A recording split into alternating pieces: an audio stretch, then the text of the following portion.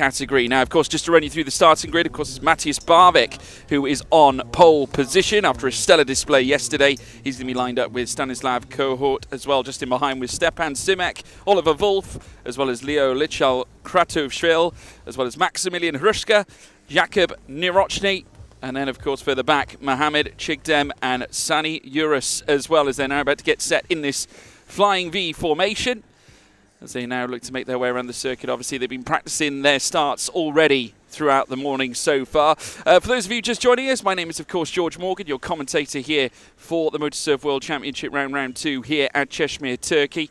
The riders now getting into formation with the marshals, just watching on, making sure that every process is adhered to. Quite a lot of chop out there on the water this morning, obviously with various jet surf crafts making their way around. So they now look to get into position, and now it looks like it surfs up here at Cheshire. Now as they get underway, Matthias Barvik getting a decent start, a decent launch on the line, but he certainly is going to be challenged here by Stanislav Kohort. Now they're starting to take the alternative lines coming through the final slalom, as you can just see, some peeling off to the right-hand side, a majority of them sticking to the inside line as Barvik now makes his way down towards the final buoy. He's still got a pretty steady lead so far. Really good starts here from Barvik, but it's being joined by Stanislav Kohort as well, just in behind in board number 2. Well, 252 incidentally. Further back then we have also the number 3, looks like another Czech rider just waiting in the wings of Stepan Simek, as they now fly through the first sector again to begin the next lap. A little bit more action further back as well. We just see their 10 at the field there. Sani Urus, who is just starting to detach his way from the back end of the order. But now fully underway here on lap 2. As now already we're seeing the first of the long laps being undertaken. And one of the first ones will be Matthias Barvik to take us through this initial stint. Remember, 5 laps with 1 long lap to be taken throughout the race, and that long lap has got to be taken within those 5 laps as well. He's not the only one to have taken it. Quite a few have incidentally taken that longer route. Some of them might opt to obviously get their long laps one and done early on, but staying out is Stanislav Kohort, is going to continue on his own at the moment. Happy to just carry on without taking the long lap just yet. This is an opportunity for him to almost pull off an overcut of sorts, just allow everyone else to come along and do their long lap. And now it's his turn by the looks of it. Will he plumb for the long lap now? We will wait and see as he now climbs the higher echelons of the course. We do have another long lap being taken. So here we go. As you can see, just taking the black buoy with the luminous yellow trim. As you now see him make his way down towards this back straight, and already we can see an arm raise now. Remember, they have to raise that arm just to obviously signify that they are doing that long lap. It's essential that they do carry that out as we now watch them make their way around the circuit once more. It's Matthias Barvik really performing brilliantly in qualifying, hence what brought him to the dance really ahead of the race. So now we watch them make their way around on this current lap now. There is Stanislav Kohort now coming through. Of course, remember, second fastest in quali. Looking to bring his absolute best again this time as well on the jersey 252, that being his racing number, representing the Czech Republic. Of course, the Czech side of this grid is plentiful, to say the least. Of course, we have 4 of them inside the top 4 on the starting grid. Of course, now since we've gone racing, of course, we had further 2 with Maximilian Hrushka and Jakub Nirochny. So now they come through the course once again.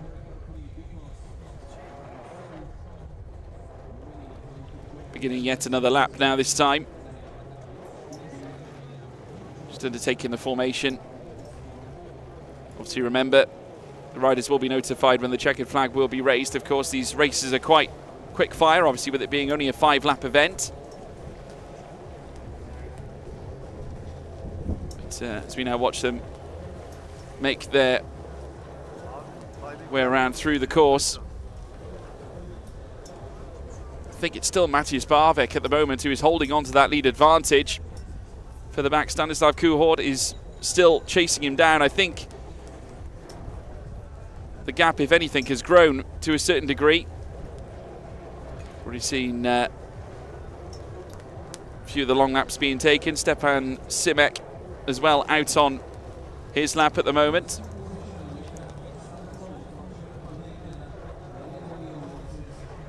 So now cruise through towards the back end of the field.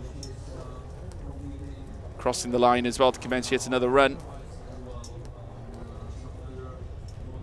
But so far, no concerns out on the course right now. These junior boy riders, obviously with ambitions of getting into the Masters, or should I say with ambitions of getting into stock, and then later, obviously, the elite. It looks like we do have our first winner of the day.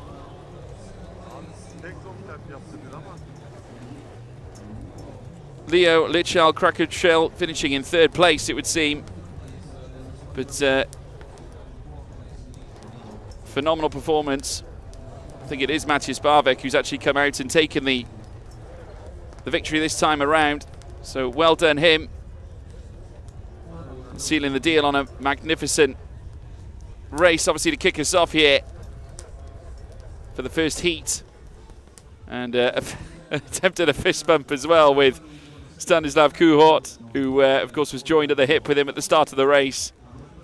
But a magnificent effort from both riders.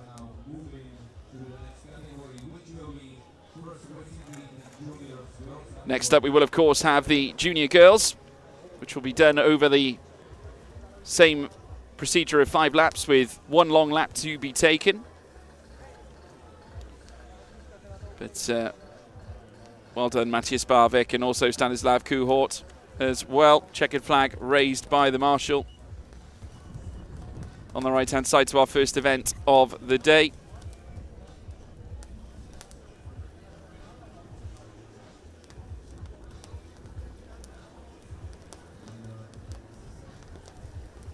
As they now make their way down towards Parc Fermé, where they'll dismount their boards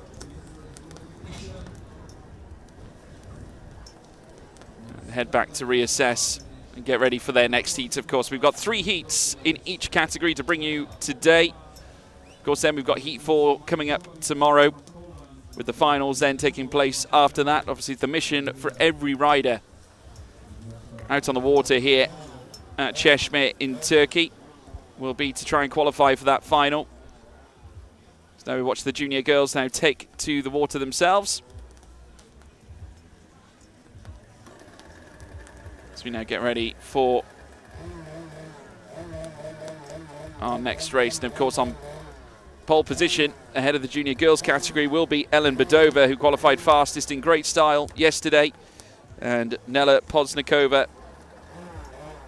who will be there as well. But these are the results. Matthias Barvik is indeed your winner in the junior boys category, ahead of Stanislav Kuhort, unchanged from qualifying. Oliver Wolf made some incredible places, starting actually moving up one spot, actually coming up from 4th up into 3rd. We have Leo Lichal Krakaushel as well down in 4th place, who managed to move up from 5th. So some superb gains. Well done, Matthias Barvik.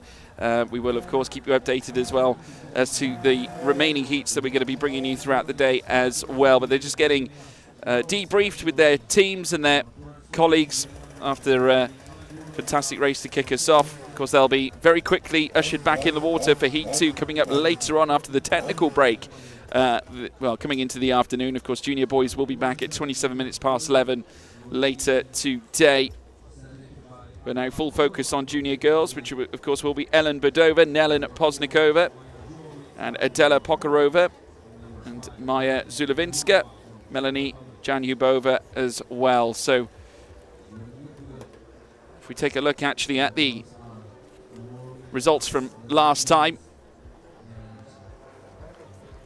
of course, Ellen Badova set the pace at the UAE when we went racing at Fujairah for the first event of this championship. So now take a look at these incredible drone shots that we have here as well. The marshals just bringing them all into order so we can get underway properly for this race. Got a full feast of action for you, taking you right through the day today, folks, wherever you may be tuned in throughout the globe. So now, wait for them to get into formation. So here they are. Remember, forming up that flying V. Of course, I think they'll probably undertake a line here for the 5 riders we have taking part in Junior Girl. So it'll be Ellen Badova to take the early placing. Just a little reminder as well, leader of course will hold the hand up just so that it can indicate to the rest of the riders further back to get into position. Ellen Badova now making her way around the final corners now, just getting into a suitable line. And yes, the 5 riders will certainly take a line right now. They're getting quite closely bunched, so they don't want to be this close come the race getting away. You just see there Maya Zulovinska getting a little bit close to Adela Pokarova, but very quickly fanning back out again. And as they get underway, surfs up here in the Junior Girls. Great start for Ellen Badova. Further back, Adela Pokarova just getting slightly unsettled coming through the first buoy, and now just drops back behind the second place Nela Podsnikova. So it's Ellen Badova who leads the way. A super start to kick off the event here in Junior Girls. Now they're going to have to try and manage how they're going to undertake the long lap as well later on, but weaving through the boys in the latter part of the course. Ellen Badova now flying around the final corner to conclude lap 1 and begin at lap 2. She's got a nice healthy lead to Nela Podsnikova in second place.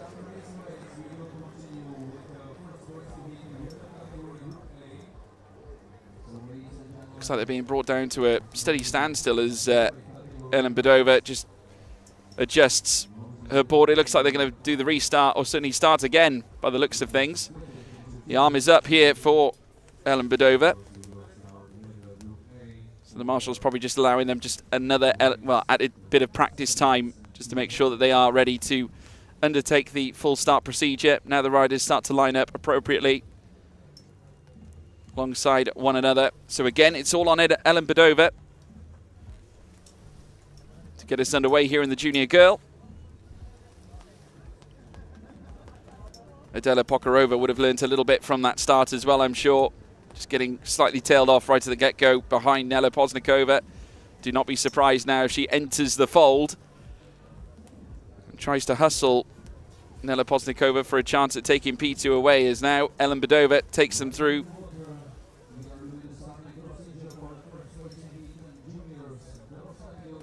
So here we go, the second of the juniors here this weekend, having already seen junior boys, now the turn of the junior girls.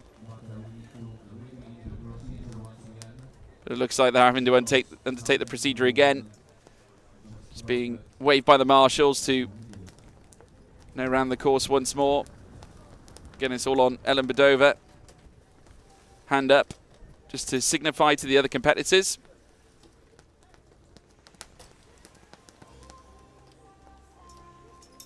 Getting all in a line, ready for the start. There's the marshals just to direct them into the right placing to kick us off. Melanie Janhubova as well, just in behind. The water's still fairly calm, very similar to yesterday. 29 to 30 degrees in air temperature here this morning, so plenty for the riders to deal with. But we have heard it on a good account that the wind is due to pick up later today, which could throw a little bit of a curveball to some of the riders out there on the water later on. Of course, with plenty more racing to be had, even in the junior category. No question they are going to be tried and tested, I'm sure. But now as they line up, ready for the start, it surfs up here in the junior girls once more. And this time it's a very even start for all. And getting very tight to the inside was Ellen Badova, managing to just rotate that board through that first buoy. And has done a great job now and maintaining that lead spot as they fly through the first few boys on the course. Also getting a decent start this time was Ellen Pokarova, or Adela Pokarova, I should say. Nela Podsnikova also remaining in second, was trying to challenge Ellen Badova. Nearly having a number as well around the outside, but just that added rotation from Ellen Badova, just vastly prepared for that for that next bend. She managed to hold her position, but Nella Poznikova is now going to look to hunt her down in pursuit of that race lead as they now make their way on the next lap. It looks like we've had a board go off as well, so someone's had a moment. It looks like it's Maja Zulevinska who has come off her board and has managed to reset herself, but now will find herself towards the rear of the field as we now wait for the first long lap to be taken. Remember, they do have to lift their arm to signify to the rest of the order that they are going to be coming in for their long lap. But at the moment, it's Ellen Bodnikova, or Budova, Ellen Budova, I should say, in front. And doing a tremendous job right now. She crosses the line to begin her next lap. Now coming through buoy 1, she's going to look to continue with this really unassailable lead right now. She's been astonishing and was fantastic in qualifying to put herself in P1 position ahead of the first race of the junior girl. There's Adela Pokarova, who we're seeing out in the water as well, with the third position emblazoned on the shorts. Of course, that is, where they qualified ahead of this event. Now coming in through the slalom of boys now, where she'll then eventually find herself up towards the final 2 bends on this next lap. Now looking to round it and begin her next run down the long straights. This is, of course, Ellen Budova, who's now coming around the final corner. Next lap now in full swing. And there is our up-to-date timing tower as well, as you can see, folks. Ellen Budova, your current race leader, with Nella Poznikova, who is still holding place in second. And great start for Melanie Janubova. Of course, we mentioned that Maja Zulevinska, who came off her board earlier on, well, she now, as a result, is at the tail end of the order, with Adela Pokarova, who looked to have a decent start the second time around after the practice run, and now sits 4th in our listing. But now we're now seeing the long lap being taken here by our race leader, Ellen Budova, so she will sacrifice the lead advantage for now. But I'm sure that many others will now look to take the long lap much the same as she has done, and it looks like a couple of the riders have certainly followed her through on this run as well, so she'll be looking to take this race lead right to the bitter end. So now she weaves through the boys now, looking to keep it as tight as possible.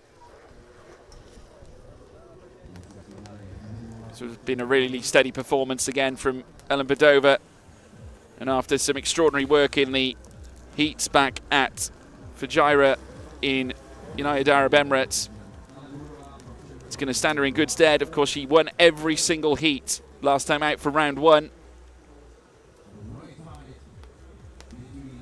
So carries a ground weight of expertise behind it, even prior to this event, as they now begin the next lap. Of course, we will keep you up to date as to when the checkered flag will be raised. White flag is at the ready for the riders on the board. So now we wait for them to come through now. Coming through the final corner, this is, of course, the 3rd place starter, Adela Pokarova, currently now 3rd in the classification now. Managed to lift herself a little bit higher this time, now ahead of Melanie Janubova. Of course, that's undertaken under the course of the case of the long lap, but our winner is Ellen Budova, victorious here at Çeşme in Turkey, and that is it's a 5 straight win in heat competition here for Ellen Budova, and Nella Poznikova will confirm 2nd place, with Adela Pokarova finishing in 3rd. Maja Zulevinska coming in 5th, ahead, but just behind Melanie Janubova as well, who finished in 4th place. But an astonishing performance from Ellen Budova again. Victorious here. And across the line comes Maja Zulevinska after losing herself earlier on. And will, of course, be back for Heat 2. But a fist bump there between 2 grand competitors.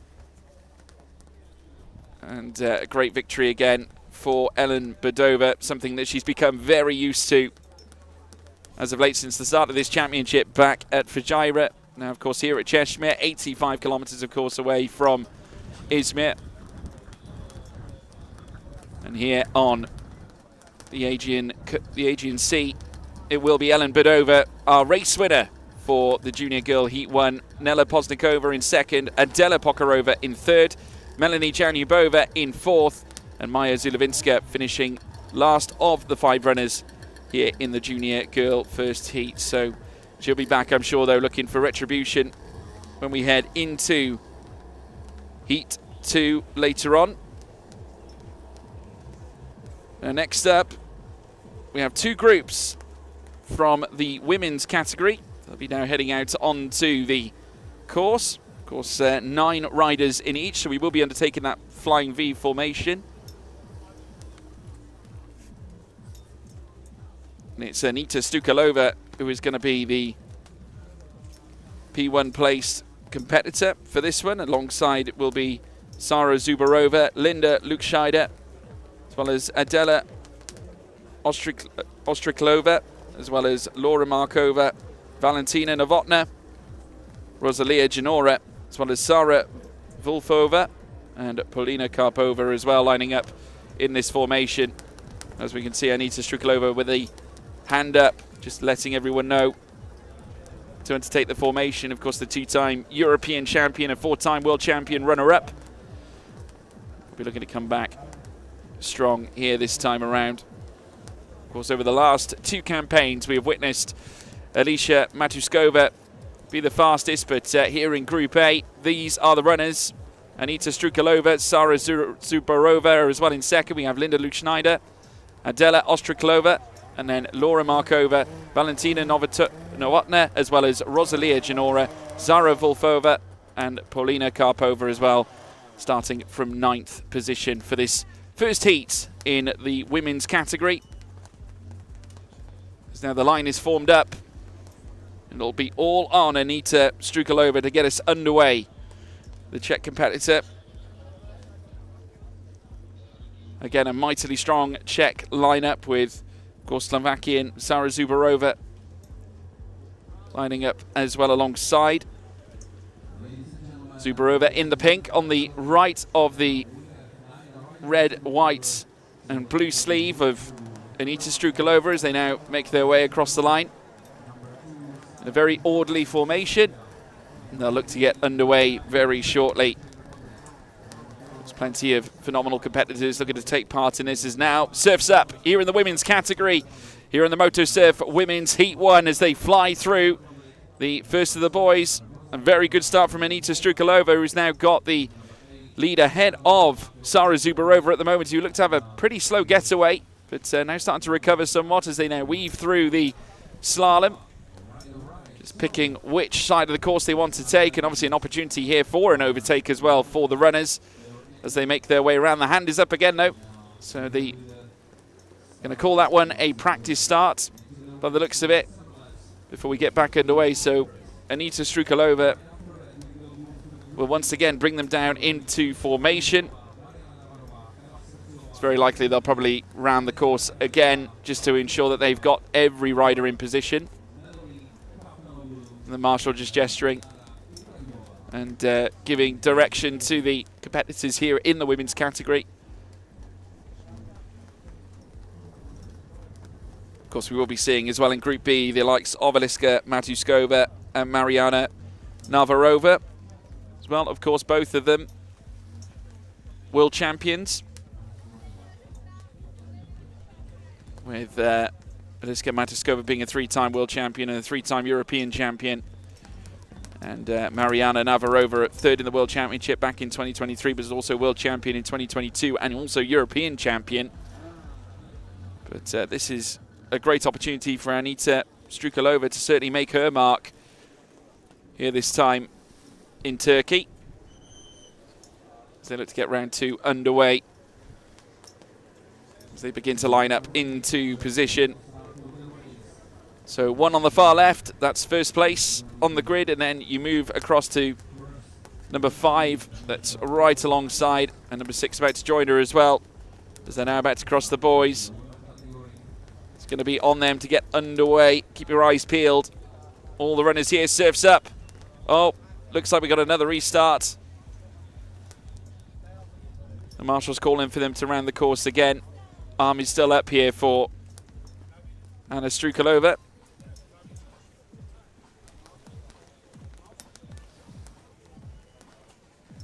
Back into formation they come once again. So it's a lot to manage. If you're familiar with the rolling starts we see in motorsport, especially in the realms of endurance and GT or prototype racing, this is a very similar approach. Obviously, the riders must stay in formation and can't break it. Of course, there are penalties for those that don't follow the instructions. So it's very key to get this right, because it can be the difference between you achieving a first place. We just see there Sara Zubarova just waving to the coastline in Parc Ferme as they line up again. And once again, the top 6 will fan out alongside one another with the remaining 3 in behind.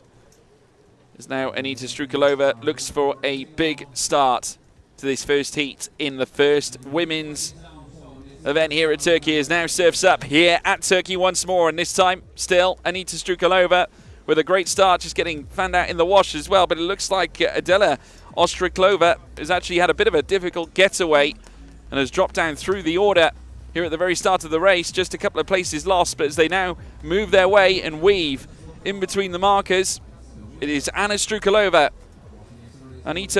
I should say, getting a really good start. And we've got a rider off already as well, so already drama here in the women's event, but no harm, no foul for Anita Strukalova, who's still persisting around on this next lap, lap 2, as they now come through this first sector once again. Of course, the riders in behind having to deal with the wash that's coming off the back of Anna Strukalova's board. Of course, remember, every single competitor in the women's category using the Jet Surf Race DFI boards from the years 2021 to 2025, and all, of course, over 15 years of age, as now we watch as Strukalova makes her way through the course. Looks like we've had a little bit of movement as well. We've got a big battle now starting to erupt over this race lead as they come through the first sector. Quite close and personal coming through the boys there, but it looks like Strukalova is still in a very good position at this stage. Coming around the final corner and closely followed by Sara Zubarova, who's not left her by any means and is hot on the heels. One mistake and of course Strukalova will be punished here.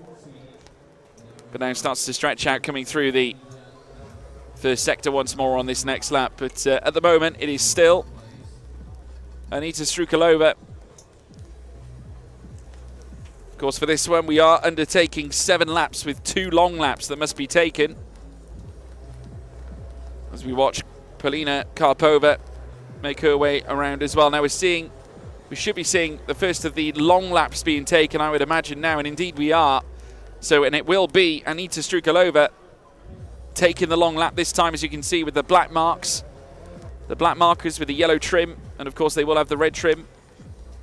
Of course, in turn making up similar rulings as per the yellow and red trim boys that we see elsewhere on the course. They mean the same things, only black means that they're undertaking the long lap, and many others I'm sure following suit as well. But Anna Strukalova looking really strong, consolidating her place right at the head of the order at the moment. Is the 2-time European champion, 4-time world champion runner-up, who would love to turn that around in her favour. Coming through the boys again. Just staying dialed into every apex on this course now. Is our pole sitter, or P1 sitter here for the start of this first heat in Group A. There in second, or certainly with the second short on as well, is Sara Zubarova, all in pink, doing a marvellous job indeed here on this stint as they now come through the S-bends now, weaving through the slalom.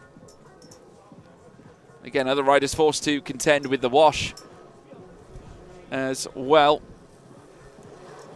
little bit more activity as well on the long lap as we see more and more riders undertaking it. There is our race leader, Anita Strukalova again. We've just seen crossing the line as well, the number 3 short of Linda Luke Schneider is making her way across the line as well. But now coming through the long lap once more, this is, of course, Sara Zubarova. She now makes her way around the black marker boards. Now she'll go through the black gates to rejoin the course. And now right in the thick of it with all the back markers right now. There's our race leader, Anita Strukalova, who's now making her way through the black marker boards as well. Now Sara Zubarova is currently in front as it stands, so we'll see how this pans out, because of course this is Anita Strukalova essentially taking us on her long laps. They're going to meet at some point, as now in comes Sara Zubarova back onto the course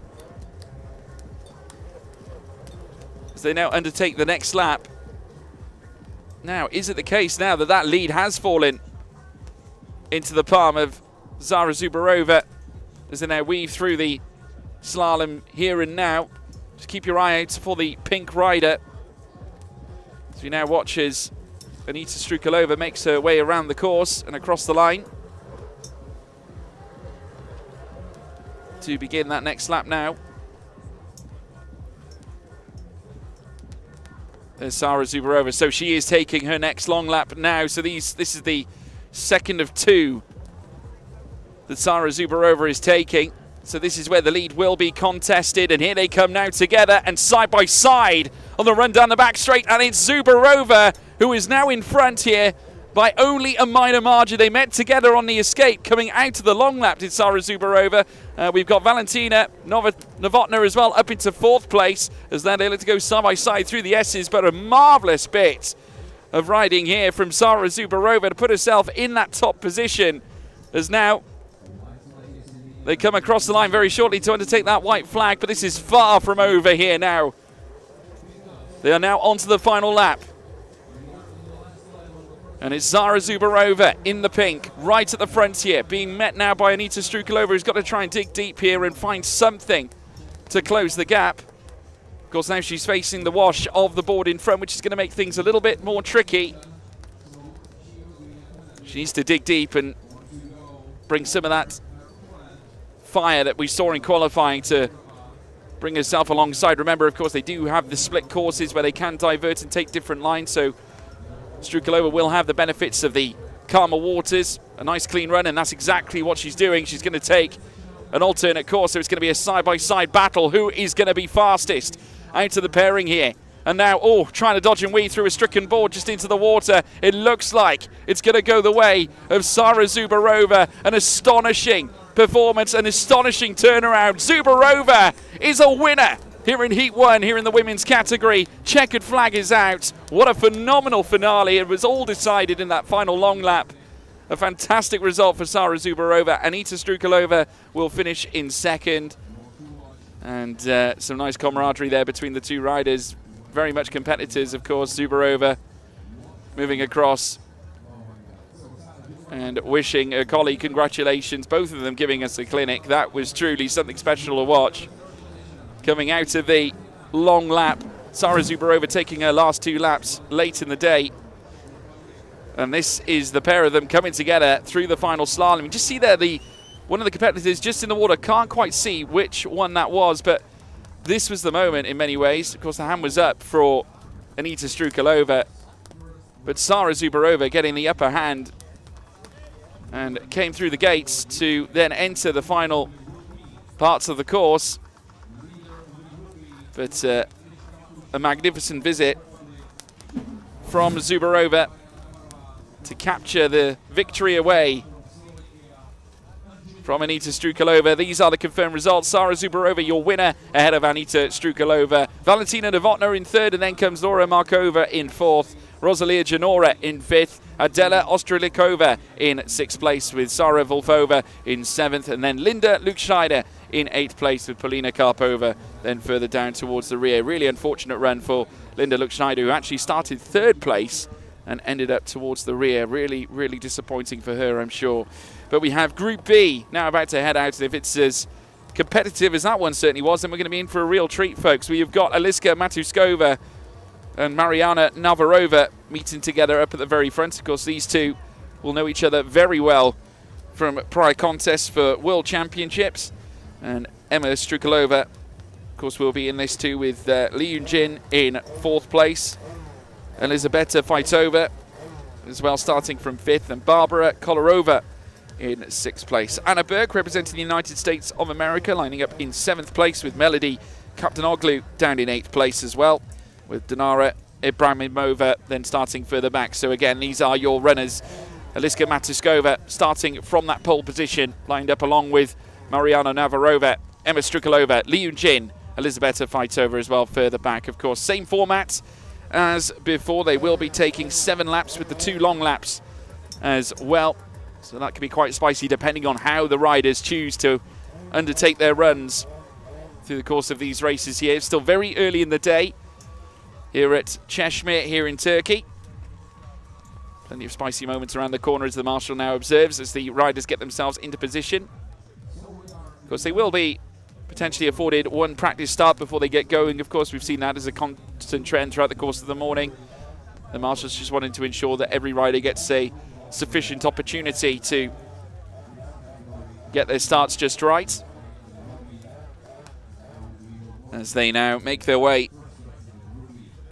in their V formation with the arm up here for Eliska Matuskova, and just slowly and steadily making her way towards the line. Well, they'll then very shortly get underway here for their first event, their first heat in the MotoSurf women's category. And it surfs up here in Group B, and a great start for Eliska Matuskova. Not quite so good though for, unfortunately, Mariana Navarova, who drops through the field, and through goes Emma Strukalova, as well as, I think, Li Yujin getting a brilliant start, as well as now the number 4 short of Li Yujin now comes under close contact here this time around with the number 5, Elizabeta Faitova, who now looks to fight a tooth and nail for the position, but it was a tricky start for Mariana Navarova. At the front, though, no changes, with Eliska Matuskova taking them through on this first lap. And now coming through the final corner now to begin the next one. She has now got a really sharp advantage at this stage. To get us underway for this next one, it's Emma Strukalova, who's now into second. Managed to pounce on Mariana Navarova's error, just not getting off the line perhaps as quick as she would have liked. But Eliska Matuskova now makes her way around on this opening lap. But of course, practice start phase coming into play. So there we go. So now they come back and slow up, ready for yet another getaway. Eliska Matuskova with her arm up, just alerting the other riders that they are going to be coming to a standstill. But a good start for Emma Strukalova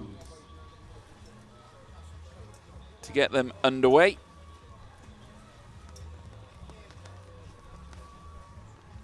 Back into formation they now go, and they will come down the slalom portion of this circuit layout before then taking the final corners, and will then make their way towards the starting position to get themselves back underway here for real here in this Group B women's category. So we're going to have 9 Jet Surf Race DFI boards now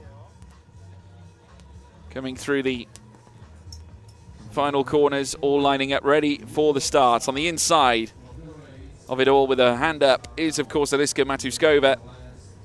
She's going to be joined with Mariana Navarova, hoping that difficult getaway will just be an example of the practice run that they did, as Emma Strukalova looks to just adjust herself on the board. Now they run side by side, coming down the next straight, flags up by the marshals, as now looks like they're going to have to go again by the looks of it. The turn signal that was given by Eliska Matuskova, just alerting the rest of the riders that they will go round again before then getting back underway.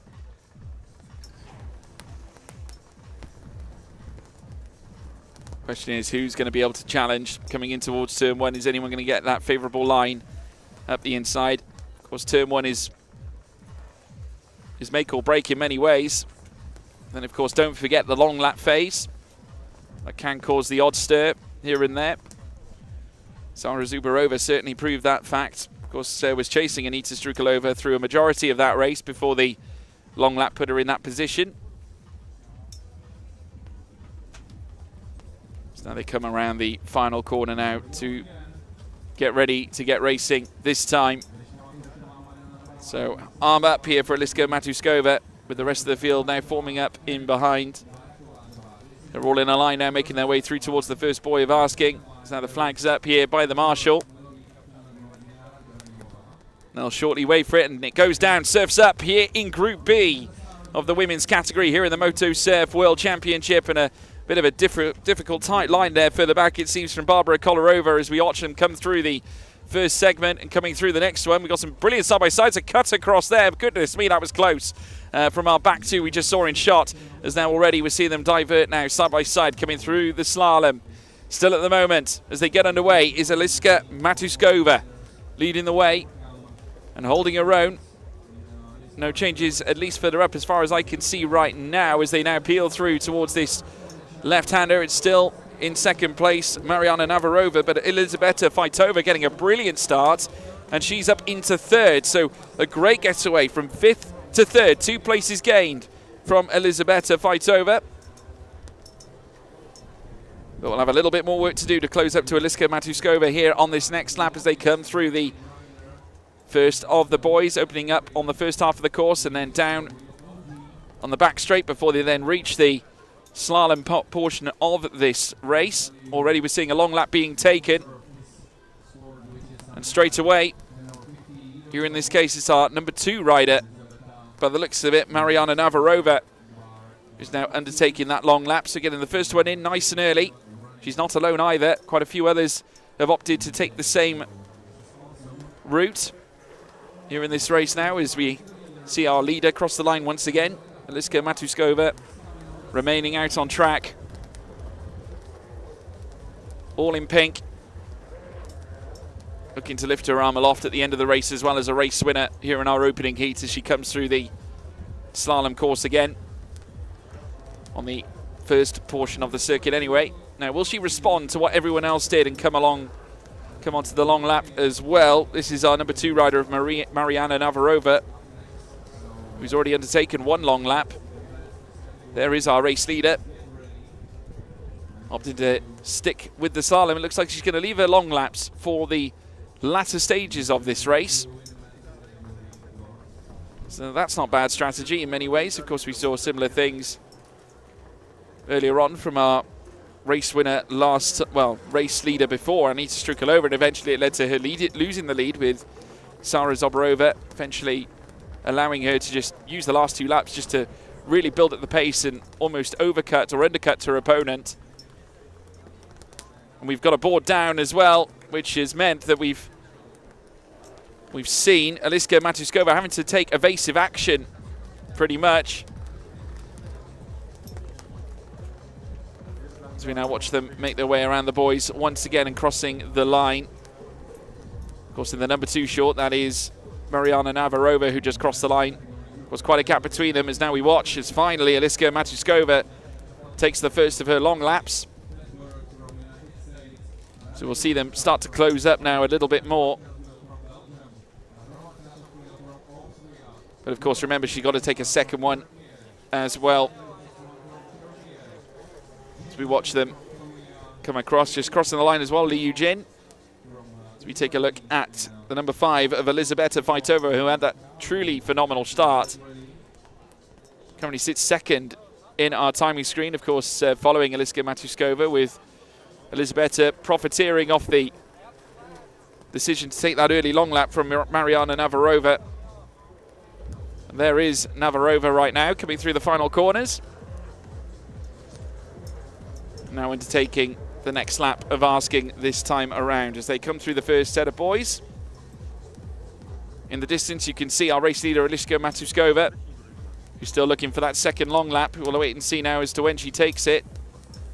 But all this just allowing Mariana Navarova now to pick up the pace now, as we're seeing all of a sudden, the likes of Elisabetta Vajtova taking that long lap as well. So Navarova starting to come into her placing out on circuit. Now the question is, can that second place be turned into a victory? We'll of course have to wait and see. So now we're seeing the number 2 of Mariana Navarova taking what must be her second long lap. Instead, it's coming around the final corner is Eliska Matuskova, coming through the first half of the circuit again. So now Navarova makes her way down towards the back end of the circuit, now through the slalom. And here is our race leader, Eliska Matuskova. So far, so good in this race so far. Still our race leader out on circuit. We're seeing one rider rejoin. Now that looks like it's Melody Kaptanoglu, or is it? No, it might be Dinara Ibrahimova, actually just falling off into the water. She looks like she's trying to regather herself to get back onto the board.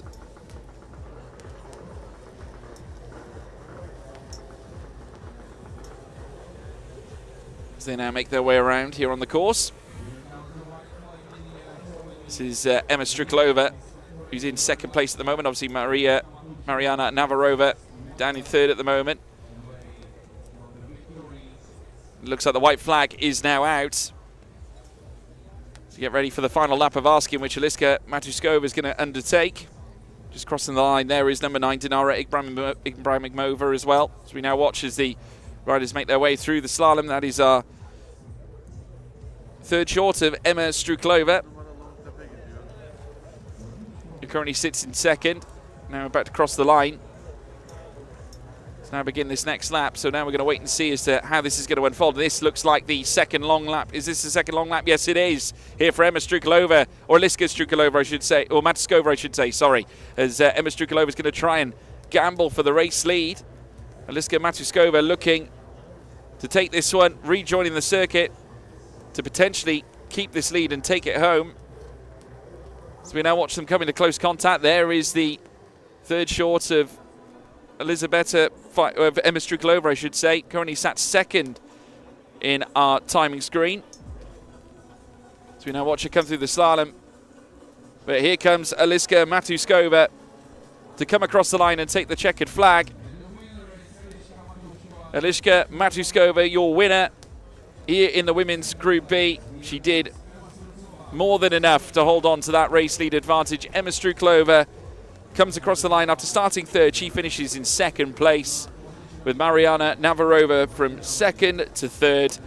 And then we have Elisabetta Vajtova finishing in fourth, with further back Barbara Kolarova just in behind. But a good race. Eliska Matuskova kick-starting her 2025 campaign in grand style. Of course, coming into this round, she led after the Fajira GP. And once again is top of the shop after managing to clinch a series of race wins from our last race. And these are the confirmed results. Eliska Matuskova first, with Emma Striklova in second. Mariana Navarova in third, with Elisabetta Vajtova in fourth. Barbara Kolarova in fifth place, with Liu Jin in sixth. Anna Burke in seventh, with Dinara Ibrahimova in eighth place, with Melody Kaptanoglu down in ninth place. So the first heat in women now complete. Of course, Eliska Matuskova, who was undefeated last time out at Fajira. 4 heats, 4 wins. Of course, the worst result gets cancelled out, but a phenomenal victory again for Eliska Matuskova. And she'll be back for Heat 2 later on, I'm sure, looking to do the same again as she did in Fajira. Next up, we do, of course, have the Masters in both Groups A and Groups B. Of course, the first slot to go out will be Group A. 6 laps and 2 long laps to be taken. And this is our driver or rider listing. Kim Down, number 1, with David Poznak in second. Petr Faltazek in third, with Ted Burke, as well as Radek Luchka. Then Jano Vankersbilch, and then Roman Lichal Kratoshvili. Next is Murat Jorgenschila, and then Sedat Yuris Osman Yoonjin in A position, and then Nikita Antonov and NG Chiohong as well, starting from C from Macau. So there we go. Those are our runners for the first heat And the first group of our Masters runners, they'll each be looking for a strong performance here this time around, obviously moving out onto the water as you now watch the women's category move their way back in.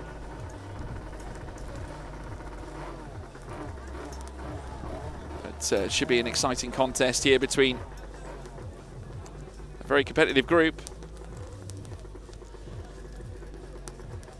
Of course, we will be seeing the stock and stock Rs making their way out onto the circuit later on as well.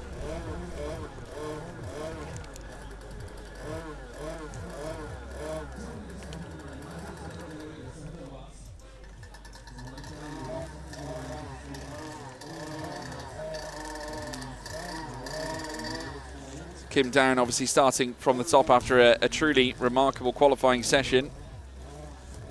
We'll be looking to continue his rich vein of form from last time out with Rocket Racing, managing to achieve a phenomenal series of wins back in Fujairah. Obviously the first heat didn't quite go so well, didn't score any points, but the final three after the first heat was cancelled out were all wins for Kim Down and Rocket Racing. And of course Kim Down, a Masters class world champion from last year, reigning champion at the moment. And was a runner-up also in the stock class last year as well. Was a stock class world champion back in 2022. So packs a huge, vast wealth of experience. Of course, this category open to all manufacturers, with performance tuning allowed as well. So they're not generally confined to the typical jet surf board, the DFI from 2021 to 2025, much like the other classes. It's largely more open, but we're going to be seeing Kim Down certainly throw down against some of the other best and brightest in the Masters fold, which I'm sure will be a pleasure to watch for everyone tuning in, watching on as well. Of course, we do have David Pojnik part of this too, of course, lining up second, just in behind Kim Down. Of course, also Petr Foltashek, also part of this. Ted Burke from the United States. But we also have Roman Lichol Kratoshvili, who himself is an Austrian international. 11th Masters World Cup. 11th in the Masters World Cup, I should say, in 2024, and 18th in the Stock World Cup in 2023. He's already picked up 26 points already so far this season. As Ted Burke now looks to mount his board. See, with the big giveaway being the humongous American flag on his jersey. Looking for a big run today if he can muster one. So go a long way to scoring some big points in this championship. He'll be starting fourth of the runners here in this first group, Group A, here in the Masters. And just to give you guys an indicator as to how this is going to be governed, obviously, and how it's going to run. Obviously, we've got two groups heading out. Both will have to undertake 6 laps and 2 long laps. So that's the mission for every single pilot on this grid. But we're expecting to see some impressive performances elsewhere. Of course, Jano Vankersbild, who is also in this lineup, is an Electric Challenge runner-up from last year. So quite a few impressive candidates. Murat Jorgen Çiler, also a Turkish international rider. Got his fellow Turkish international rider, Efe Kasoy, will be taking part in our second group. That'll be coming up after this one. We've still got plenty of laps to undertake in between now and then, with 6 in total. As I said, taking us through this race. Of course, the long lap has proven to be the difference maker in largely many ways from the groups we've already seen today. So timing is everything, wherever you are on the grid right now. Obviously, getting a good jump also helps as well. The start's perhaps one of the more important things where it comes to racing as well. Still, the water's relatively calm. Nothing that's generally picked up largely. It's not as windy as yesterday at this moment. It is quite still out on the circuit right now. There is a slight breeze out on the water, I think, to a certain degree, but nothing to the levels of yesterday so far. But that could very easily change later on through the day. So now the riders look to get ingratiated to the water right now. Jano Vankersbilk, who we're currently seeing on screen, hailing from Belgium in mainland Europe. He's looking for a strong performance here this time. Is the 999 Belgian rider, and like I said, Electric Challenge runner-up from 2024. No question they're going to be allowed and afforded a practice start to get them up to speed with, of course, procedure here in the Masters segment. And we can see our runners now getting into position. There's the number 3 of Petr Faltušek, who's now being joined by Ted Burke and Radek Lučka. Further up, David Požnek as well in that second place short from the Czech Republic as well. But it's the Korean, Kim Daum, who is on pole position for this one after an impressive qualifying performance yesterday. Of course, competing across multiple classes in this championship, not just in Masters, but also in stock, where, of course, he has won a championship before and is the reigning Masters champion right now as they get into position now, looking to get into the V formation. We now watch as Kim Daum makes his way down towards the boys. Obviously, the flag now raised by the marshal, anticipating this to be a practice start, but we'll call it anyway regardless, as now surfs up here in the Masters class.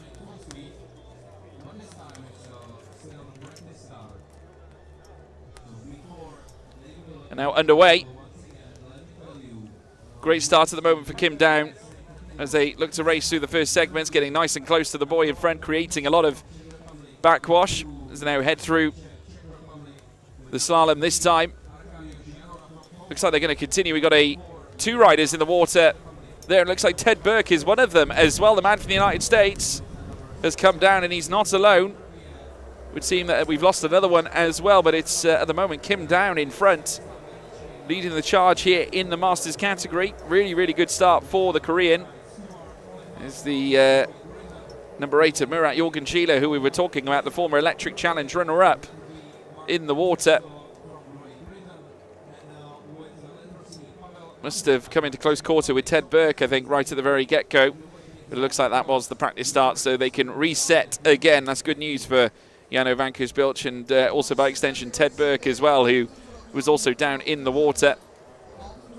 So they'll come back into formation. There is, of course, the number 8 of Murat Jorgenschila. Now back on the board and, of course, representing his home nation of Turkey. He's not alone here in this lineup that is here in home waters. Of course, we do have Sedat Irus Osman, who's also part of the Turkish contingent here in this race. Turkish double act here in the Aegean Sea on the coast of Çeşme. They now head down through towards the series of boys here. So now they get back into order. Kim Daum will, of course, take them through again. In second place, David Požnek, joined by Petr Faltušek, the 2 Czech riders. Currently sat in second and third placing, with then in fourth place, Ted Burke, recovering after that little slip-up earlier on. Well, now he rejoins the order and hoping for a cleaner start this time to his race. Obviously, this one we're anticipating to be the official flying start. The wind now started to pick up. You might be able to hear it on my microphone, folks at home, which I'm watching on from beachside here as we watch them all lined up. The marshal now moving into position just to the right-hand side of them as well. I'm keeping my eyes peeled across the sea line just to see where they're lined up. There's the second marshal in the distance, waiting for the riders to come across. And it's all going to come down. It looks like they're going to be doing the formation again by the looks of it. So they'll now fan around and look to get back into position. You just see there the wash coming off the boards as well. Of course, these jet surf boards are highly powerful, these 2-stroke engines that are applied within them, of course, generally. But it creates this huge amount of water disturbance that then just unsettles the riders further back. So it's a real mission to try and stay on the board, because the water starts behaving vastly differently into the way it was, or the way it would be naturally. So managing that is obviously going to be key here for every single rider across the board. Is now Kim Down. Heads down towards the final segment on this, essentially a formation lap. Rolling start as always. As they head in towards the first of many bends they'll undertake here in this 6th lap race. With 2 long laps. Kim Down to the left of your screen now as the flag is waved by the marshals. And it goes down, but again, with the marshal waving the flag in a circular rotation movement, it does mean they will have to undertake the formation again. So they'll have to get back prepared and back into the V formation. Obviously, quite a few riders need to get up to speed with the procedure of the long lap. It's Kim Down. This will only add to the tension. I'm sure he's feeling right now as we watch on as the number 9 of Sedat Uris Osman looks to get into position. There is our pole sitter, Kim Down. It was a phenomenal job last time out at Fujairah. They managed to amass him 54 points after going through the heats. And despite obviously suffering a setback in the opening heat where he scored 0 points, he came back in the following 3, and obviously it was the following 3 that mattered because the worst result gets cancelled out. Obviously come the end of the heats to apply the points, and it was 54 maximum points for Kim Down, along with qualifying first fastest for the first round of the championship. He went back-to-back here in Turkey. So we watch them line up now, heading through towards the start-finish line. You can just see there in the distance the marshal waving the flag up and above. As soon as it comes down, they can get going. Surfs up here in the Masters for Group A. As now underway goes Kim Down through turn 1.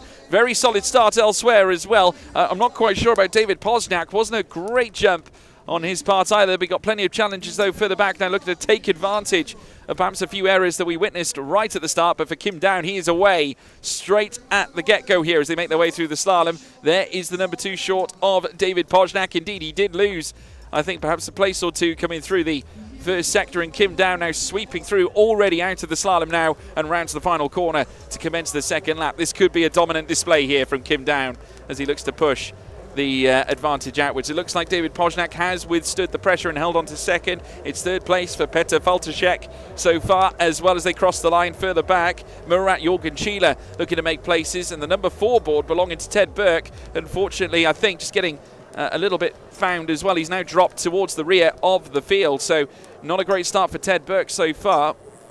And of course number 8, Murat Jorgenchila, just crossing the line now as they look to get lap 2 underway. It is still Kim Down who leads the way right now, coming through the slalom, keeping it nice and dialed in. He's already created an incredible gap as well to the riders behind. David Pozniak now looking to dig a little deeper here to try and close that gap right down. Petr Faltashek just joining the slalom as we speak, as they now hustle through towards the final corner.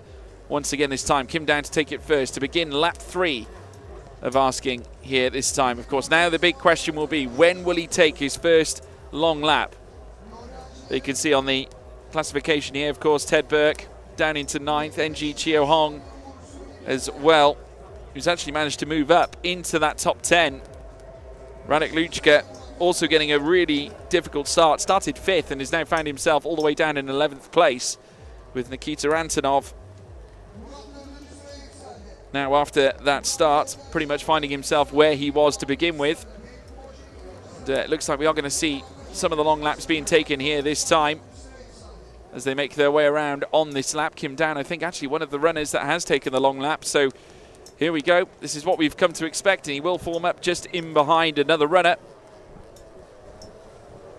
as they now come through the first sector. Now very shortly down this back straight, there is the number 3 rider. Of course, the 3 belonging to Petr Faltashek, coming through the final corner. And will cross the line to get his next lap underway. As they now thoroughfare their way around the final bends this time. Plenty of others looking to join him.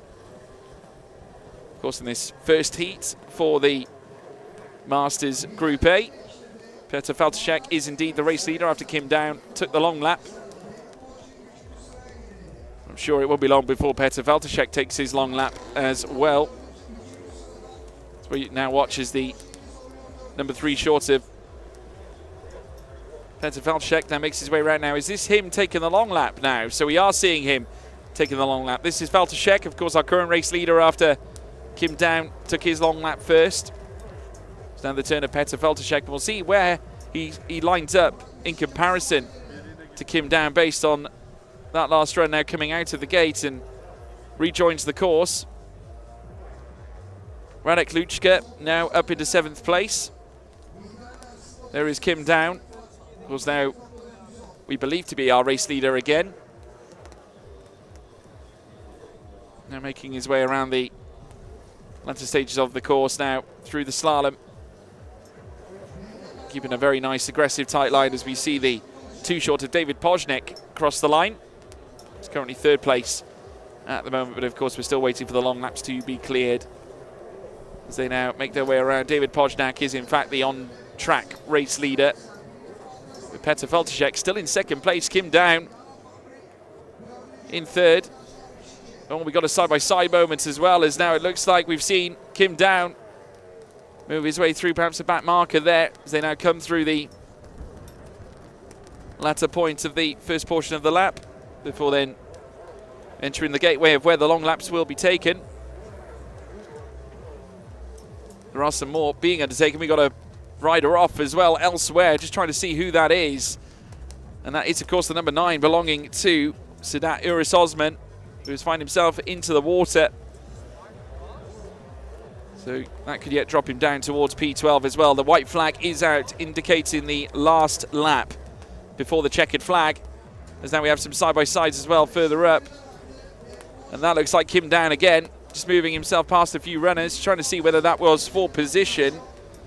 And that's past Ted Burke on track, so that must be a lapped runner as Kim Down sits in 2nd place. Of course, we will have the long lap, I think, undertaken from David Pojnik. I don't think he's taken a 2nd one just yet.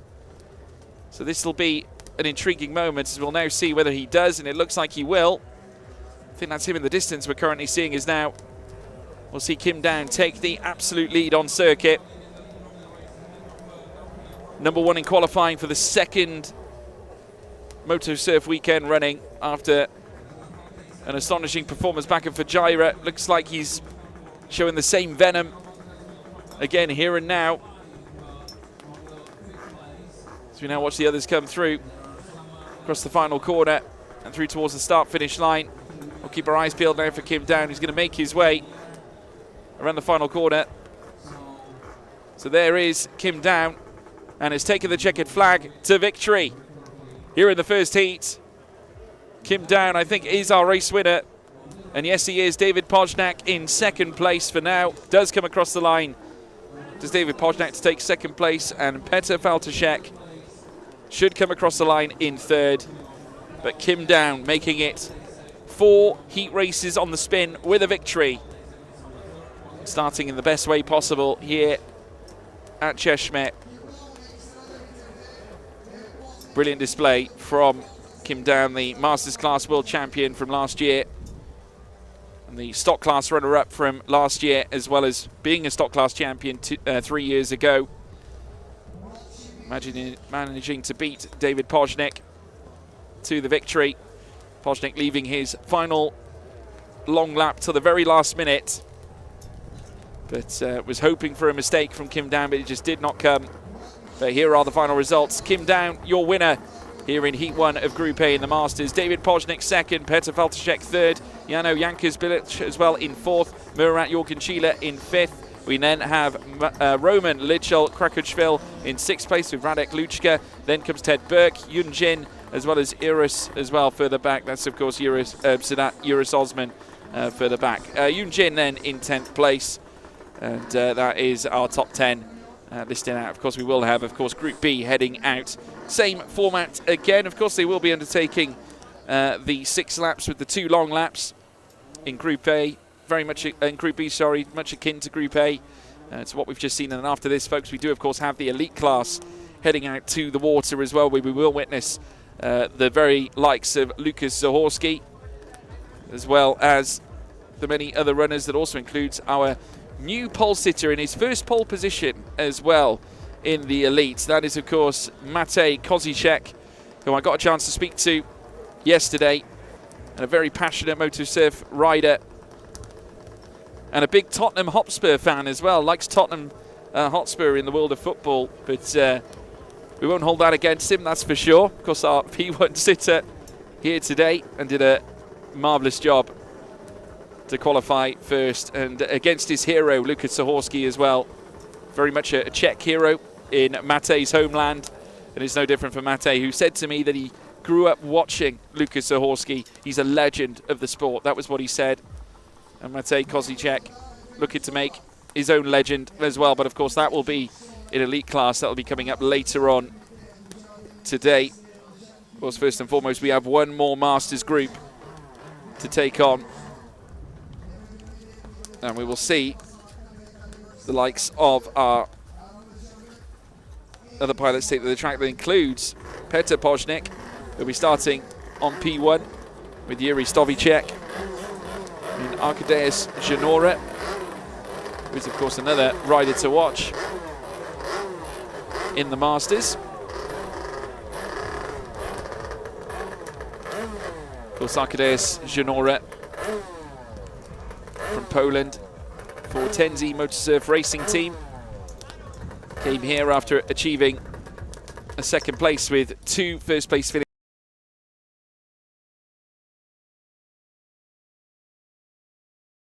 trip to the United Arab Emirates. But Arkadiusz Janora level on 50 points with David Požník, who we of course just witnessed taking part in Group A just now. Of course, now we have Petr Požník making his way out onto the track, who did not finish outside of the top 3 either, and won his first heat back at Fujairah. So be hoping that the lightning will strike twice once again here, this time in Cheshire. But many others will be looking for big starts here on the grid.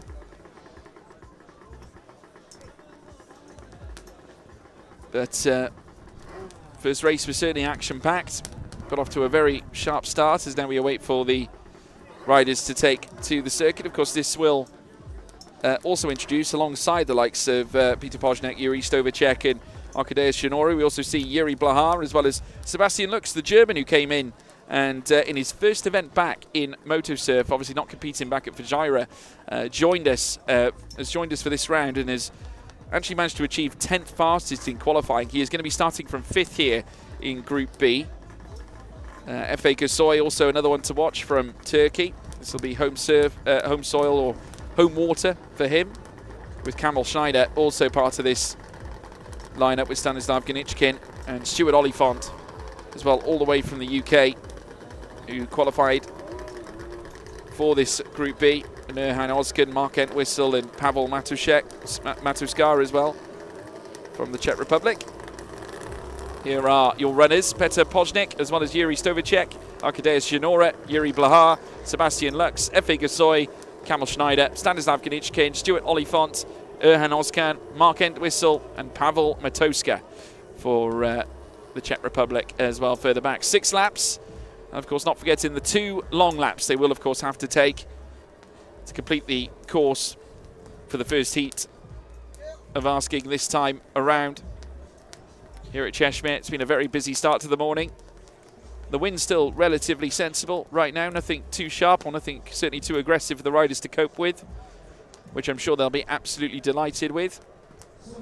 But a great opportunity now for those riders to get accustomed to the race start procedure. Of course, I would anticipate they are going to do a practice start to get us going here. So we now take a look at our rider number 3 of Arkadiusz Janora from Poland, making his way around the circuit for his first laps here this morning.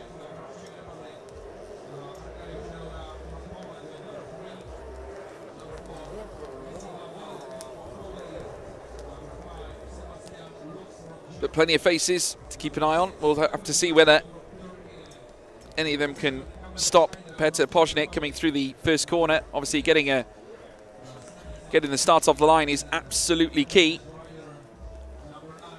But But I would firmly anticipate that Arkadiusz Janora is going to be one to certainly watch.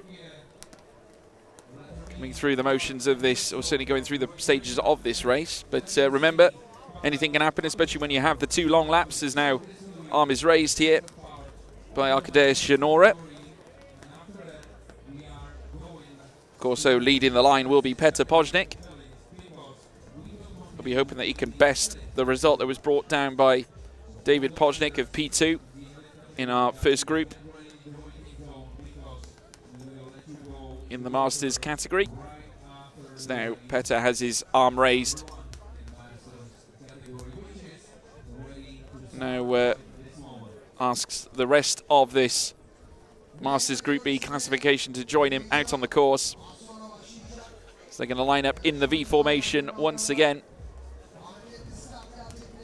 before they get the action underway for Group B here in the Masters category. Of course, the first start being a practice one to get us going, but we'll anticipate it as the actual start. Here to kick us off as now Petr leads them down through towards the line.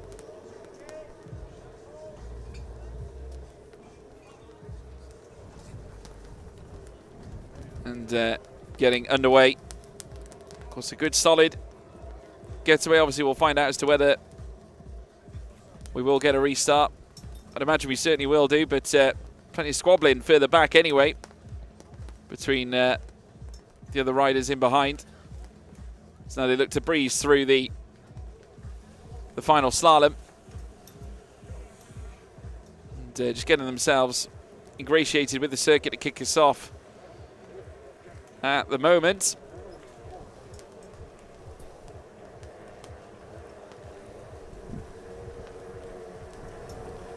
And now bringing the jet surfboards down to a standstill. So indeed the practice start now complete. And they will now look to head out once again for a second run. So once again, down into formation. Petr Poźnik will, of course, lead the line.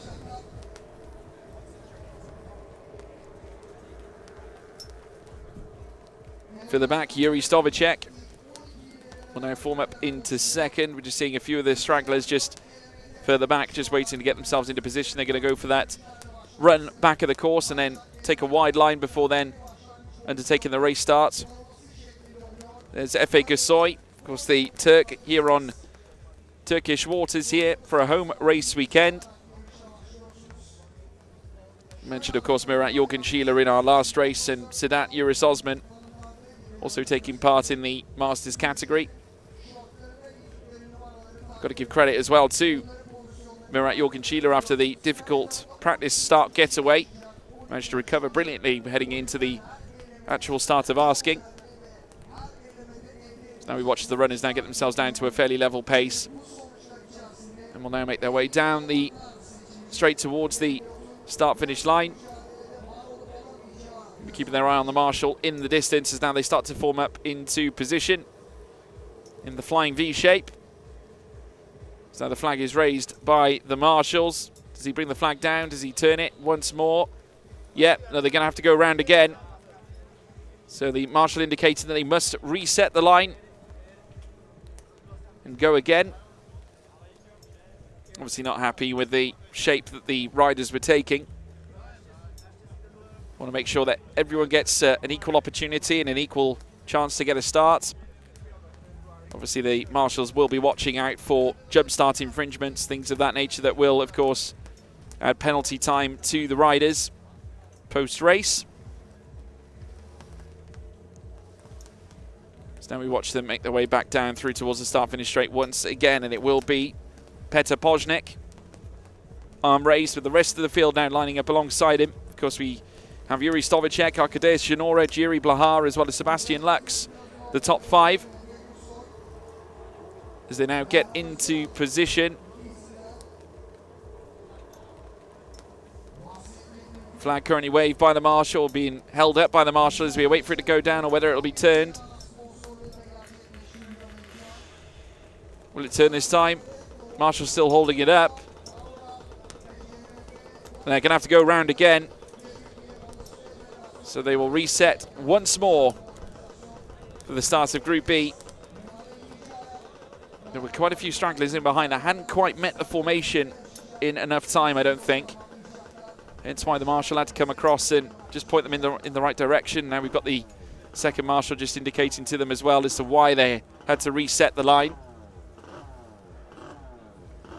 So once again, it's going to come down to Petr Pojnik once again. So now once more look to form up. And maybe 3 times a charm here in the MotoSurf World Championships. We now watch them make their way around the final corners. Petr Pojnik on the inside. Yuri Stovicek, Arkadej Shinore, Yuri Blahar, Sebastian Lux, Efe Gasoy. That's your top 6 making up the front line here right now. Arm up here for Petr Pojnik. Flag up now by the marshal. Directly in front, I'll have all eyes on him. Can only jump the start, and now surfs up here in Group B. Here in the Masters category, great start here for Petr Pojnik. Also further down, we've got a 3-wide scenario here with Arkadej Shinore in the red jersey, trying to find his way forward. Looks like he's lost a place as well in the process, but a great start here for Petr Pojnik to lead his way through the first of the boys that we have in front of us. Many of them splitting off and diverting to the alternate side, but a very, very strong getaway. But a couple of riders not too far behind either. So now they come around the next corner. It looks like number 4 got a best run. That's Yuri Blahar, who got a fantastic start. And incidentally, Petr Pojnik now down into second.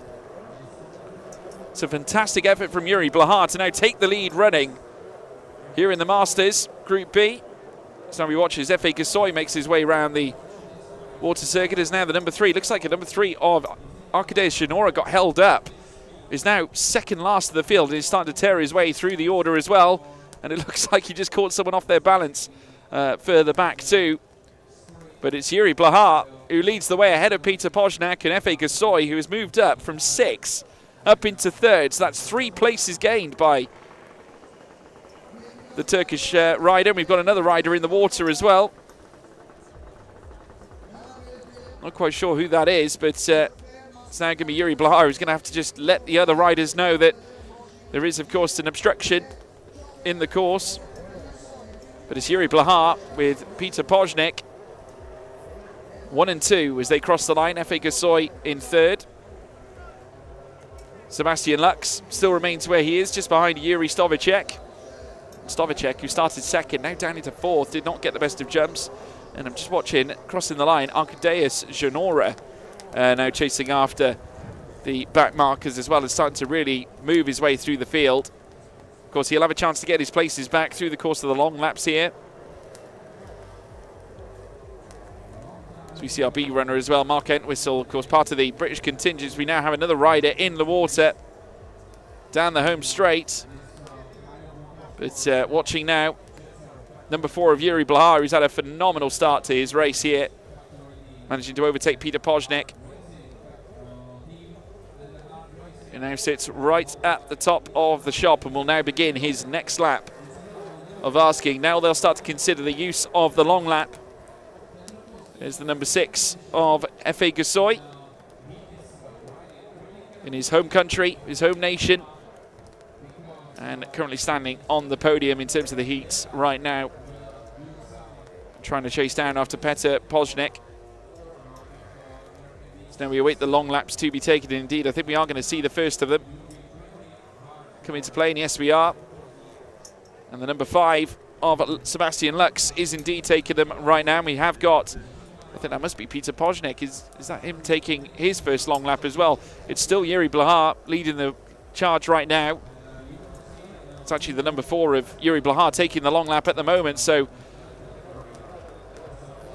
the man from the Czech Republic, who led the start of the race, now taking his first long lap of the day. So will forfeit the race lead advantage. Now we see the driver who started on pole, Petr Pojnik, cross the line.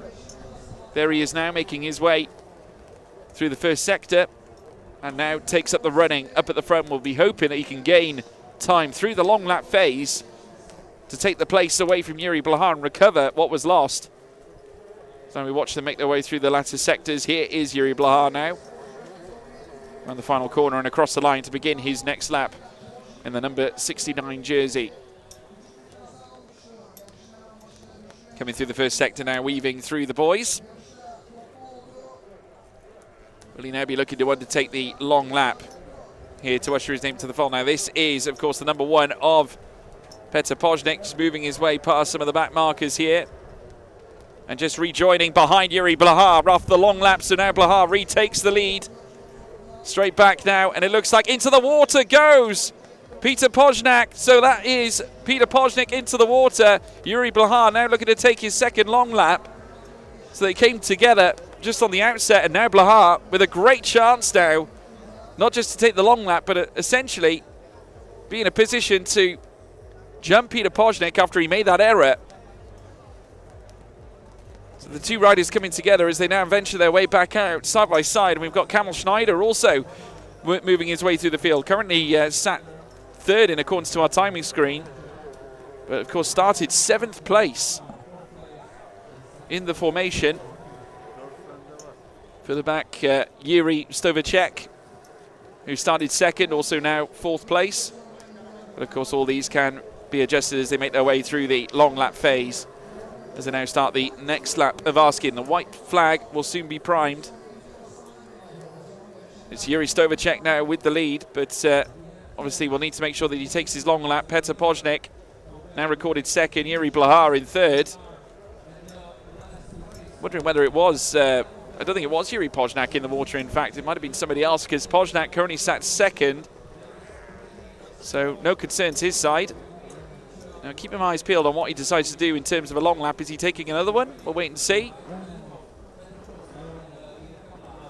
So now we see Yuri Blahar now make his way through the circuit, now down the, through the slalom of the boys, now coming through the back sector. Was Yuri Stovacek likely still to take his long lap.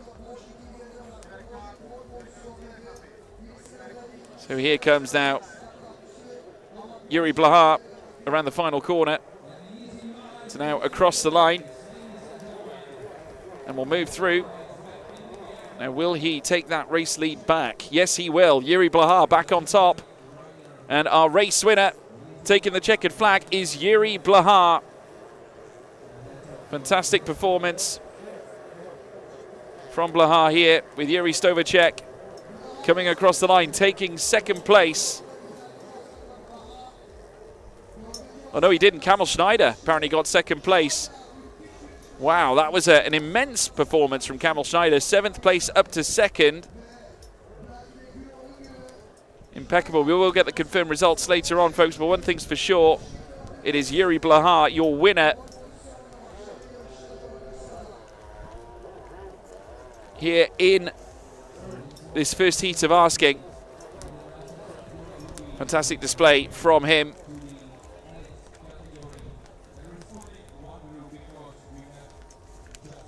Yuri Blahar absolutely thrilled and elated with that performance. Brilliant, just saluting the crowd, saluting the drone that we have following him at the moment.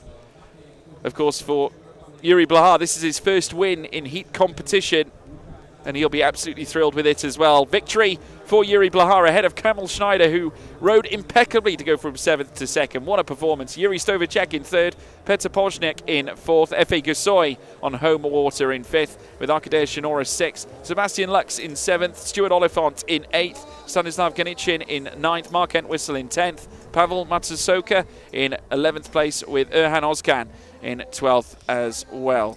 So those are your runners come the end of play here in Masters category. You will of course have next, this time, the stock class racing. Well, no, we'll have the elite first, I believe, in this first in. Of course, the elite class will be making their way out onto the circuit now after the Masters, so they'll be undertaking 8 laps plus 2 long laps. Of course, then we'll have the stocks then after the elite class head out onto the circuit. But an exciting lineup to take us through.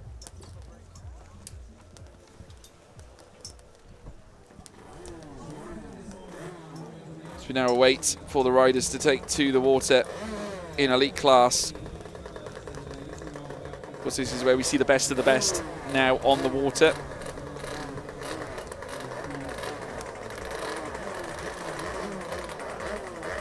So we will be bringing you more heat action from the other classes in the not too distant future.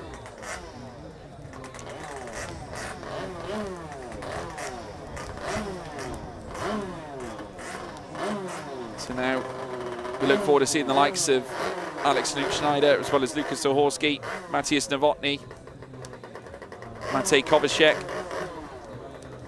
Dominik Kadlec, Yuri Wolf as well. Little reminder, of course, that these boards can be adjusted throughout, and generally the aim of getting into the elite classes, riders that come through out of juniors, then competing in the stock and stock R class for one season to then later qualify for elite participation.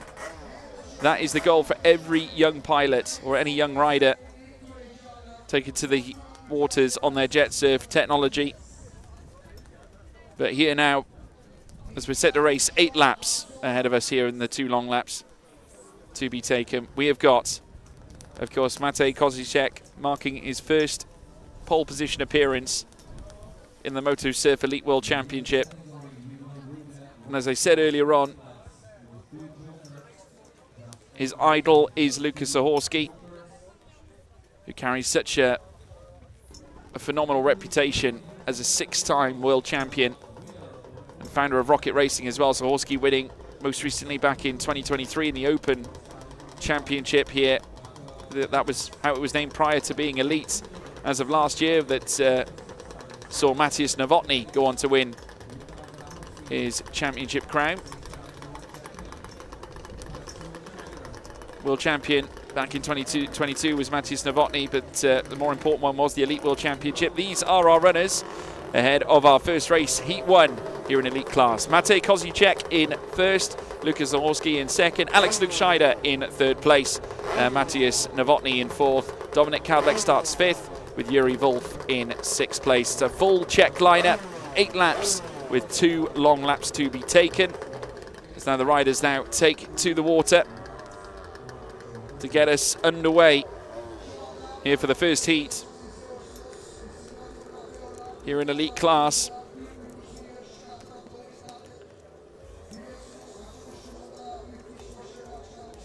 So it'll be all eyes on the best MotoSurf riders in the world. Many champions colliding here for one solitary race. If we take a look at the results from last time, when we went racing last time out at Fujairah, it was Alex Schneider who had the upper hand with 3 victories. Came 5th as well in Heat 2, but that was cancelled out, as we all know.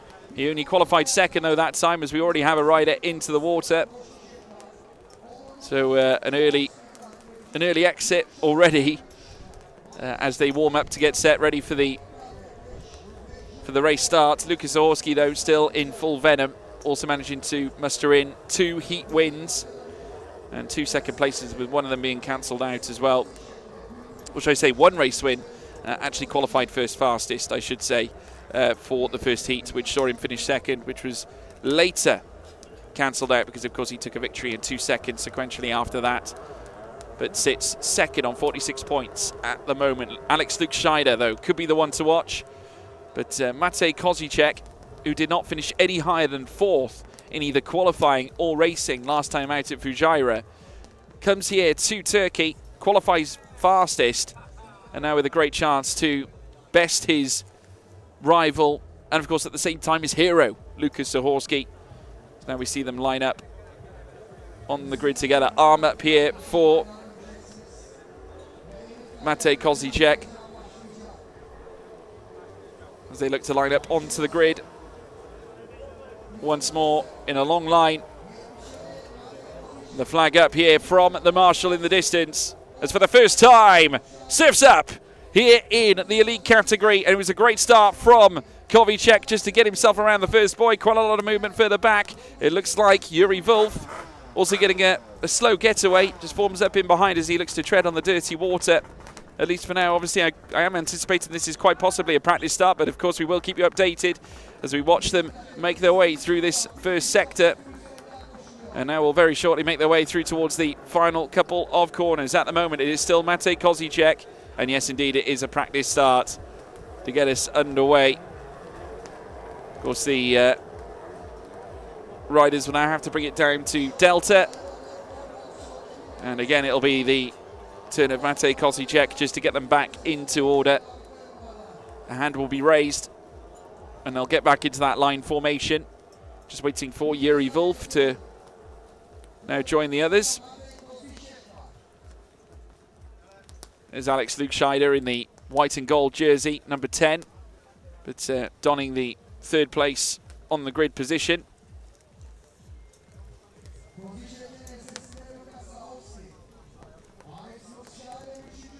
So we'll now see who gets the jump here this time.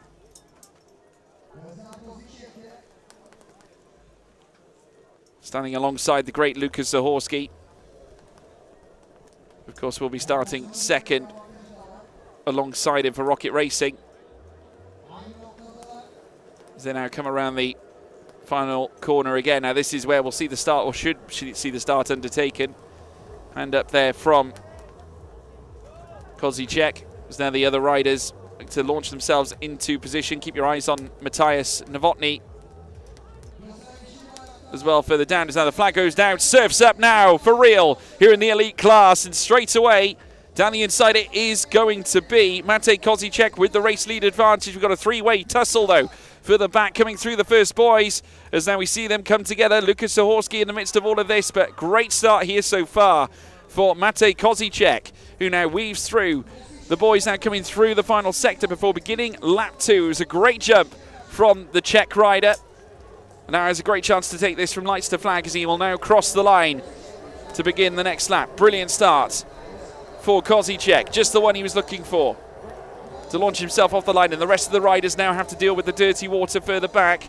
Alex Lukscheider, unfortunately, I think dropping down a place or two. And remember, he started third for the Apex pilots, as now they make their way through the slalom and will eventually take the back straight leading through to the S's. As now we already see one of the long laps being taken already. Now coming into play, obviously as they undertake these long laps, they'll have to carefully measure the best time to do it. Very difficult to tell though, depending on how another competitor's doing right now, as we now watch as our race leader makes his way around the final corner. Matej Kozicek, the 2022 MotoSurf World Champion, now coming across the line to begin his next lap. When does he decide to come in to undertake that long run? I'm just watching as Luke Schneider now makes his way across the line. This is a very, very good start though from Matej Kozicek. Now I'm just going to see now whether he does take the long lap here in this early stint. Sure, we'll soon find out. Looks like he's going to stick to his guns and stay out so far. Not going to go for that long lap just yet. As we now see Lukas Zahorski now coming through the slalom as well, trying to chase after Matej Kozicek. This is a vastly experienced Lukas Zahorski in second place at the moment, looking to gun down after a young man who considers him his hero. As now they make their way through the first sector again. Kozicek still in front as they come through the first sector, through the next rights and the lefts as well. Now, does he opt for the long lap this time around? Matej Kozicek. It looks like he is. The arm was raised. Matej Kozicek now undertaking his first long lap. So we'll keep our eyes peeled on him as he now moves his way through the black boys around the outside of the circuit. And now around the inside of the red as well. Needs to try and keep the pace levels up in order to stay ahead now of Lukas Zahorski. That is the mission. We'll have to wait and see as to whether Zahorski does take a different line, as now we see the rider return to the track. So that is Kozicek completing his first long lap. Remember, we have 8 laps of action here in total. As we now watch them weave through, Kozicek now hitting every single boy, so dialed in on this stint. That's exactly how you need to be to beat a 6-times world champion by the name of Lukas Zahorsky from Rocket Racing, as he now crosses the line once again. Now, does he take a second long lap straight away? That's the question. Lukas Zahorsky now with the current lead, with Alex Luke Schneider further back. Obviously, that's the consequence of Matej Kozicek taking the long lap. And indeed, we are seeing more long laps further back as well. There's Lukas Zahorsky right now, coming through the boys. It looks like he might have come out just in behind, I think, as I think Lukas Zahorsky might have already taken his long lap. They're going to be coming together there, and it looks like they are pretty much side by side, coming down through towards the final 2 bends. It looks like, though, the young Czech talent Matej Kozicek has managed to beat Lukas Zahorsky to the punch, and will cross the line ahead of Zahorsky after Zahorsky completed his first long lap as well. So these two are literally going toe-to-toe over this. Another long lap to be taken, as now they come through the first sector now once more. More long laps being taken elsewhere on the circuit, but it's the eyes on the lead that we want to see, as now the arm is up once again for Kozicek, who's now going to take the long lap again this time. Zahorsky surely is going to try and stay out and try and build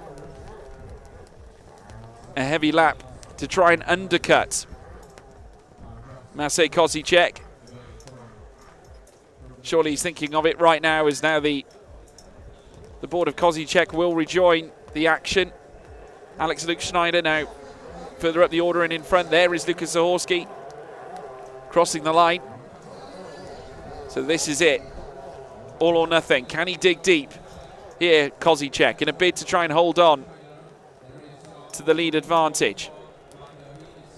As now he comes around the final corner to commence his next lap. Will, of course, have long laps elsewhere to be taken. So now we watch them come together. It is Lukas Zahorsky who leads the way at this stage, having not taken that second long lap just yet. Alex Luke Schneider still out there as well, looking to recover after a difficult start. As we now watch them make their way around the boards, these picturesque shots that we are now seeing. There is our P1 sitter on the grid for the start of the race.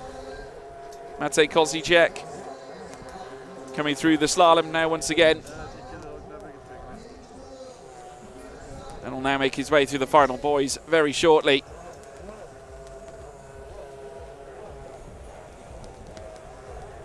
There's Kozicek keeping it nice and dialed in and across the line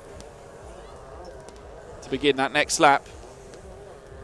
The white flag is now out, so it all comes down to this last lap of asking, and there is Lukas Zahorsky, who is now taking his long lap. So this is the crucial moment. Last lap, a decisive moment here in Heat 1 to decide where this does go. And there is Kozicek just in front as well. Side by side they're going to be, I think, coming through out back onto the course.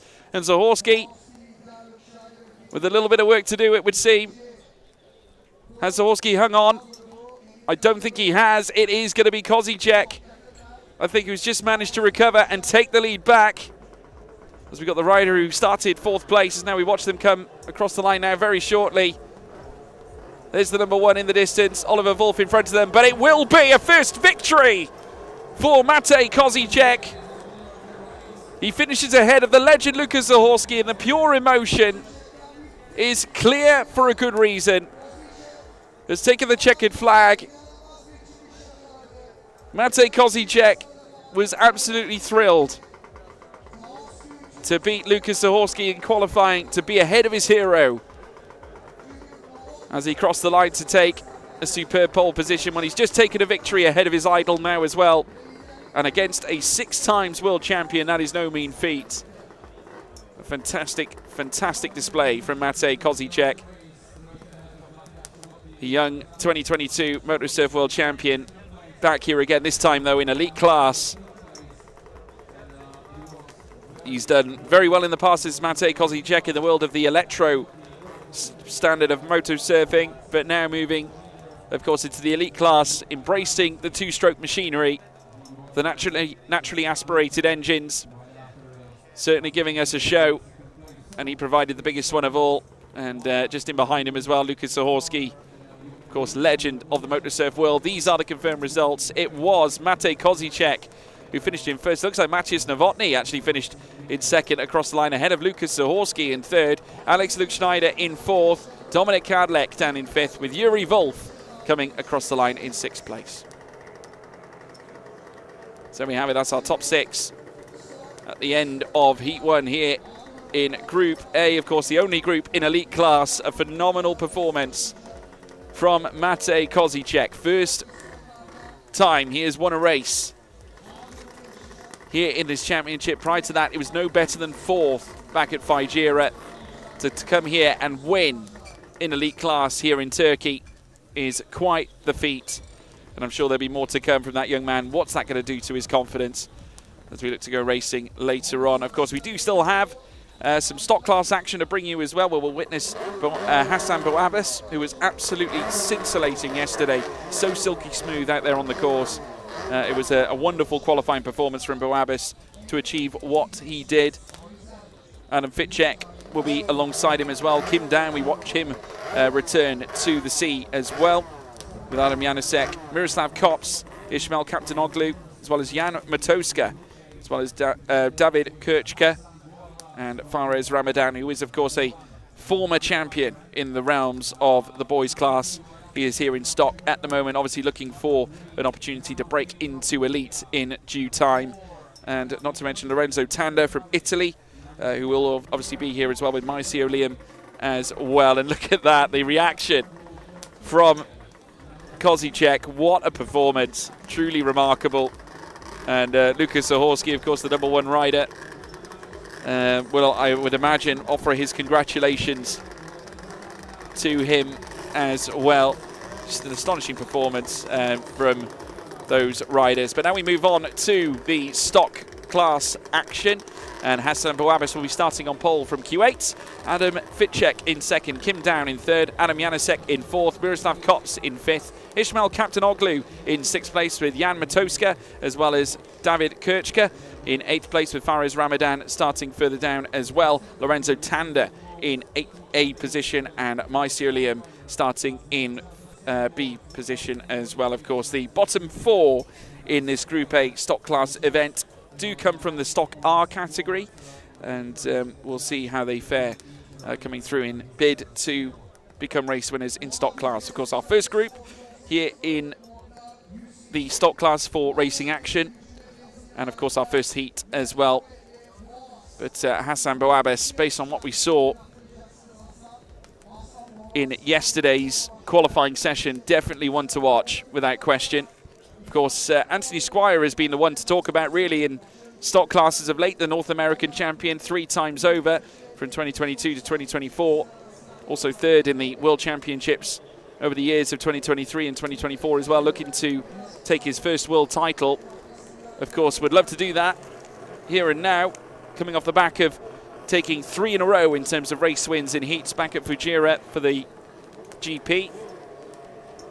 Will now have a great chance now with 54 points against his name to bring it in his group later on. Of course, he'll be forming up in Group B along with Kim Min Sung, who is, of course, a 2-time stock class champion, and Damien Kadlec, Jan Travinček, as well as Han Tai-hee and Vladimir Randall, Thomas Stepanek, Adam Kohler, Mike Michaelidis, and Ender Jorgen Schiele and Ali Nagis. But that will, of course, be our second group in stock class. But it's all about the Group A bunch at the moment, and Kim Down, who's already adept at these waters, having already had some time with the Masters class.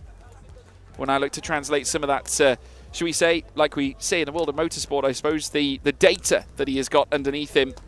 He's got some learnings he can take from Masters class and now apply it into stock.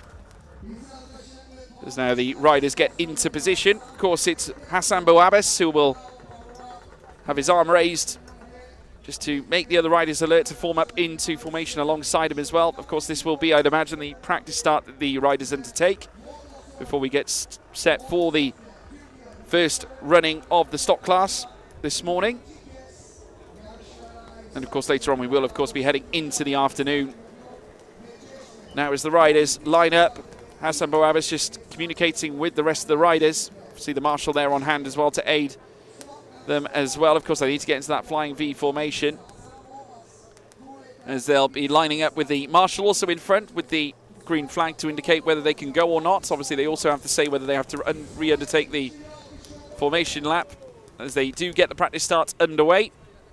No question they will have to form up again and do the proper appropriate one here at the MotoSurf GP of Turkey. There's Hassan Bouabes now, a maestro at work. Managed to accrue 46 points. One better here this time. It was a scintillating pole lap yesterday, and he very much felt it as well. We saw his reaction after he crossed the line. It was truly a special lap, as now he watches the riders get ready to get into position. They'll round the circuit once more with Hassan Bouabes leading the contingent through, obviously in the Kuwait flag colours as well at the same time. Just remonstrating there with Kim Down, who is of course wearing the number 3 short, as they have a little conversation. There's the number 2 though of Adam Fitchek, who'll be hoping for a strong start. Of course, the man from the Czech Republic. Do have a Turkish competitor in here as well, of course, home nation for him. That's Ismail Kaptanoglu, who'll be lined up in the number 6 short as they head down towards the outside, the wide outside of the course, to get themselves organised into position. Arm raised by Hassan Bouabes, as he now looks around the final corner. And eventually we will get this race start underway in stock class Group A, as now we get them all lined up into position. It's Hassan Bouabes, Adam Fitchek alongside each other with Kim Down, who has already taken part in Masters class, now in stock class this time. The marshal will now look to get the flag waved, and they're going to have to go around again. So that's an indicator to say that I'll have to regroup and get back into position, ready for the start of the stock race. We've already got a rider in the water. This might be the reason why we're going again.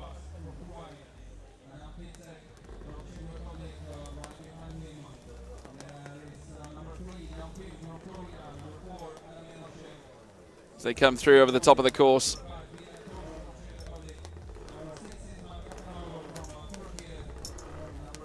Now down the back straight, Hassan Bouabes back with his arm raised just to alert the rest of the riders to form up. Adam Fitchek very quickly moving alongside his competitor. So now we watch them come through towards the final corner to begin the race here in stock class Group A. Hassan Bouabes, after a scintillating qualifying yesterday, looking to follow it up with a victory straight off the bat. It's going to be tricky to do. Of course, these riders restricted to the JetSurf Titanium DFI technology, as now the marshal raises the green flag, brings it straight down, and we surf up here in stock class for Group A. And Hassan Bouabes getting a decent getaway, I have to say, right in front now. Has got a three-way fight happening in behind him, though, as they look to come together, and very close to contact there with the number 4 of Adam Janacek. Just coming to blows there, I think, with Adam Fitchek, as well as they come now into the slalom. But it's still at the head of the order, Hassan Bouabes, who's going to look to try and just take it nice and smooth, just as he did in qualifying. And will now make his way around the final 2 boys. And there's quite a colossal battle happening in behind, and incidentally, 4th place Adam Janacek has now found himself into 2nd, ahead of Adam Fitchek here as well. Moving up, Fares Ramadan getting a brilliant start and has moved up into the top 4. So a brilliant getaway from him, and has managed to launch himself inside that top 5 equation, as now Hassan Bouabes takes them on to the 2nd lap of asking. And now we might yet see an early long lap taken by someone here in this stage now, as they look to take the back straight and then in towards the slalom to take him into the back half of the course. No long laps being taken just yet. Very likely we'll probably see that in the 2nd lap. We do have a board in the water at the moment, as now we watch Hassan Bouabes just weave his way through the course. In the number 1 short for achieving pole position in qualifying. He's still being closed up upon, though, by Adam Janacek, who, whilst achieving a 4th fastest time, is showing plenty of speed here in race trim. And I mentioned Fares Ramadan. I mean, he is now 3rd place now as we see another rider in the water, and that looks like Adam Fitchek. Adam Fitchek in the water. Now that is drama. The man who started alongside Hassan Bouabas, Adam Fitchek, into the water. So has therefore lost a series of places, enabling Fares Ramadan to now move up into 3rd, and Lorenzo Tanda also getting a phenomenal start. Of course, he started in 10th place and now stands really tall in 4th. So there's been some big gainers and some big losers as well in all of this too, as we now watch them make their way through. We have, of course, got quite a few riders taking the long laps, so that might as well be the case. But at the same time, it's all about just maintaining control. That's exactly what Hassan Bouabas is doing at the moment. Though Adam Janacek is going to look to try and bring that straight back in. It's a phenomenal display from rider 42, Hassan Bouabas. As now we see that the number 4 of Adam Janacek, 2nd place, is now going to take the long lap. He raised his arm to indicate it, and now he's going to round the long lap, taking the black boys here that are carefully marked in yellow and red, indicating how the rider should take them. But this has been a really strong display here from the Czech rider Adam Janacek. Of course, every rider using the same equipment here as Hassan Bouabas. I would imagine he will look to respond to Adam Janacek deciding to come across. Jan Matoska now up into 7th. He's ahead of Adam Fitchek. So Jan Matoska now into 7th place where he started. There is Adam Janacek. David Kirchker now up into 2nd. So Janacek comes through at the moment. We've got Hassan Bouabas, who we're just waiting to see whether he does take that long lap. Let's keep you updated as to whether he has or not, folks at home. As now we see the man that started 2nd, that of course being Adam Fitchek, taking the long lap this time. And there is Hassan Bouabas rejoining, I think, at this stage. So back out onto the circuit. We'll see whether he's lost much time. So he's got plenty of dirty wash in front of him. But weaving his way through the boys in the slalom. It's been a fantastic display on his part. There is Adam Janacek, who's now doing his long lap here at this stage. So now here comes Hassan Bouabas. Full commitment on that final boy coming around the final quarter. And again through the 1st and the 2nd. This has just been a truly remarkably measured display from Hassan Bouabas. But of course we will have to wait and see how he's going to form up in comparison to Adam Janacek when the lap rolls down. But he's done an astonishing job here as Adam Janacek to bring himself back into the fold. And I'm also delighted to say that I am being joined by now race winner in elite class. Welcome, Mate. Thank you, thank you. Hello to all the viewers of our MotoSurf World Championship stream here in Turkey. Yeah, it's great to have you here. Obviously, we're just watching now the stock class currently undergoing their first race now today. Hassan Bouabas, who was impressive in qualifying. You yourself was on pole for the start of the elite class earlier on. Just what is he thinking right now after starting where he did at the opening beginning of the race? Well, a pole is essentially, you have to get the job done. You're starting first, so your job is to get a good reaction, start off the field in a good way, be first in the first turn, and to just keep the pace, manage your pace. When you're first, you don't really have to do anything. You just have to adjust your strategy and your pace to the guys behind you. So all you need to do is just keep going, keep an even pace, and once you see that the guys behind you take the long lap and that they start to push, that's when you really use your energy. So being a leader is basically just maintaining the pace and watching what is happening behind you. Well, it looks like he did exactly the same as you as well, Mate. A phenomenal performance from Hassan Bouabas to take victory from the starting pole position. So I mean, very much the same feeling as you, I'm sure. Bo Abbas, obviously a remarkable competitor. But I want to talk to you as well about how much that win meant to you, because we spoke yesterday, and obviously Lukas Zahorsky, a national hero for like yourself. Obviously, you grew up watching this man, a 6 times world champion, to then go out there and beat him, not only in qualifying, but in race trim. That's got to feel special. Yeah, I mean, it was amazing, to be honest. The feeling, you know, when in the last lap, when we had the white flag out, when the part of the track where the long lap takes into the normal track, where it joins into one, you know, leading into that final corner and just seeing and arriving at that corner before Lukas, and Lukas coming behind me, that was just, you know, an amazing feeling to get the job done. Obviously, then I had quite a bit of stress in the very last lap in the split section, because we managed to catch up Yuri Wolf by a lap. And I really thought that I was quite stressed, you know, that something may happen, that he may fall, and that we could have some sort of collision. But that didn't happen, because Yuri is a skilled racer. So he left a lot of space, and we managed to win the race. So yeah, it was an incredible feeling. My first win in the elite category. So. Yeah, it was amazing. Yeah, I mean, it was a phenomenal performance. Absolutely wonderful to see. And Hassan Bo Abbas, of course, picking up a win as well. David Kirchke, what a recovery mission as well. Managing to move his way up from 8th place up into 2nd, just to say as well. Remarkable performance, I have to say. But looking ahead now, of course, you've got 3 more heats to come. You know, at the end of the day, it's not done yet. Obviously, you've got to qualify for the final. That is the most important. Of course, you will qualify for the final, of course. But, you know, looking ahead, what are you setting out? What is your ambition? Obviously, because we've got 3 heats today, and of course we've got a 4th heat tomorrow. Yeah. This year, a new rule that we have this year is that the positions on the starting grid change according to your points in the first 2. So the first 2 heats, the total amount of points that you gain, then the grid resets according to those points. So for me now, obviously, I have got 1 first place. So I need to keep that going, you know, get either a 2nd or a 1st place, or just decent points. So you can keep pole, basically. In the 2nd heat, so I can keep pole into the 3rd and 4th race. And then obviously, if I get another decent result in the 3rd heat, then that should be pole for the final, which is the most important thing. Yeah, and obviously we saw you know, Lukas Zahorsky doing reasonably well. There was also some, you know, I think he'd be slightly disappointed, because we did see some late runners as well. The likes of Matthias Novotny, who is of course a former champion in his own right.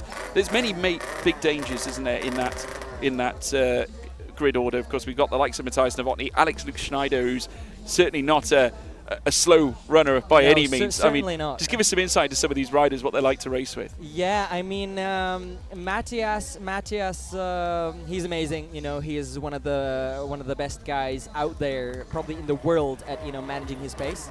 Yeah. He's just every racer in elite category and in all the categories has a certain quality, that the thing that they're best at, essentially. And Matthias Novotny, the thing he is best at is managing pace. So you do not want him in front. You want him behind you, because he's so hard to overtake, just because, you know, he's so good at exactly calculating and saving his strengths, and then pushing when he needs to push. So he's not that type of guy that, you know, pushes every single lap, because he doesn't have to. He's so good at managing his pace. So yeah, and we saw that, you know, he was 2nd, and he kept that 2nd place after the start throughout the entire race, and he finished right behind me. Yeah. Then Lukas is obviously the experienced guy, the strength machine, as we call him. Of course. So you know, he's incredible at adjusting to any scenario that happens to come his way. So if, for example, there were to be big waves, or the track would change, or just something would happen, he's the guy that can adjust the fastest and the quickest. And then Alex, obviously, he's incredible, and yeah, he also just has a ton of strength and can push you to your absolute limit in the race. Yeah, I mean, we got 2 key figureheads there. Obviously, Lukas Zahorsky, we know him as the 6-time world champion, but he's also the founder of Rocket Racing as well. And then on the other side of the fence, we got Alex Luke Schneider, rider and team manager of Apex. So there's 2 senior figureheads of 2 teams. I mean, how does a team boss like that, obviously I appreciate you're a young guy, you know, you're not in that position, but just from your perspective, I mean, how would it be for a competitor that is balancing not only life as a racer, but also running a race team? Yeah, I mean, you have to be pretty much Lukas Zahorsky to do that, because I have no idea how the guy manages to find the time. But yeah, he's incredible at multitasking. And also, let's not forget, even though he didn't have the best of races, Dominic Cadlats in 5th position, also a truly amazing rider. Yeah. He's the guy that, you know, you can't make any mistakes, because his overtaking skills are just phenomenal. You know, you leave the slightest amount of space in a single corner, and he's just gonna be there, and he's gonna attack you. Yeah. So yeah, it's also very tough to be in front of Dominic, because you have to be perfect. Yeah. I mean, obviously Dominic, it's also coming through the realms of stock class racing as well, now moving through into elite. It won't be long now, I suppose, before we start seeing yet more of the stock races moving into elite now. We could be anticipating bigger grids for next year. Yeah. I certainly hope that next year we could see the likes of Anthony Squire, Kim Min-sung, Hassan Bobas, or even some of the younger guys like Adam Fitzek or Damien Cadillac, and perhaps maybe even David Kirchka, because this season David is doing a fantastic job. Obviously, he won his heat in the Stock R category. Yeah. Well, we now have the stock Group B now, and of course you mentioned Anthony Squire, Kim Min-sung as well, who was a former 2-time champion in his own right. We also have Damien Cadillac and Jan Travenchek as well. Han Tae-hee, as well as Vladimir Andel and Thomas Stepanek, Koloradam, and then we of course have Mike Michaelidis as well, all the way from Cyprus, one of the stars coming through from Cyprus as well. Ender, Jorgen Schiele, Ali Nagis. I mean, speaking as a young guy, I got a chance to speak to Mike Michaelidis yesterday. A lot of pressure on a young man to come in and represent your nation. You know, Cyprus they aren't vastly known for top stars in the world of motorsurf. He, of course, being one of the first ones actually to come through. With the pressure of a whole nation on your shoulders, how do you deal with that? Well, to be honest, to answer that question, I do not know. I've never been in that position, and I don't really envy Mike for that, because me being from the Czech Republic, obviously before me, there were stars like, we got for example, Lucas Zahorsky, or even Jacob Kornfeld that has retired now, and he's not racing anymore. But yeah, we had tremendous talents, so I wasn't really only one guy from my nation. I had another problem. Whereas there's so many good guys coming from our nation that it's hard to really make a name for yourself for that country. But obviously Mike, I think he'll deal with it fantastically. He's a brilliant racer. He always does his best, and his talent is amazing. Yeah, it certainly is. Obviously, they're going to be doing the first practice starts. Obviously, we noticed a few of these as well. I just want to pick your brains on this as well, Mate, if we can. Obviously, a few times the marshal, obviously rotating the flag around at the very start. Is that just the case that the formation's been broken and they just need to restore it? Yeah, exactly, precisely. That is right. The marshal on the jet ski, whenever he does not like the formation, for example, some board is too far back, or there is a potential jump start breach, he will just raise the flag, wave it around, and that means that you need to go another lap, do another warm-up lap, or a circle around the track to get in the grid order once again. And once the marshal likes the position of all of the starting guys on the grid, then he will wave his flag, and that's when the heat starts. Yeah, so there we go. And obviously the big difference for this is that this category is restricted to board specs of the JetSurf Titanium DFI as well. Now, you don't have that issue in the elite class. Just tell us the differences about racing in a spec series as opposed to a championship that doesn't carry those same specs. Well, it's the main difference is that you have to do a ton of work on the setup of the board, because here the guys, they have the same setup. The only thing that they can change are their fins, so the sharpness of their turns and their pad boards. But obviously, us in the elite category, we have more things to adjust to. So you just have to test a lot of stuff out and find out the best setup for the racetrack that you're racing at.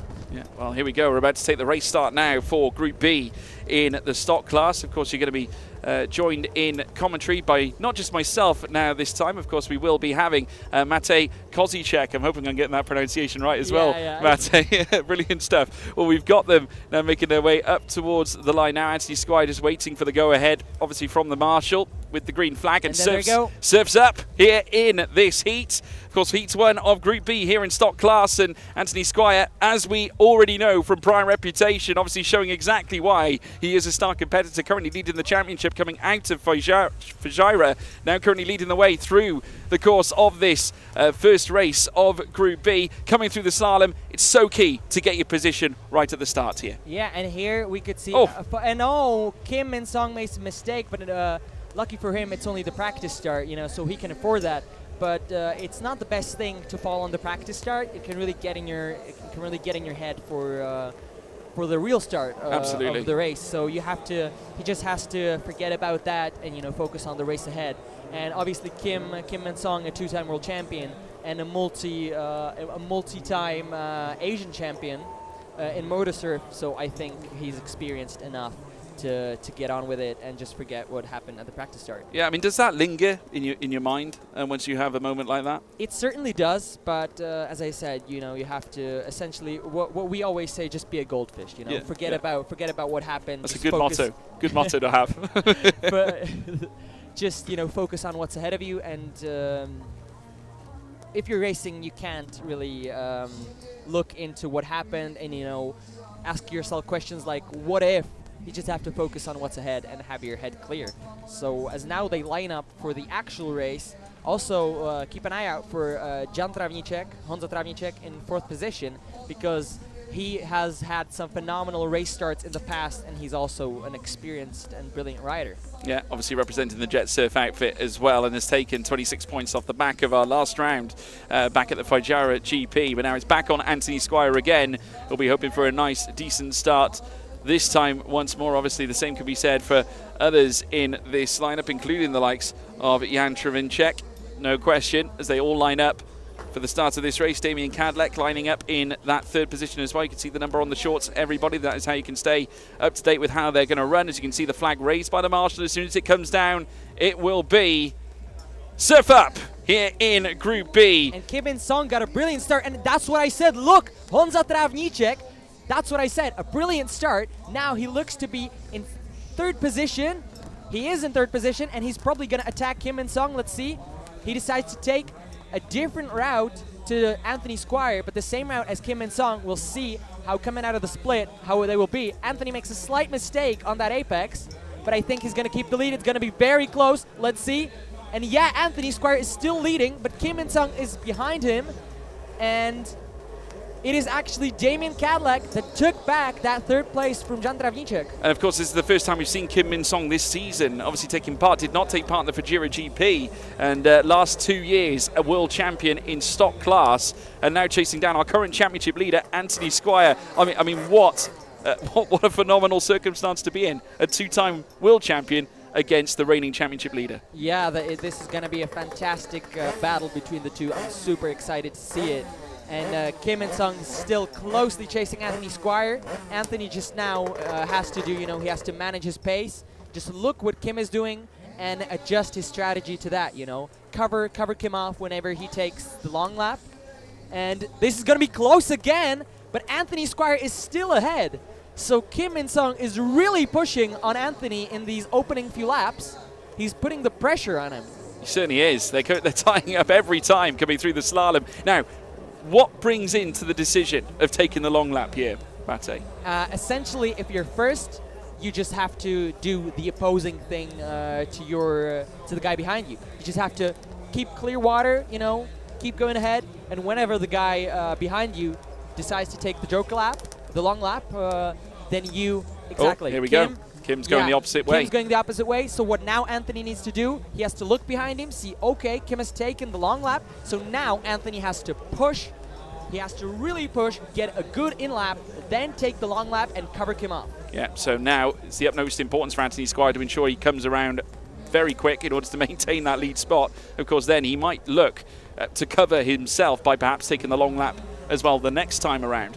just to almost respond to what Kim Min-song has actually done as he now weaves his way through the first segment. Of course, Anthony Squire, North American champion 3 times over in the 2022, 23 and 24 season, sat with 3 wins against his name off our last round back at Fajira GP. He was dominant through the course of that. Mike Michelandis also getting a brilliant start as well. The young Cypriot now currently sat second. Of course, we've got to factor in that some may have taken their long laps. And here we see Anthony doing exactly what I said. Covering it off. I said, he covers it up. Yeah, he noticed, that Kim Min-song has taken the long lap, so now he raises his hand up. He has to nail these apexes. There we can see Kim. It's going to be very tight.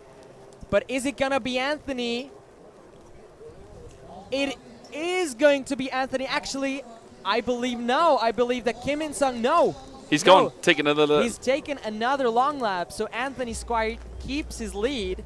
And wow, this was very interesting. This has become a total duel between 2 phenomenal riders here in this case. Actually, sorry, my mistake. The guy that Anthony Squire overtook, he was that was a guy lap behind. Because Kim Min-song, we can see now, is still closely following Anthony Squire. So Anthony did manage to cover off Kim Min-song. Yeah, managing to cover him off. That's exactly why he went straight away after Kim Min-song opted to come in for his long lap. Now the question is, who jumps next? Because we have 2 long laps, remember, through the course of this race. Now I think Anthony, he can see that there are 2 guys a lap back behind him. So now he should raise his hand and go into the Joker buoy to avoid getting slowed down here as he overtakes.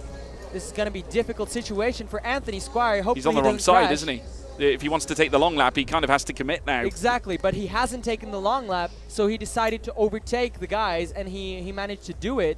So, yeah, thank God Anthony did not get held up in there.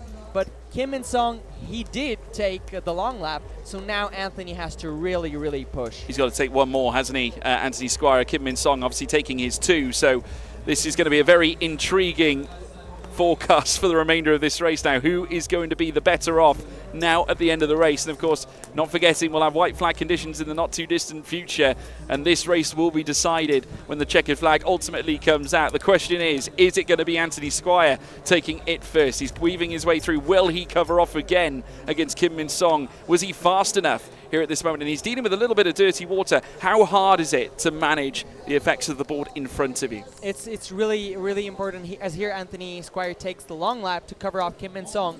You don't want to be in, you want to have clean water, because it can cost you a lot of seconds per lap, as now it is going to be very tight between these 2. Anthony Squire goes here, and I believe that Anthony Squire, yes, he does keep the lead. Kim Min-song is behind him, so Anthony Squire, now he just has to keep his head clear and get into the finish. But I cannot see Kim Min-song currently. No, neither can I. I got to say, he looks. I was expecting him to be a lot closer, I think, based on the fact that he took his long lap prior to Anthony Squire's. There we can see him. I think Kim Min-song probably got held up by the guys that were lap behind. And that's what I said. Kim Min-song is a fast rider, but here we have Anthony Squire, the winner of Stock B Heat 1. What an amazing job from the American. I think all the Americans are going to be proud of him. And not only the Americans, Anthony is a fantastic guy, such a talented guy. And, I hope that we'll see him next year in Elite. As here, a fantastic job from Honza Travnicek, also finishing in 3rd position. Amazing performance from Travnicek as well. We mentioned, of course, the great start that he had as well at the very beginning of the race. But it is Anthony Squire, folks, your winner. Come the end of the Stock Group B class, managing to keep the threat of Kim Min-song at bay after they looked to dogfight it out over those long laps, and obviously doing enough to cover him off. Kim Min-song will be back, though. You can bet your bottom dollar. Let's run you through the results. We've got Anthony Squire, your race winner, ahead of Kim Min-song in 2nd. We've got Adam Kohler in 3rd place with Mike Michelandis. Brilliant result for Michelandis as well in that 4th place. Jan Travnicek in 5th place with Damien Kadlec in 6th, Han Tai-hee in 7th, with Ender Jorgenschila in 8th place for Turkey at his home water race. Vladimir Andel in 9th, Ali Nagis down in 10th, and Thomas Stepanek in 11th spot. So there we go, folks. That concludes our first round of heats. Of course, we're going to be taking a quick break, but we will be back for Heats 2. See you soon.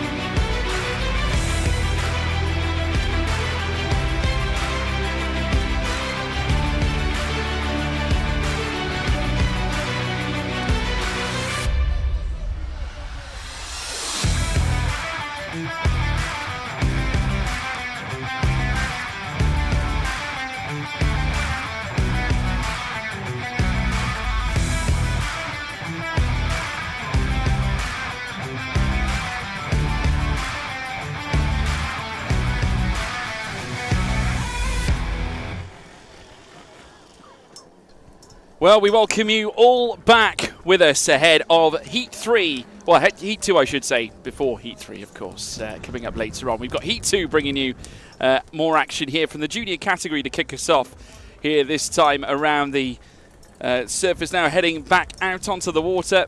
And you're joining us here live at Çeşme here in Turkey. George Morgan here, your commentator, taking you through all the action here through the course of this weekend. Of course, this is all about qualification to the finals for tomorrow's final runs to bring an end to round 2 here at Çeşme, where we have, of course, already concluded round 1 at Fujairah. That was back at the UAE on the 17th to the 12th to the 13th of April. Here is our starting position for the boys' Heat 2. We got Matis Barvik starting on pole. Alongside him, Stanislav Kuhort, as well as Stepan Simek, Oliver Wolf, as well as Leo Lichol-Kratovshil, and then Maximilian Hurska in 6th place, Jakub Narochny. Next up comes Mohamed Chikdem, and then Sani Uras as well, lining up in 9th place as well for Turkey. So we'll be awaiting those runners now to make their way out. Obviously already undertaking the practice starts from earlier on today. This will be the first of our Heat 2s that we have seen so far. And obviously Matis Barvik showing some incredible raw speed once again off the back of our first event. Of course, the format somewhat changes heading into Heat 3 and Heat 4. Obviously, it'll be based on the results mustered in by, of course, our riders in the first 2 heats of asking. But for now, it will be on Matis Barvik, who will set the pace ahead of our first return back to the water now in Heat 2. Of course, joining us now currently, midday, near enough in this truly remarkable World Championship. Of course, in the junior categories, we've seen many young riders come through and move up through the courses of Stock and Stock R before then venturing into elite competition. And I had the real fortune of chatting to a wonderful talent by the name, of course, of Matija Kovacic, who managed to muster in his first ever win in the MotoSurf World Championship at elite class ahead of his longtime hero Luka Zahorski, who actually finished 3rd. Mateusz Novotny, of course, recovered to finish 2nd place for the Czech Republic. Of course, it was a full Czech contingent in that elite first heat, and it will be the same for the sequential heats that we will, of course, have. And that will, of course, include the finals as well tomorrow. But now as we head into the junior boys, of course, we were speaking about Faraz Ramadan in the stock heats earlier on through the course of the weekend. He, of course, also a former champion here in 2023, and Oliver Navarra, also a former champion back in 2022. In terms of junior boy, last year it was Sebastian Kostelecki who actually went away with the victory in 2024 that time around. But we have this time 6 runners that will be taking to the water with Matis Barvik, including Oliver Wolf and Leo Lichol-Krakovshil, and then further back Stanislav Kuhort, as well as Maximilian Hruska and Jakub Narochny as well. But so far for MS Czech talent, Matis Barvik has been the headliner throughout all of this. Be looking to take it home as well this time around. So many other runners. In fact, we've expanded a little bit since last time at Fujairah. Of course, we got Matis Barvik, Stanislav Kuhort, Stepan Simek, as well as Oliver Wolf and Leo Lichol-Kratovshil, and Maximilian Hruska, Jakub Narochny, Mohamed Chikdem, Sani Uras. It's the marshals in the water, just helping out the young junior talents make their way around ahead of their formation lap. Of course, remember, they will need to go based on what the marshal with the flag deciphers. If they wave the flag in a circle, it means they will have to undertake the formation lap again before then hitting that rolling start. Just to put you in the picture as well, folks, I had this Heat 2 contest for the junior boys. It'll be 5 laps and 1 long lap to take us through. So only the one time will they have to take the black boys on the right-hand side and take an extended lap, as the marshal now gestures to the competitors just to line up in position. So we see them coming into shape now. See, last time out at Fujairah, it was Matis Barvik who not only managed to take the majority share of the points, not as much though as Stanislav Kuhort, who is obviously a vigorous talent, Also, Leo Lichel Kratushvili also taking 42 points, closing that. The third highest point scorer was Matis Barvik, but of course Barvik went on to win the final, which I'm sure he'd love to do again this time around here in Çeşme in Turkey. So we watch them continue to rotate now. A couple of the riders going low on their boards as the hand is now raised by the marshals. Very soon, of course, it'll be Matis Barvik who'll have to follow suit. As well will the young Czech star. As they now gather up now into formation. There we see the 252 of Stanislav Kuhort alongside Matis Barvik, who now has his hand raised. Of course, donning the #1 short because, of course, he will be on pole position for this event. So keep your eyes peeled, folks. He's got Stanislav Kuhort alongside him, Stepan Simek as well, third in that row. As now they crawl their way through towards the line, trying to keep some relevant shape now as they look to get set for their second heat in the junior boys category. Obviously, first and foremost, very likely they might get them to do a practice run. It looks like they're going round again. Still trying to pull them into position. And yeah, they're going to have to go once more. See the marshal making sure that everything is going as it should. So Barvik takes them along the back straight and will now lead them into formation through the second run around this circuit.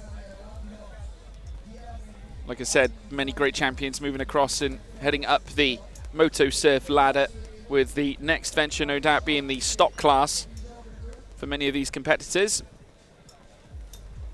with many from stock class bidding to move up into the elite, which will include, of course, Anthony Squires, for example, and Hassan Boabas, who pulled off another fantastic performance, this time in race trim, managing to take the race victory. So now we watch them make their way around. It looks like they're going to have to go around again as well, in accordance to the marshal. That's what the circling of the finger means from the marshal. It means that they will have to go around again because they broke formation. So they will go around once more. And Matis Barvik will be still leading the line with his hand raised. For those of you who've just joined us, welcome to the Çeşme beach here in Turkey. We are here on the sea of the Aegean. And of course, currently sat 85 kilometers west of Izmir on the Aegean Sea. But the conditions have remained fairly constant at around between 29 to 30 degrees. It does kind of feel 32 in places, I have to say. This championship, of course, officially recognized by the UIM, the Union International Motor Nautique, in 2019. Of course, first established in the Czech Republic, MotoSurf in 2012, and recognized by the Olympic Committee since 2010 as well, when the plans were first ushered out, as we watch as the riders now surf up as they get underway, ready for the second heat. And I think we'll be breaking away from the idea of doing the practice starts now. It looks like the #2 is currently out in front. Got a better start, did Stanislav Kuhort, who of course did so well last time. Was actually first in class in heats back at Fujairah, and now coming through the final corners this time, he does lead ahead of our pole sitter Matis Barvik, who remains in second. And in third place is Oliver Wolf, who's got a good start as well. Maximilian Hruška into fourth place. So good starts all round, some better than others. So they now come into the slalom on the outside of the circuit to the right-hand side before they take the long lap. And we do have one undertaking the long lap early on, and that is Leo Lichel Kratushvili, who will now take the long lap. Looks like he's doing it early. I did see the hand raised. Whether that does mean he's taking it, I'm not quite sure. Usually they indicate that they are about to do that by raising their hand. It looks like someone is at the moment. In fact, it looks like our pole sitter has opted to take it. That's Matis Barvik, who's opted to take it. So I'm not sure whether Leo Lichel Kratushvili has actually gone for his lead lap. It looks like he's remained out on the course. So we'll now watch what looks to be Matthias Barvik rejoin right now as they make their way through the back straight and then very soon through towards the slalom. Coming around the final corner as well is that number 6 of Maximilian Hurska, who now starts across the start-finish line as we now watch as Matthias Barvik makes his way around the final corner. It's Stanislav Kuhort still in front with Oliver Wolf for company in second. Maximilian Hruska still in third.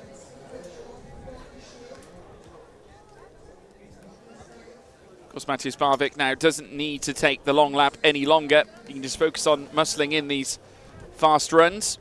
So we watch Leo Litchell, Kravitschril pass across the start-finish line. There is Oliver Wolf. Currently sat second in our classification behind Stanislav Kuhort. Now weaving through the rights and lefts, there is Matthias Barvik, just cruising around the final corner. Now about to get set onto his next run. There is Stanislav Kuhort. Now, is he going to look for the long lap this time in response to Matthias Barvik? We'll soon find out as he now sweeps through towards the back straight. Now heading down towards the latter slalom. Still no movement at all from our current race leader, Stanislav Kuhort, not opting for that long lap just yet. It's the 2:02. Continues on his way. Obviously that's current number 2. That is, of course, Stanislav Kuhort, our current race leader so far. So we now wait for him to make his way through towards the final corner. Of course, rounding the red boys right now. Looks like Leo Litchell Kratishvili has indeed moved up to 4th place right now. There is, of course, Stanislav Kuhort now really majestically ploughing his trade through this final slalom. Another white flag has been raised. Now, will he go for that long lap this time? Of course, he's got quite the gulf in distance ahead at the moment. Looks like Oliver Wolf is now in front.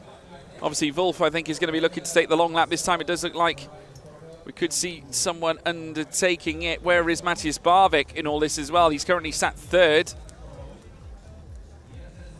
So now seeing Stanislav Kuhort now make his way around. This is, of course, Kuhort now on our screens.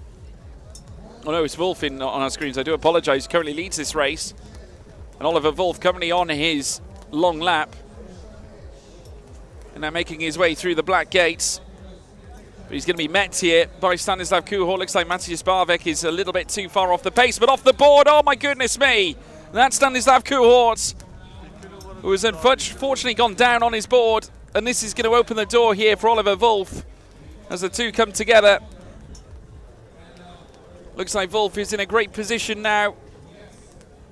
Of course, started 4th on the grid ahead of this race. Stanislav Kuhort slipping, seeing it slip through his fingers as now around the final corner comes Oliver Wolf to cross the start-finish line, taking the checkered flag and victory here in our junior boys second heat. Looks like Matthias Barvik actually might have come across the line as well, maybe ahead of him. We'll get some clarification on that, folks. But it's it looks like to me that Oliver Wolf is your winner, with Matthias Barvik, I think, coming home in second place after the spill of Stanislav Kuhort, who looks set to take the race lead away from Oliver Wolf. But the checkered flag being away for the remaining competitors. Maximilian Hruska now crossing the line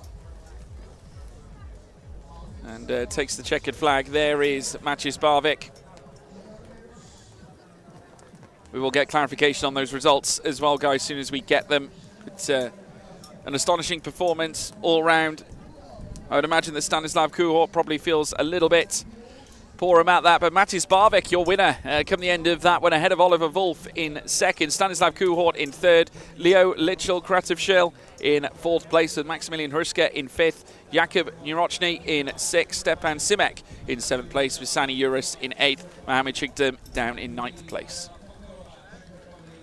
So that completes our second heat for the junior boy. Next up, of course, we will have junior girl to take you through to our next race. And we'll see the return of Ellen Badova, who was so strong in that last race. Did a particularly good job to nestle herself forward. Incidentally, now Matthias Barvik showing his strength now in heat competition. Basing on the last results, that is, of course, as well, Oliver Wolf's highest placing so far this season. His best prior to this was 2 third places in Heat 1 and Heat 3 back at Fujairah. Leo Lichel-Kratochvil, unfortunately, outside the podium places for the first time this season. Of course, Heat 1, Heat 2, Heat 3, he was 2nd place back at Fujairah, but not quite so lucky this time. Stanislav Kuhor will see his consistent run of race wins across every single heat come to an end.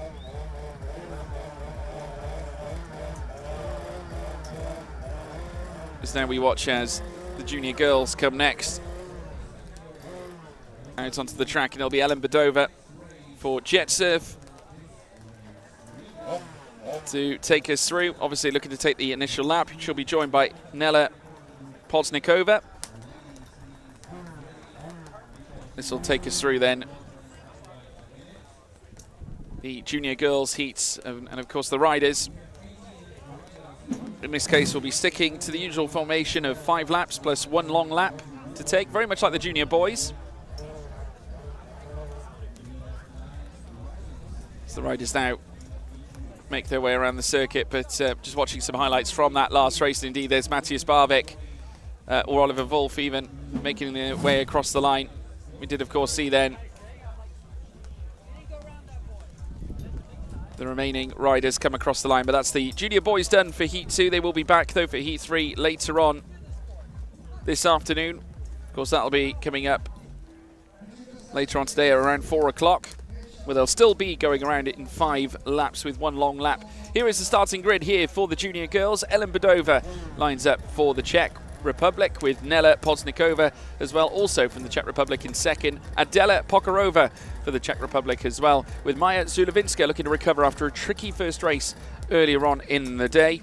Of course, representing Poland, should be starting 4th, then Melanie Janhubova down in 5th. Remember, they were roles reversed come the end of the last race. Of course, it was Ellen Badova who went on to win the first heat for the junior girls. She's going to be looking to see if lightning can once again strike twice. But now getting into position, ready to take the rolling start. As they now cruise towards the wide outside to get this second heat underway. Of course, in the junior girls category, Kristina Herbkova was the last champion last year, since of course the junior girl and junior boy were separated ahead of last campaign. So they cruise around now, hand in the air here for Ellen Badova in white and gold on the far left. Also similar colours for Adela Pokarova as well, further to her right hand side, as now they get set ready to go racing again. All in formation for now. Looks like they're going to have to go round again. Hand raised by Ellen Badova as the rest of the field will follow her round. So the marshal's not happy with the positioning of all riders as they look to get started in the next race of asking. But they'll reform up now. Melanie Janhubova, you can just see there in the distance, just a little bit disconnected from the other riders at the moment, but obviously we'll get into position ahead of this next race that we will be watching for. The question is, who's going to take maximum points this time around, or will it be Ellen Badova again to go 2 from 2 here at Çeşme here in Turkey? Hand still raised, waiting for the signal to go.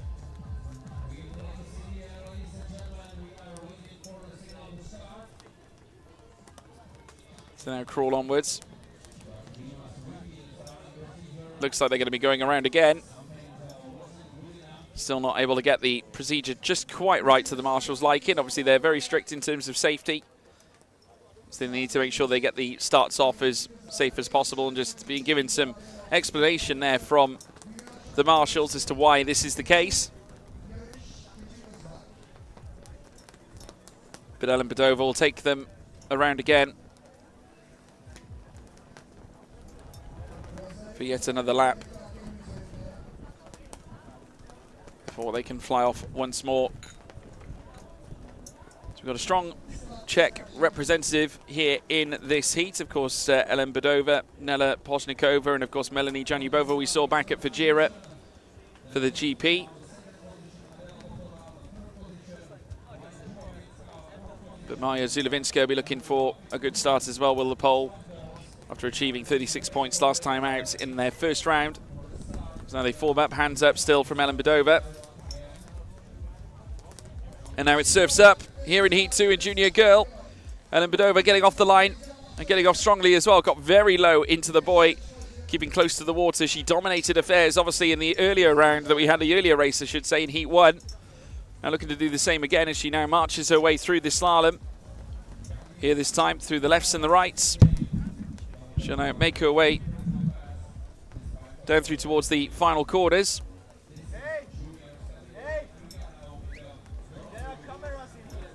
Now coming in towards that final bend this time, Ellen Badova hitting that last buoy in confident style, gets the first lap underway, closely followed by Nela Poznikova, as well as further back Adela Pokarova, as well as they look to get started on the next lap. Looks like they're going to be starting again. It looks like the 116, that is, of course, Ellen Badova, I think, in the water right now. It's not quite sure what's happened here, whether they've brought it to a standstill and we're going to have the official start, but it looks like they're still racing around out there. So this is a bit of a headache, and it looks like Ellen Badova is actually struggling to get back onto her board. So Nela Poznikova now, it looks like she's going to take the lead advantage. And yes, she certainly does. She's out in front, so a massive blow to Ellen Badova's potential of a back-to-back P1 claim could yet fall into place now for Nela Poznikova. You know, heads around the final corner now to begin the second lap of action here in Heat 2. And coming through the first sector now, we'll obviously look to see whether she should take her long lap this time. Obviously it will mean that it's possible that she could drop down the order, but just getting so tight to the water again. Trying to keep the board as balanced as possible. Obviously doesn't want to make the same mistakes. Now we see board number 4 belonging to Maja Zulevinska, the pole coming into Turkey. Looking for bigger results this time around.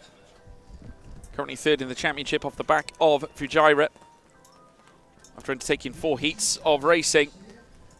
Who's 5th best coming out of the junior category back at the United Arab Emirates, as we now watch as Nela Poznikova now makes her way around the course and still now registered out in front ahead of Maja Zulevinska. The pole is actually in front of Nela Poznikova, so really promising display. And after that slip up, Ellen Bodnikova now right, or Ellen Badova right at the bottom of the classification. So now we watch as rider 2 Nela Poznikova flies around this circuit.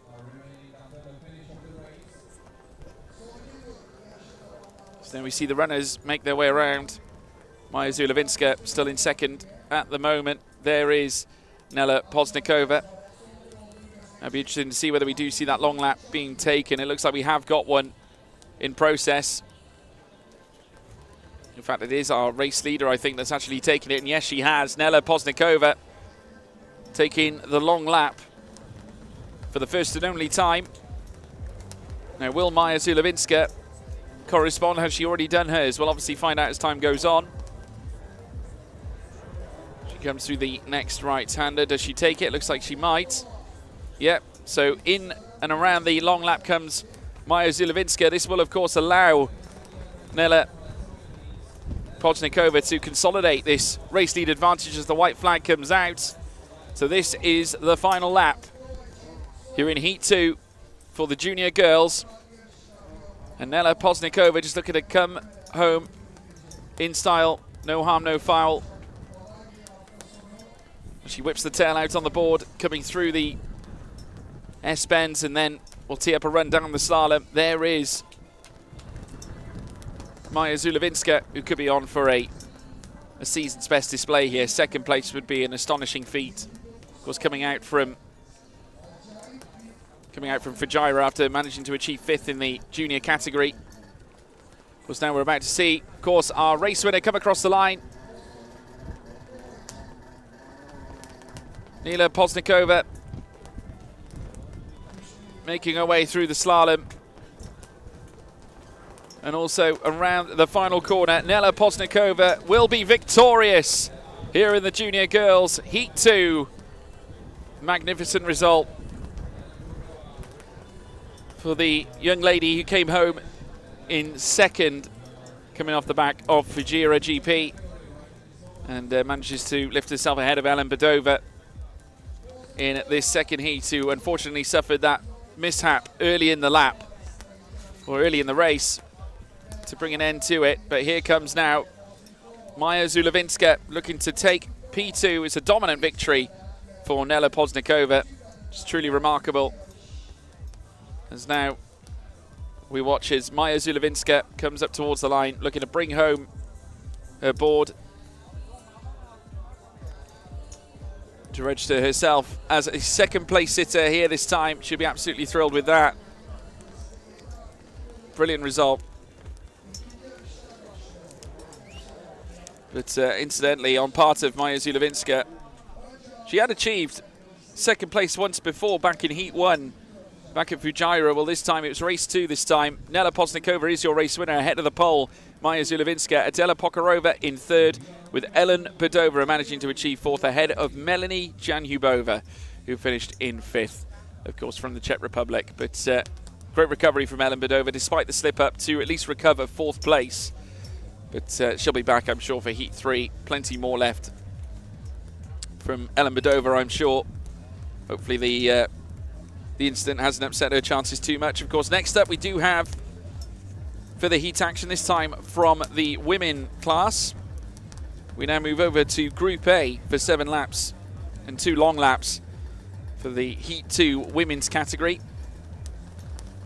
And kicking us off, Anita Strukalova will be lining up on pole position ahead of Mariana Navarova and Linda Lukscheider as well. Liu Jin in 4th, Laura Markova as well as Barbara Kolarova then down in 6th. Then Rosalia Janora in 7th. Melody Captain Oglu down in 8th place. Polina Karpova as well down in 9th. So that's Group A of our women's category. Looking to get set for Heat 2 with 7 laps and 2 long laps to be taken as they now move their way out onto the water. Of course, Anita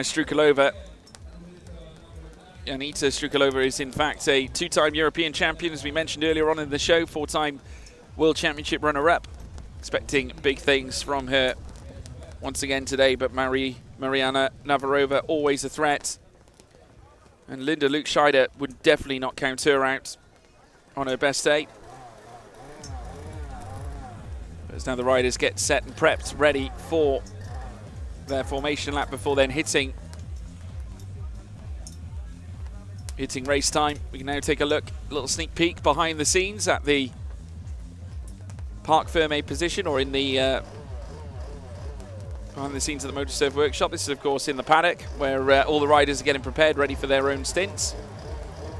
There's various riders now coming in, ready to take part in both Stock R and Stock Masters and Elite class. We'll be seeing all of that as well in Heat 2 now coming up shortly. But first and foremost, the women's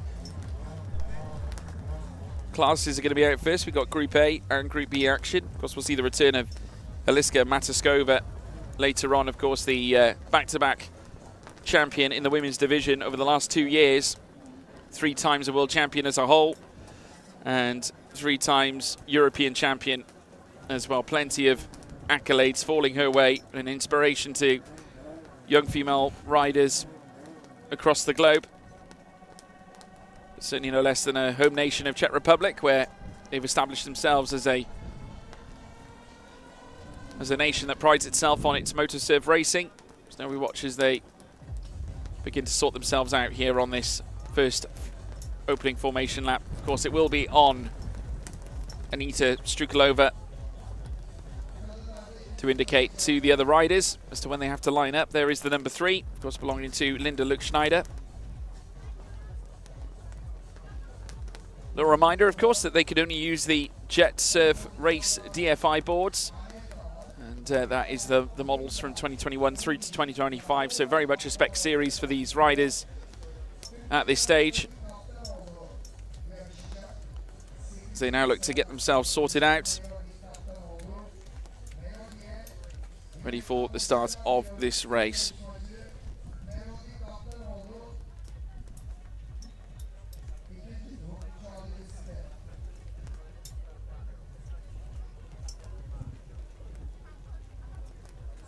So after Heat 1 is now complete, they move through to Heat 2, and it'll be Group A to kick us off first and foremost. Of course, it was Zara Zubarova in Group B who managed to achieve all the major results before.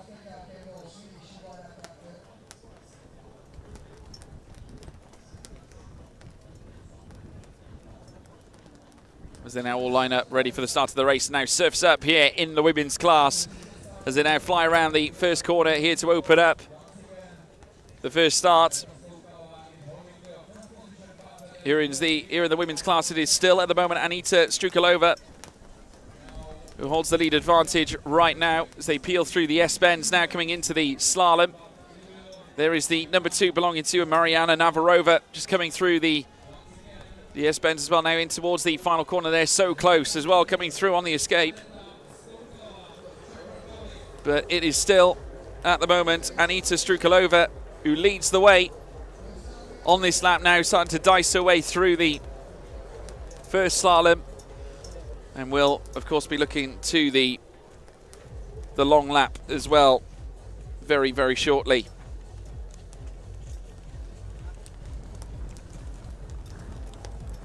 They now peel through on this next lap. Remember, 2 long laps in amongst 7 laps that they will be taking on here in this women's Heat 2 Group A encounter. Going down through the S-bends again in the slalom. So far, so good for Anita Strukalova. We'll keep pushing to bring this one home, that's for sure. Dancing around the course as she makes her way to the final bend to kick us off on our next lap, and she's got a comfortable lead advantage here too. The number 3 board belonging to Linda Luckschneider. So I wonder whether Mariana Navarova has actually gone on to take the long lap here at this stage. It's a distinct possibility. Yeah, it does look like she's dropped down to 5th, so I would largely suspect that she has opted for the long lap early on. So we'll see how that changes things as time rolls on. Rosalia Janora also making her way into 5th place as a consequence. Mariana Navarova also taking the long lap.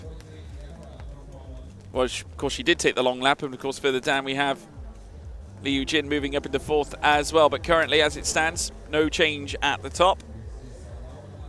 As Anita Strukalova now makes her way around the final corner to begin the next lap of our skiing. Of course, now will she respond to Mariana Navarova's long lap stint? Coming across the line, Linda Luckschneider also coming through across the line. They come through the first sector once more here at midday here at Cheshme, and coming up on some back marker riders as well at the moment, and around the outside is swooping, trying to find that clean water. She fortuitously finds it, does Anita Strukalova. Just a slight coming together. It looks like she's going to continue around again. Just trying to hold position. She might leave it till the final lap of asking before she even considers coming in for that long lap.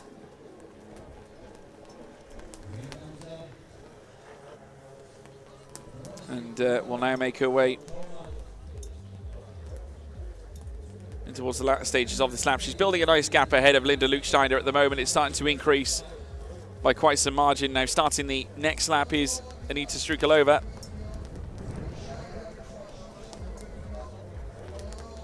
As Linda Luke-Scheider now comes through the first few corners once again.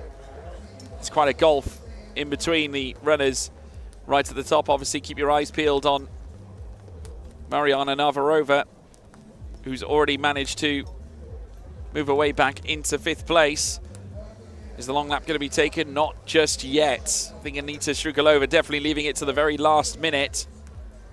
She comes through the boys now and gets ready for the slalom once more. This will be the true guessing game. Whether Linda Luke-Scheider has gone early at all for the long lap, I'm not quite sure. It doesn't look like she has. No, she's continuing out in the slalom, so she might be leaving it to the last minute as well, as we watch now as Anita Strukalova crosses the line and now sets off on yet another lap. So this is where she'll be looking to try and perhaps take that long lap now this time, as they get very close as well. Trying to peel away past the back markers. And plenty of dirty wash there as well for the riders to deal with. Soon to get into that, very tricky to find the balance. As we spoke to Matej Kozicek last time, he gave us some insight into that. And yes, indeed, it looks like Anita Strukalova taking the long lap this time around. So needs it to be a good one, because of course, not forgetting, Mariana Navarova is moving her way through the field and is now 3rd place at the moment as they rejoin together.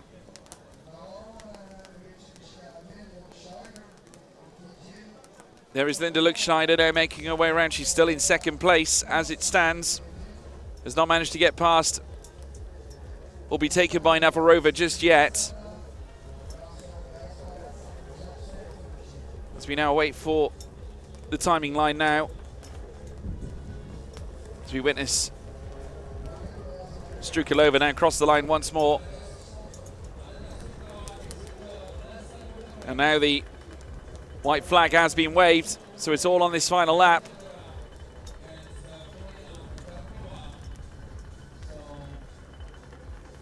And it's Strukalova with a dominant display so far. Looking really strong. Linda Luke-Scheider still holding on to 2nd. But I wonder whether she needs to take that long lap now. And I think she might be. Because Mariana Navarova still yet to appear here in this. And oh my goodness, we've lost a rider further back. Bizarre scenes here as they come together, as now we watch as the #1 rider, Anita Strukalova, makes her way around the course. Looking to cap off this race in good style. Linda Luke-Scheider remaining in 2nd for now. As we now see our race leader making her way through the final boys and around the final corners as well. Before hitting the line, it's Anita Strukalova, your winner of Group A in the women's category here at Çeşme in Turkey. She's victorious again.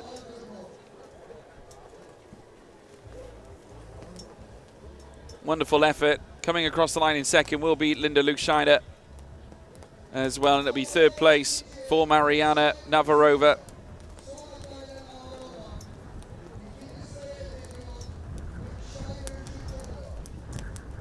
Brilliant performance from Anita Strukalova. That's exactly what she's capable of.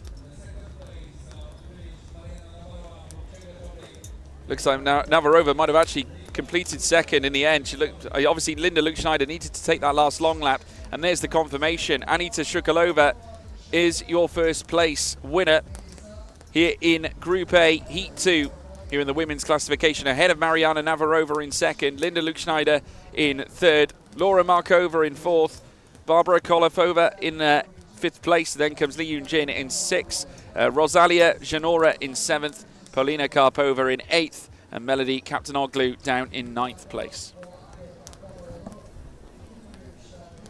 So next up we will of course have Group B action.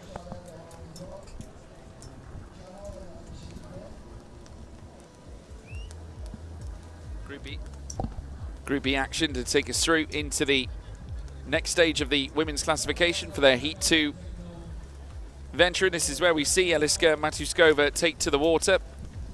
As we said earlier on in the show, the 3 times world champion. And 3-time European champion as well, after muscling in 54 points and maxing out her weekend back at Fujairah with a perfect run in the heats. Looking to do the same this time, but obviously with Sara Zubarova being so quick and doing a wonderful job, she's going to be the main threat. Here are our runners. Eliska Matuskova will be starting on pole with Sara Zubarova alongside her. Emma Striklova in 3rd place with Adela Ostrikova in 4th. Elizabeta Vojtova in 5th. Valentina Novotná in 6th place with Anna Burke from the USA in 7th. Sara Volvova in 8th place with Dinara Abramimova in 9th spot as well. So the riders now getting set for the first runs now out onto the course before they then get under race conditions. Obviously here in Heat 2, as we've said, similar as before with what we saw in Group A. The women classification will of course have to undertake 7 laps with 2 long laps included. So they're going to need to try and muster their very best here at this point through the course of the race. That is the ambition, that is the plan. As we now watch as the number 5 of Elizabeta Vojtova, who had a strong finish to her race before, providing the goods at the end of our previous heat in the women's division.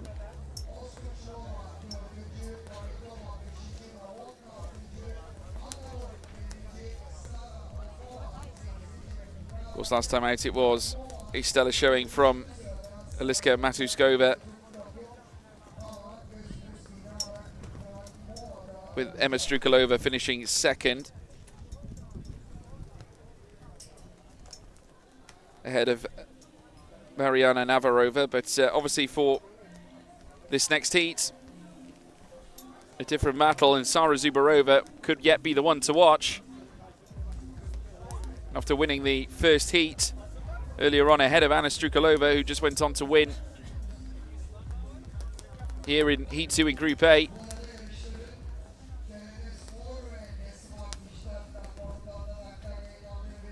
So the battles will now be in full flow.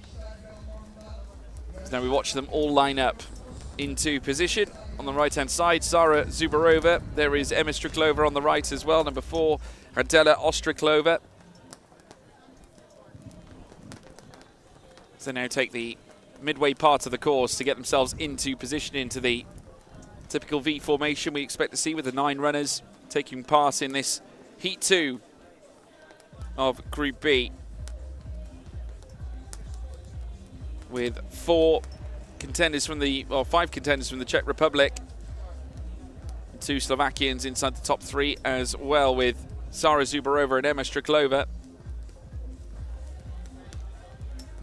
So they now hustle their way down the back straight. Very shortly we will of course see them take the starts.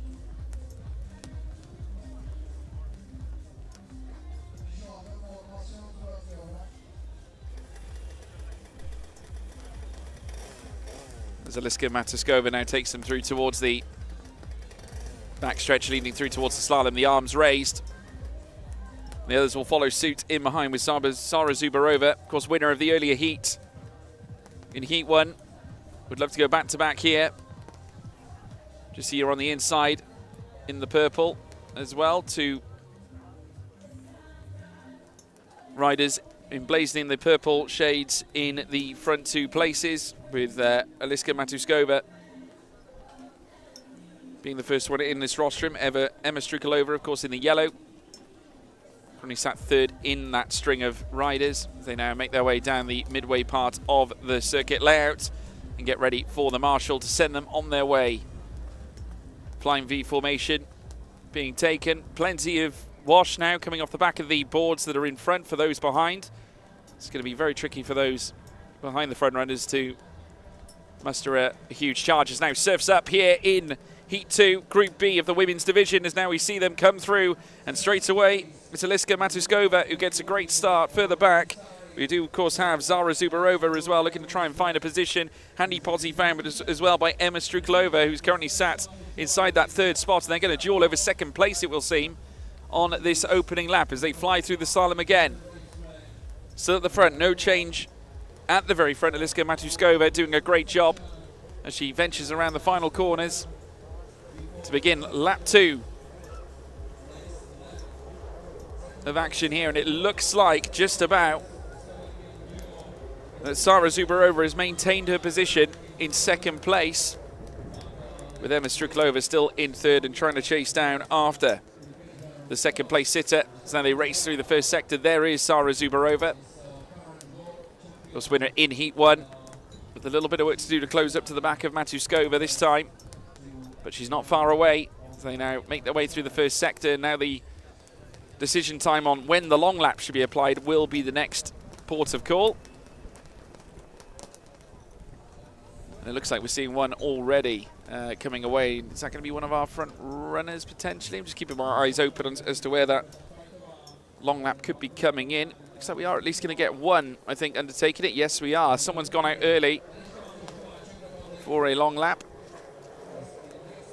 as Eliska Matuskova starts the second lap with Sara Zubarova on her tail. Coming through the slalom now,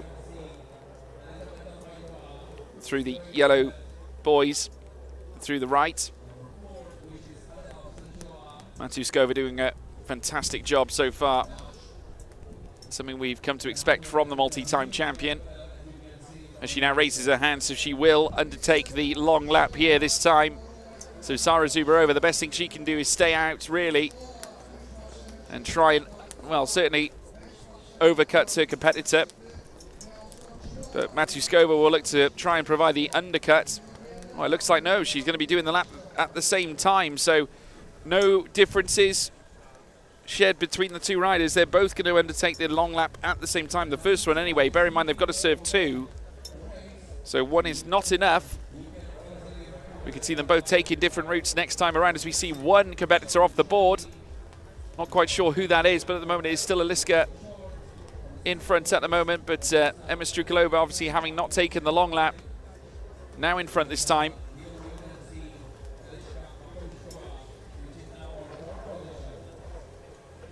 Matuskova just starting her next lap. At the moment it is Emma Striklova who's currently in front, and now we're going to be seeing her take the long lap this time, so hoping that she's gained an advantage on the two riders that were in front of her, that being of course the combination of Eliska Matuskova and Sara Zubarova. It's going to be very tight if she does gain any time whatsoever. Qualified third on the grid for the start of this race, but she's come out in good vein. Whether she's actually held position, I'm not quite sure. It looks like she has lost the places, because making her way through the slalom,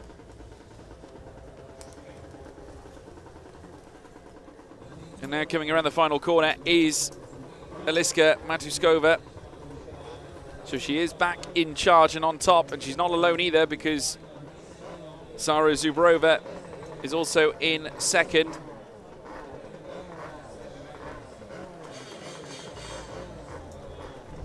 Emma Striklova now in third this time around, obviously not holding on to that race lead after making the decision to jump after Eliska Matuskova onto the long lap. So they now come through the next right-hander. Hand is raised again this time for the 88 of Eliska Matuskova. She's now going to take the long lap. Full contact on the black and yellow boy. Full contact as well with the black and red boy as well. There's Anna Burke, who's now making her way around the circuit, and now back onto the layout is Eliska Matuskova. Now, I don't think Sara Zubarova followed her around this time. I think she might have stayed out, and yes, she has.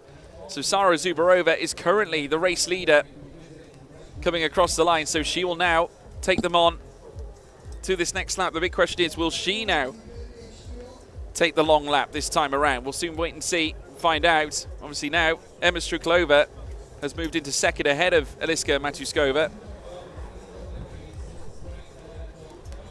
She's just crossed the line now to begin her next lap, so she'll be hoping to now regather herself. She's come out in 5th place. Obviously with the others still yet to undertake their long laps for the second time up at the very top. So we now see a little bit of traffic for our riders further up. This, of course, being Emma Strukova. Of course, Sara Zubarova still out there on track right now. So we'll wait to see who will come around the final corner next. I think this is Sara Zubarova now just coming through, or is it Aliska Striklova? We'll, of course, find out. No, this is Aliska making her way through. And the number 3 of Emma Striklova is in front of her still.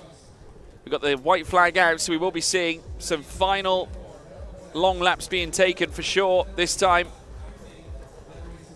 As now across the line comes Aliska Matuskova to begin her final lap. So keep your eyes peeled now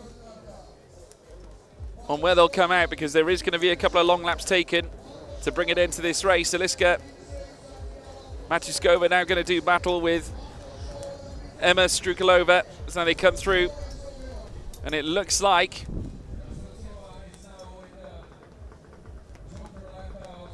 that Aliska Matuskova has managed to hold position. She's got Sara Zubarova in behind her, and now coming back out onto the circuit is, of course, Emma Striklova, who gave it her all to try and take the place away.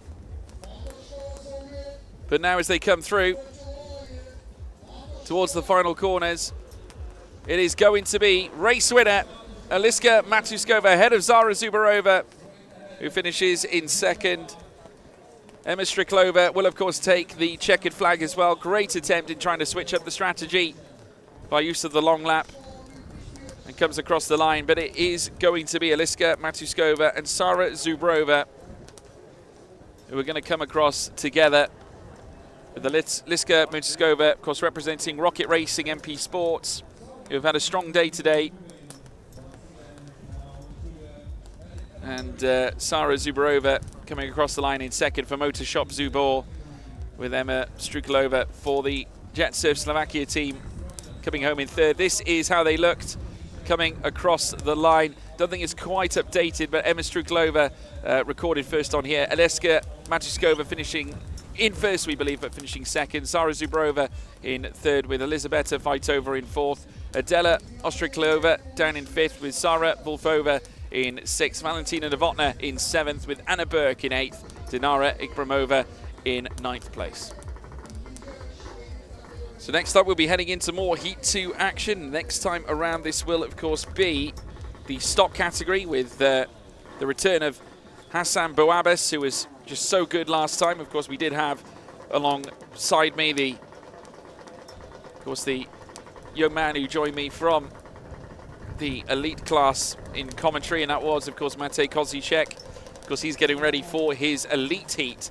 That'll be coming up very soon as well. In fact, I believe it's after the actual stock category, we will be seeing him back onto the water, looking to take it 2 from 2 in the heats.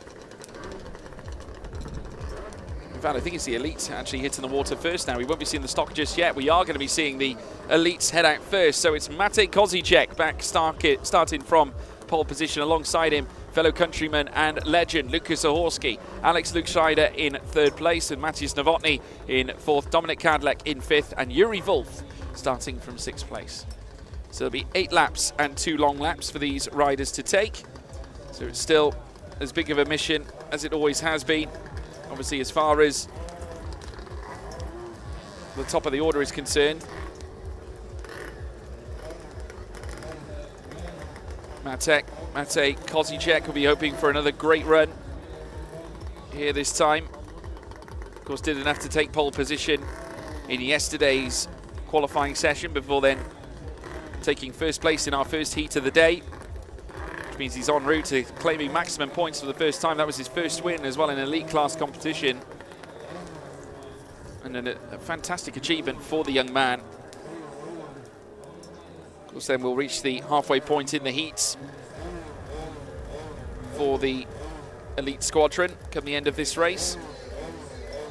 Big question is, can Kozicek do exactly what he did before and take a crucial victory? There is, of course, Yuri Wolf, in fact, inside this group. Of course, looking for a big result as well. Of course, Lukas Zahorski will be starting from second place in the runners as well, with Alex Lukscheider, another one to watch.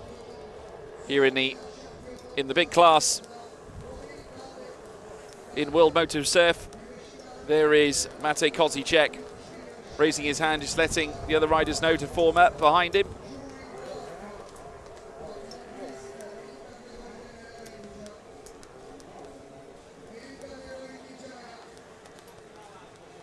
No doubt there's going to be a few bouts of nerves there. Of course, we spoke to Matej Kozicek talking about his abilities in the water and how much it meant to him to finish ahead of his idol, Lukas Zahorski.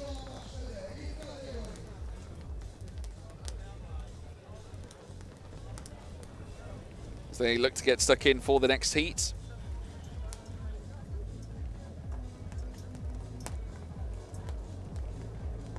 Of course, back in Heat 1, it was Matej Kozicek who took the victory, as we've said. Matthias Novotny coming second with Lukas Zahorski third. Alex Lukscheider, Dominic Kadlec and Yuri Wolf. Further back too, as now they start to line up, getting ready for the race start.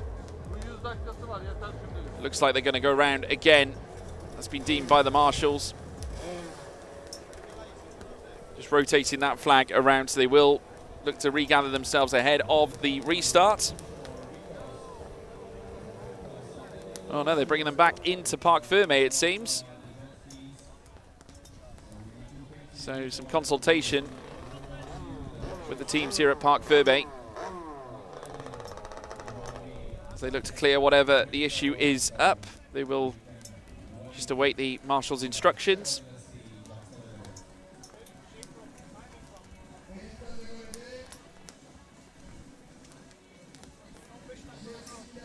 Will of course be up to speed very soon. They're just putting the board up on the stilts at the moment as they look to assess whatever the issue may be.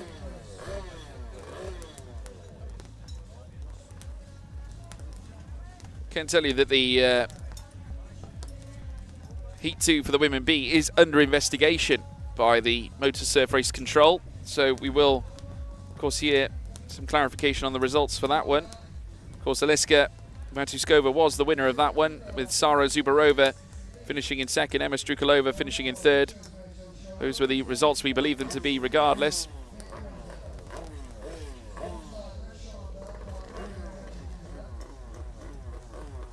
So they bring the boards to the near side shore here at the Aegean Sea, on the coast here in Cheshire.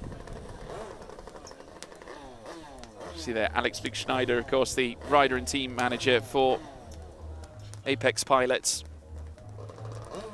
was donning the number 10 on the back of his white shirt. Of course, it's all in gold lettering.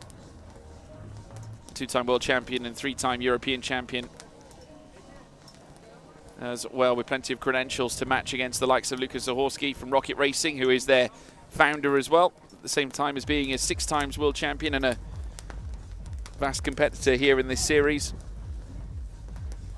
Be interesting to see now with the winds, perhaps not as powerful as they were yesterday, but still very prevalent here out on the course.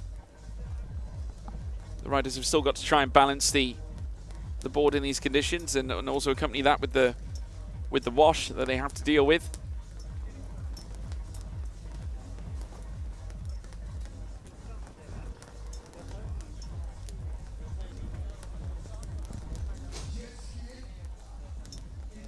Looks like the helmet's off for Lukas Zahorski right now.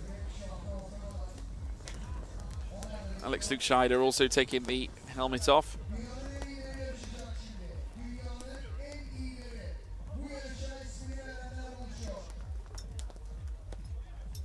So it's all quiet at the moment as the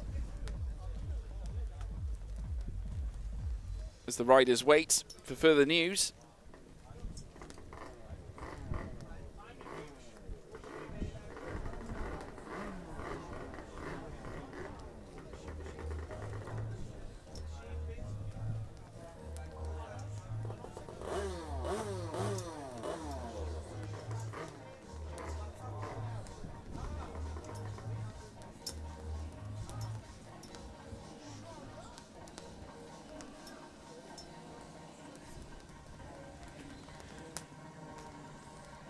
course, if we get any updates, folks, we will, of course, keep you posted.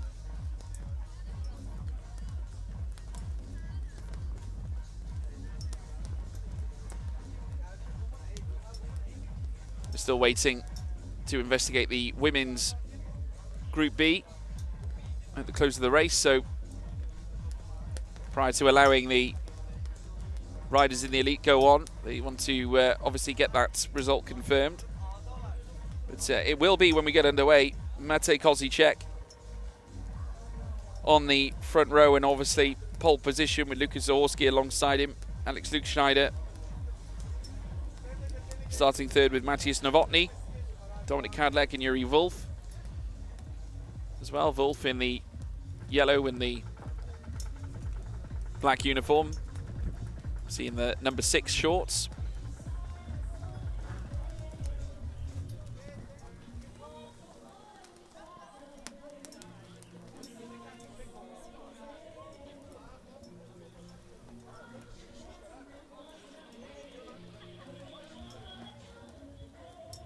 Very calm out on the waters at the moment, as the other riders from the prior classes watch on. Obviously, elite is the category through the course of the weekend, and obviously the position where all the young riders would love to be in the future, taking on the best of the best for the grandest prize of all, being a MotoSurf Elite champion. So now Alex Lukschneider puts his board down onto the stilts and the helmet goes off.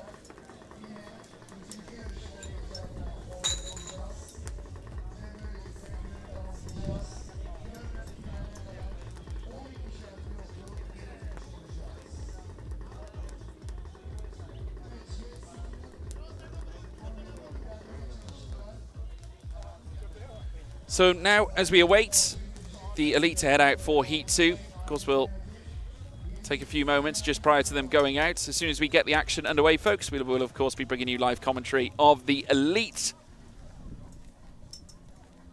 group heading out for their Heat 2, 8 laps, and of course 2 long laps to come.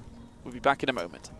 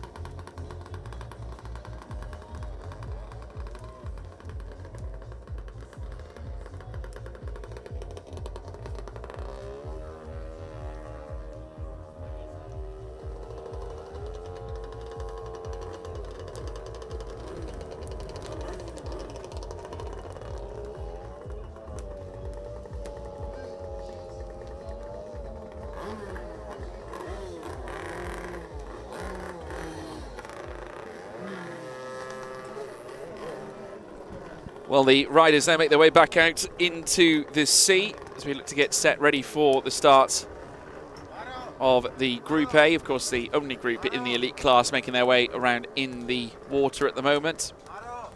Of course, this will be for the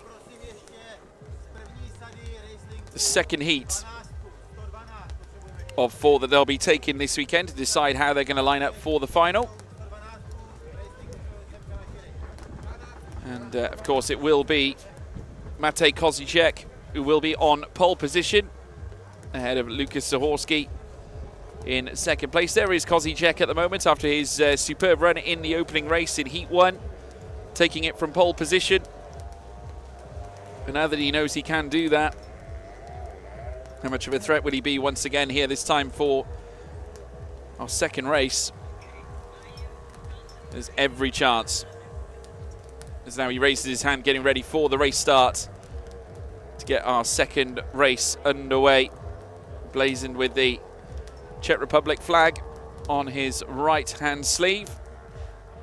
He's going to be very quickly joined by Zahorski and Luke Scheider, as well as Novotny in fourth. Dominik Kadlec, Yuri Wolf, all of which looking for the big results here. Wolf just lining up on the right-hand side. Remember, he's in yellow.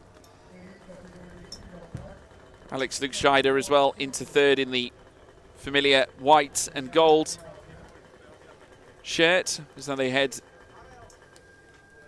through the back portion of the circuit layout and now in towards the final corners. Lukas Zahorski was lining up in that second place spot. Quite the accompaniment of champions inside this 6 jet surf lineup. Of course, remember that the riders can do anything they want to these crafts. They're not restricted by anything like they would be in stock categories. So now we await to see them get back underway. And it surfs up here in the elite class as we now get underway for Heat 2. Yuri Wolf not getting the best of starts, is now off very close. Indeed, we had one go off. It looked like Yuri Wolf very nearly went over the top of him, but it is still at the moment on. It looks like it's Alex Luke Schneider. Alex Luke Schneider's off at the moment and has now found himself back to the rear of the order. Basically, right now it is still Matej Kozicek currently on top. But he's going to be met here now this time as they go side by side. Lukas Zahorski going around the outside and will snatch the lead away from Matej Kozicek. The man who started in first is now down into second. It's roles reversed as they make their way around on lap 2. Brilliant, brilliant run from Lukas Zahorski to take the place back. Will take the place away from Matej Kozicek, who will now have to fight tooth and nail to get it back. Because we saw Alex Luke Scheider drop off during that first lap, just drop into the water, came very close to contact with Yuri Wolf, who was making his way down through the left-hander and went nearly over the top of him, but no harm, no foul so far, as we now get this race into full swing. And it's Lukas Zahorski who is leading the way right now as they come through the final boys now here on lap 2. Now to start the next one as they cross the timing line. Matej Kozicek still not leaving him alone though. Trying to follow his home nation hero on this next lap. And of course the next decision comes to play, or will certainly be centered around when they undertake the long lap. Zahorski, I think, still maintaining that he's going to carry on. It looks like someone is going for the long lap now. Is that Matej Kozicek? Looks like it is. I think Kozicek might be looking to take in the long lap here. So Kozicek taking the long lap. Obviously trying to do something a little different in comparison to our current race leader so far. So Lukas Zahorski now coming across the line to commence his next lap. Now, will he respond straight away to Kozicek taking the long lap? Obviously now moving up into second is the number 3. Oh, Alex Luke Schneider, not in third place. He's still working on a recovery mission right now, but obviously back on his feet as now we see crossing the line Matej Kozicek after completing his long lap. As now we see Lukas Zahorski undertaking the long lap himself, so now we'll see how close they get coming around out of the long lap phase. Of course, here they will be taking 8 laps, including 2 long laps now as Zahorski rejoins, and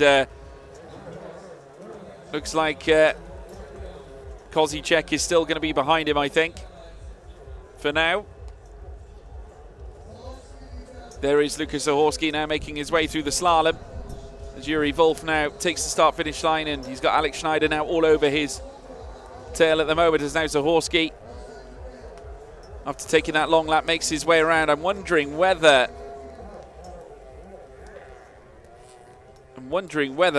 Matej Kozicek actually took a second long lap. Alex Luke Schneider now taking the lead of the race. Obviously still yet to actually muscle in his first long lap, is now leading here in Heat 2 here in Turkey. Lukas Zahorski still in second. As now Kozicek crosses the line as well. Zahorski may well be looking to take the long lap again, and yes, he is. So here we go. This is when we'll see Kozicek and Zahorsky come together again. As now Alex Luke Schneider makes his way through and across the line. This is going to be a war of attrition here between two phenomenal riders. There is Kozicek. And there is Zahorsky. Zahorsky still in front. Kozicek hot in his rear. Nothing has really changed between the two since Zahorsky managed to take the lead in the opening lap now, as we watch as Zahorsky crosses the line to commence his next lap. Here comes Kozicek across the line as well. And then further back, Matthias Novotny moves into third. So Alex Luke Schneider now will come across the line very soon as well. Obviously, first and foremost, Dominik Kadlec will confirm his next lap. Of course, Alex Luke Schneider has got to complete his long lap as well at the same time. As we now take a look at our race leaders, obviously Matej Kozicek behind Lukas Zahorsky. At the moment, there is Zahorsky now coming through the slalom, showing exactly why he is a 6 times world champion. So he comes through the final corner once again. Zahorsky about to start the next lap.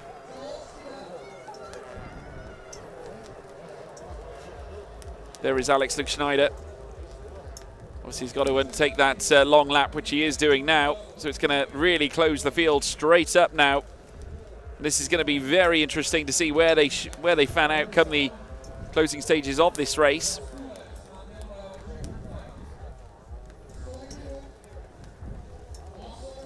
They'll have another lap to do after this one, of course, before the white flag will then come out. There's now Alex Luke Schneider coming around the final corner now, crosses the line to commence that next lap now. Will he take that second long lap now, because the white flag is, of course, out this time. Across the line comes Lukas Zahorsky. Kozicek as well coming through into third. But, of course, that will be later second, we'd fathom, obviously, given the fact that Alex Luke Schneider's got to take that second long lap. So now they come around, Luke Schneider now taking that wider line. He is going to take that long lap right now. So this should leave Zahorsky in front. Oh my goodness me! And that's one we've lost again. That's Alex Luke Schneider, who's gone again, it seems. So Kozicek now coming through the slalom, as well as Luke Schneider. But this is, I should say, Lukas Zahorsky coming through the final couple of corners. And this will be the checkered flag.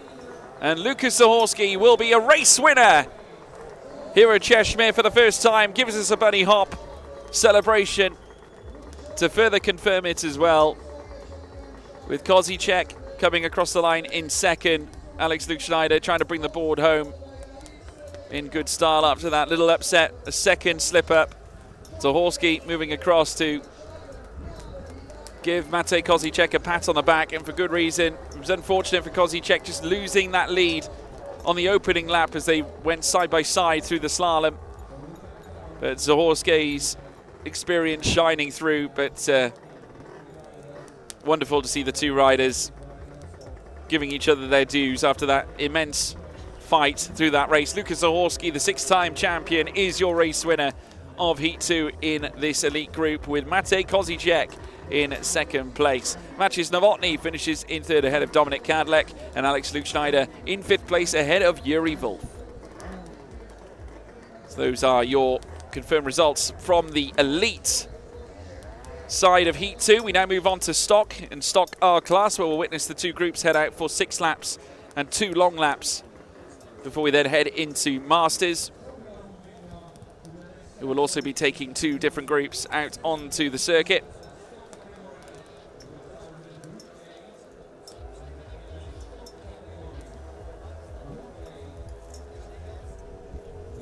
So now we'll see the return of Anthony Squire and also Kim Down and Hassan Boabas,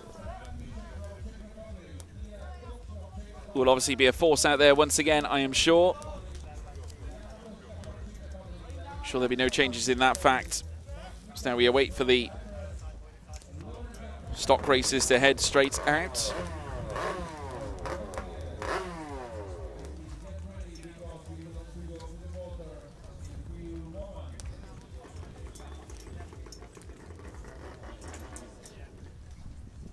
Won't be long before we head out onto the water for the next one. At least won't be too long now. So obviously the stock and stock cars heading out for Group A, Group B action. As I said, 6 laps, 2 long laps to be taken for Heat 2.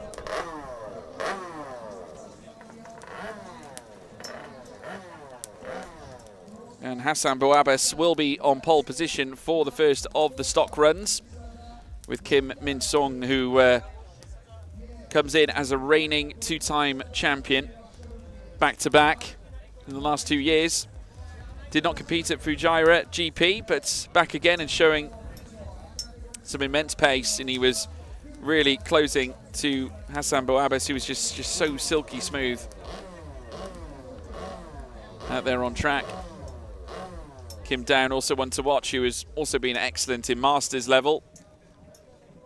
And Jan Travenicek as well, who, as we spoke to our recent second place sitter, of course, Matej Kozicek, he alluded to the fact that Jan Travenicek actually is a phenomenal starter. So keep your eyes peeled on the number 4 for the start of the race as well. Miroslav Kops as well, lining up in 5th with Vladimir Randl, Jan Matoska, David Kircher, and Mike Michaelidis. Of course, the Cyprian, who is now here with us this weekend as well, representing Cyprus. And the Italian Lorenzo Tanda in spot 10, with Ali Nagis in spot 11, of course. But we'll wait a little moment until the riders head out for the stock class event.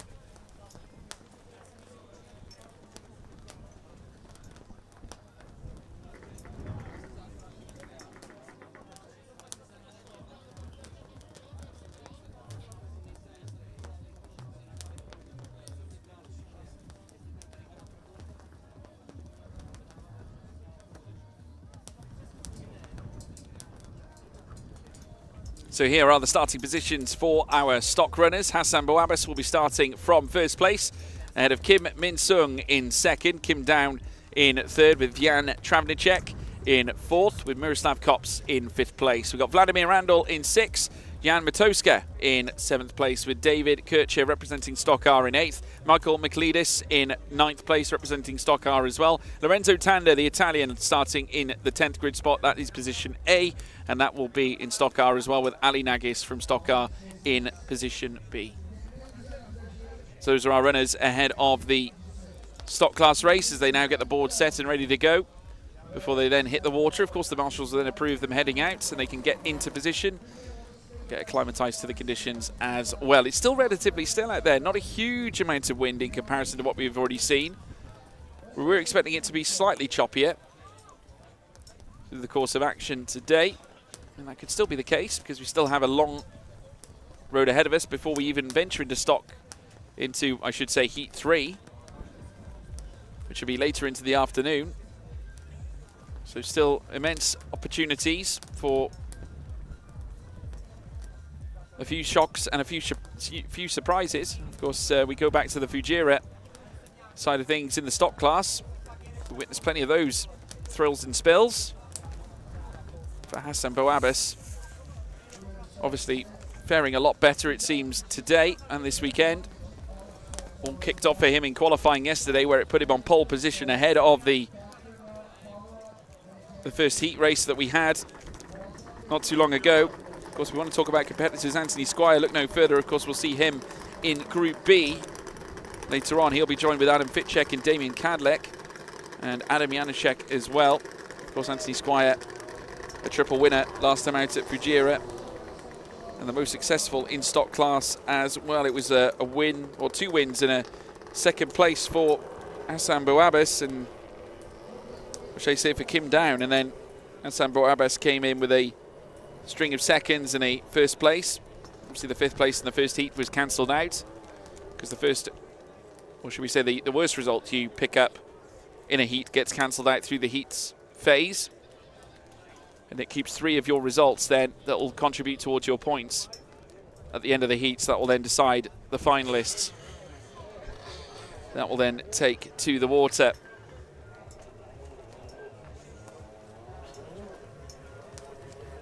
But now we witness as the riders head around on this outlap, just getting themselves accustomed to the conditions here. Out on track, Hassan Bouabbas, who is so physical on his board, making his way through, obviously being touted for a potential elite spot for next season, with the talk of the top stock runners moving into elite. And Hassan Bouabbas blowing a kiss to the shore as well, raises his hand to alert the other riders to join him now for the formation to get this race underway. So here we are, we will see them line up now very shortly. Of course, he'll be joined by Kim Min-sung, who's going to be very tough to keep back. And we've got Kim down as well as Jan Trvanacek as well. He'll be looking for another big start, much like before. Of course, he'll be in short 4 for this one. So you'll recognise him from that.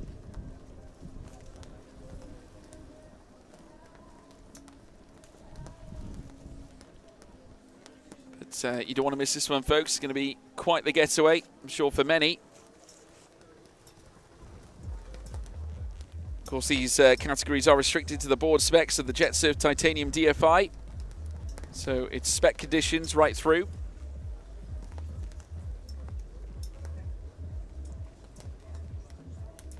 Plenty of these strong competitors, of course. David Kirchke as well lining up here in Group A is, of course, the highest of the Stock R runners as of now, and was the best performing Stock R runner back at Fujairah GP. But he'll be starting from 8th position. And we watch as Hassan Bouabbas now makes his way down the straight. And I'll be awaiting for the marshals to give him the go-ahead.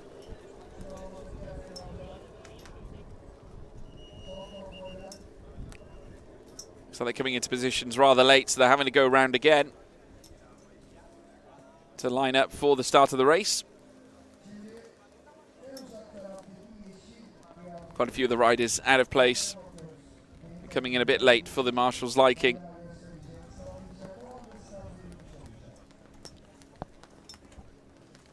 But Heat 2 about to get in full swing. Hassan Bouabbas with the arm up.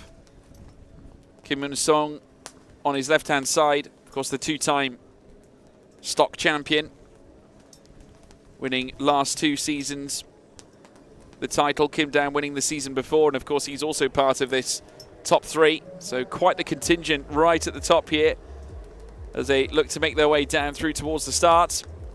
Hassan Bouabbas on the left. Now keeping himself crouched down, looking for that speed as well as we keep our eyes panned on the marshal. And they're having to go round again. Unfortunately, they're not going to start here just yet. They're going to have to go round and getting back into formation. And Hassan Bouabbas just signalling to the other drivers just to calm down out there and get yourselves into position. A few of them were fighting over water space, I think, out there and just looking to get the best launch possible. But it came at a cost, I think, of their position out on the water.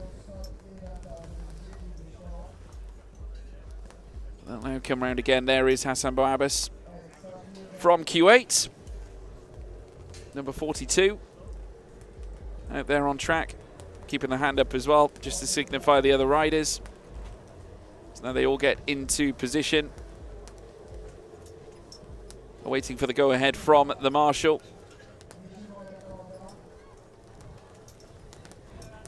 As they come up towards the line. And surfs up here in the stock classes. Now they make their way through towards the first buoy, and it's Hassan Bouabbas getting a good start, but a huge crash further back. And someone's come off quite aggressively there. I'm not sure whether that was Jan Trvanacek or perhaps somebody else, but there's a couple of riders now off already as the marshals go and attend to them. But a massive moment right at the start of the race, but it's Hassan Bouabbas who certainly has not fallen at all. He is now careering onwards, but he has got close quarter action with another rider further back. We do, of course, have not just himself, but also the second place rider of Kim Min-sung, who is chasing after him. The man who started 5th, Miroslav Kops, moves up into 3rd. So a really, really positive start elsewhere. So now we watch as the runners make their way through. There is the number 2 of Kim Min-sung now chasing after the Kuwaitian Hassan Bouabes, who we're currently seeing on screen. Really strong getaway from Bouabes. And now comes through the next right. Now will he consider going for an early long lap as Kim Min-sung comes off? Oh my goodness, the 2-time reigning champion has come off his jet surf board, has come off the jet surf titanium DFI board. And now this allows Hassan Bouabes to just continue on with clear water in front of him. He's got clear water behind him. He can just consolidate his place. Doesn't need to do anything too risque here at this point. Obviously, to let you all know at home as well, of course, the race will be conducted over 6 laps. That includes 2 long laps as well. Hassan Bouabes might as well consider jumping straight on a fast lap here, just knowing that he's got some reasonable track space behind him as he makes his way through the next left-hander at the red boy. Now very shortly he'll come out at the top of the course. Now will he beckon towards the black markers? No, he's going to stay out. Not up for a long lap just yet. Kim Min-sung has just crossed the line in front of me here. Obviously he's lost a lot of time in the process. Miroslav Kops has now moved up into second ahead of Jan Mitoska.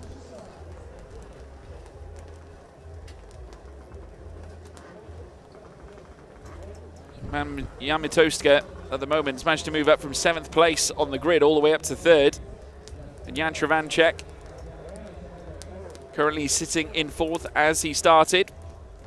As now we see the hand raised here by Hassan Bouabes to signify he's going on that long lap. We've got another rider in the water as well, it seems.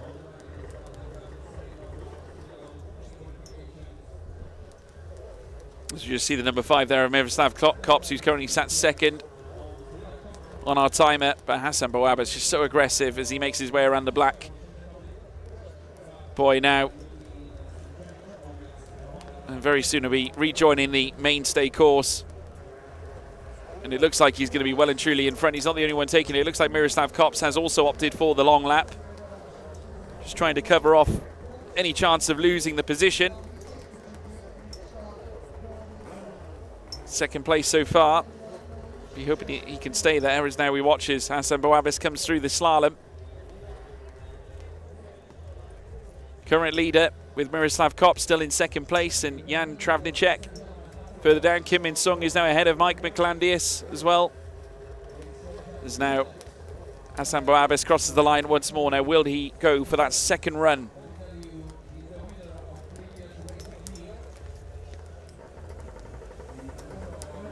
As now Miroslav Kops now also crosses the line. There's quite a gulf between Hassan Bouabes and Miroslav Kops right now.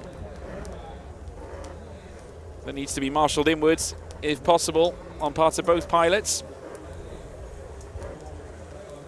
As Bouabes now comes down through towards the final corners on this opening of this first lap before they take the boys, and then hands up again, this time for Miroslav Kops. Will now look to take the long lap. That's the number 47. Who is now looking to complete his 2nd of 2 long laps here on this stint. David Kirchke also having a good run as well, currently sat 3rd, of course part of the Stock R contingent, representing the Czech nation. And currently with a multitude of wins in the Stock R class. Now showing what you can do in stock overall. Currently sat 3rd in our timing tower as now Hassan Bouabes now rides through the slalom. As he now looks to bring this one home in style. The white flag is now out. David Kirchke now in front at the moment. Obviously Hassan Bouabes taking that long lap earlier on. Will now look to move his way past David Kirchke, who surely has not yet completed that 2nd long lap just yet, as now Hassan Bouabes rides around the left-handed red boy. And now with a slalom to come.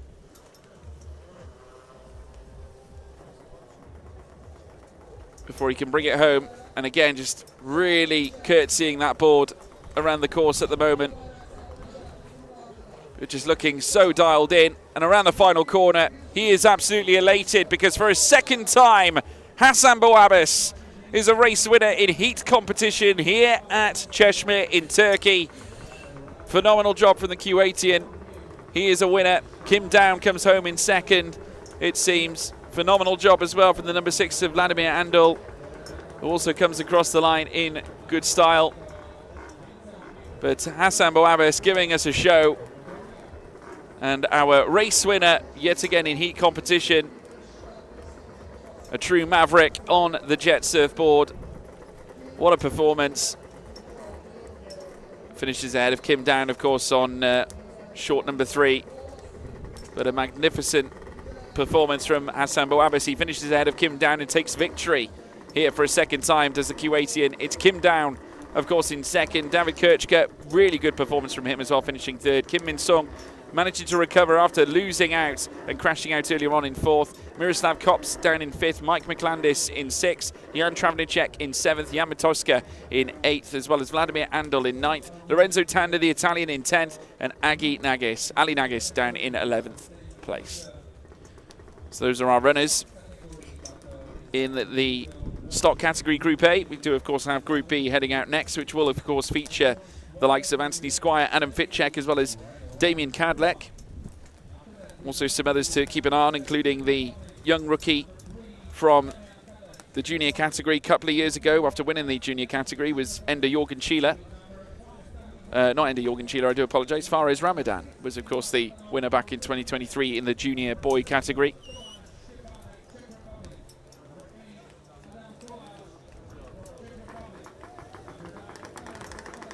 So now the riders very shortly take to the water to get set for the next race, the next heat. Still remaining with Heat 2, but this time with Group B, of stock class. Having already witnessed Group A head out, these are the runners. Anthony Squire in first. We started from pole, the man from the States. Adam Fitchek in second. Damien Kadlec in third, with Adam Janasek in fourth. Han Tai-hee in fifth. Next up comes Ishmael Captain Oglu in sixth, with Thomas Stepanek in seventh. Adam Kohler in eighth place. Next up comes Fares Ramadan, then Ender Jorgen Chila, then Maisio Liam in that B spot as well, starting from the rear end of the field. So those are our runners heading into Group B for the stock class here for Heat 2. And of course all eyes will be on Anthony Squire. Again, another rider touted alongside the likes of Hasan Bouabas to be a potential future elite runner. And I have no doubt in my mind we will, of course, see them move across to that category moving into next season. And it will, of course, lift the numbers up in elite with a hugely busy stock class, which provides the magnificent foundations for young drivers or young pilots to come in from the junior categories to then take part in higher class of competition. Of course, we've seen various riders come through the stock class, including the likes of Kim Down, who is a former stock champion back in 2022. There is Anthony Squire, of course, from the United States, a 3-time North American champion for Squire Racing, representing himself, of course, here. Third in the World Championship back in 2023, and of course 2024 as well. And came in off the back of a series of phenomenal victories at Fujairah at the GP there, taking 54 points. And only qualified fourth, mind, in actual qualifying competition. Of course, ahead of him was actually Damien Kadlec, who actually only came away with 41 points out of the heats. Of course, Kadlec will be back with him again this time, lining up third on this grid as they line up, heading in towards the back markers. Now, the big question is, can they get off first time? Be down to the marshals to obviously decipher as to whether that can be the case, but Anthony Squire will be the one leading the pack, as you can see, donning the familiar American jersey that, of course, signifying that he is, of course, from the United States of America. And just alerting the marshals as well as they now work their way down, and also keeping the other riders on watch as well. So now they cruise down through towards the start-finish straight to get us back underway. This time in stock class for Group B is now Surf's Up.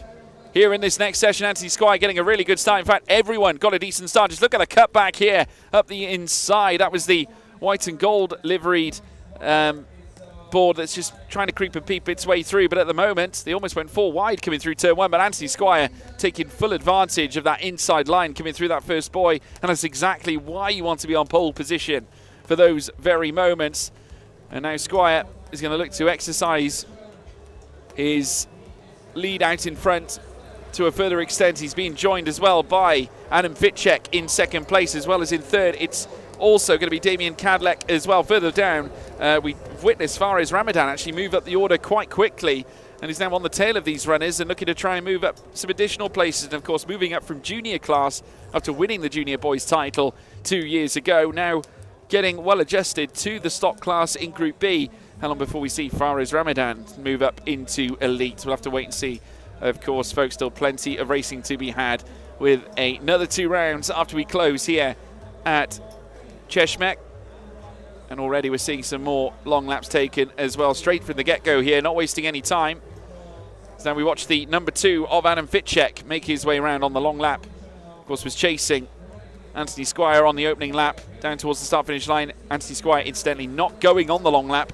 Just had a little look behind him, might be considering maybe taking it this time. Obviously aware that Adam Fitchek is no longer in his rear, so he can now perhaps look to cover him off with a long lap of his own. We'll have to wait and see whether that is the case. Of course, he has still got Damien Kadlec hot on his heels here. As now Anthony Squire makes his way through the initial boys before the long lap could be taken. Question is, does he take it now? We will find out in due course, and yes, he will. Hand up for Anthony Squire. And he will take the long lap this time. So this will be interesting because, of course, Adam Fitchek already taking his long lap. Will he come out around the same time? Will they meet together? Coming through the long lap gates, back out onto the course. And more riders elsewhere also taking the long lap as well. But you can just see there, right in the dirty water of the board in front now. Who is that? That could be Adam Fitchek in front of him. As they now come across either side of the slalom system. Further back, we can also see Adam Janasek as well trying to come into this. So we now watch for the lead runners. And that is the number 7 in front of Anthony Squire of Thomas Stepanek. And he's currently staggered in the wash. Is now off the board comes Stepanek, and hand raised by Anthony Squire just to alert the other runners behind. So there we are, Stepanek coming off his board. And we'll look to rejoin, and obviously arms up elsewhere for the number 9 of Fares Ramadan. But let's keep our eyes peeled now on what the others decide to do. It looks like we've just seen another long lap come to an end. Anthony Squire not taking another one this time. But he will need to take one more before the end of the race. Remember, we're only racing 6 laps as opposed to the 8 that we see from the elite class. As now Anthony Squire makes his way down through the final corner to begin yet another lap. And coasting along the top of the water, just gliding through that first one, keeping it nice and tight to the boys. Maximising this pace. And just touching the boys as well for confidence. Just helps you realise that you are on the pace right now. As we now watch the number 3 of Damien Kadlec making his way around the circuit as well. Also having a good race so far. Still Anthony Squire who's out in front. And will he take that additional long lap? It looks like he will. So that's the second long lap now underway for Anthony Squire. Look at a whole position for this race lead. Surely there's got to be a contender for elite class in the future. What a talent. Anthony Squire now as he rejoins the layout. Back into the dirty water as well from some of the riders in front that is still lingering. Obviously it won't be as bad as it would be if it was fresh. So the number 2 of Adam Fitchek comes across the line. Will, of course, perhaps need to take the second long lap as well. Also Damien Kadlec.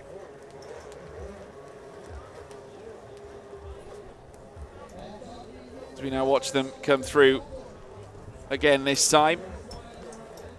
Anthony Squire's crossing the line now as the white flag is raised to signify the final lap. And Adam Fitchek is the current race leader. He's going to have to come through, though, the long lap phase, and he's not alone because Jan Janaszek has also got to do the same. So now we keep an eye on Anthony Squires now as he makes his way through. The long lap now coming up, and there I think is Adam Fitchek just rejoining the circuit. Anthony Squires should still have the lead, and I think he definitely still has it, just tapping the boys now as he makes his way through. Just signifying that he is making contact with them, just tightening up that racing line. But I have to say this has been a truly astonishing performance once again from Anthony Squire. Looks like he's going to be set for yet another win and add it to his collection, this time here at Çeşme in Turkey. Around the final corners, here he is. Squire comes calling. Anthony Squire wins the second group, Group B of the stock class here in Heat 2. Phenomenal job from Anthony Squires coming across the line as well. Number 3, Damien Cadleck. But Anthony Squire will finish on top here with the checkered flag out here to bring an end to the stock class for Heat 2. They'll be back for Heat 3 later on. But it's the man from the States who returns again a race winner. And this will serve him up nicely for the third heat that we'll be seeing later on. Some camaraderie there between Damien Cadleck and also the number 2 of Adam Fitchek. Of course, both of them starting behind Squire for the start of the race. Just giving each other their kudos, obviously, after that phenomenal encounter.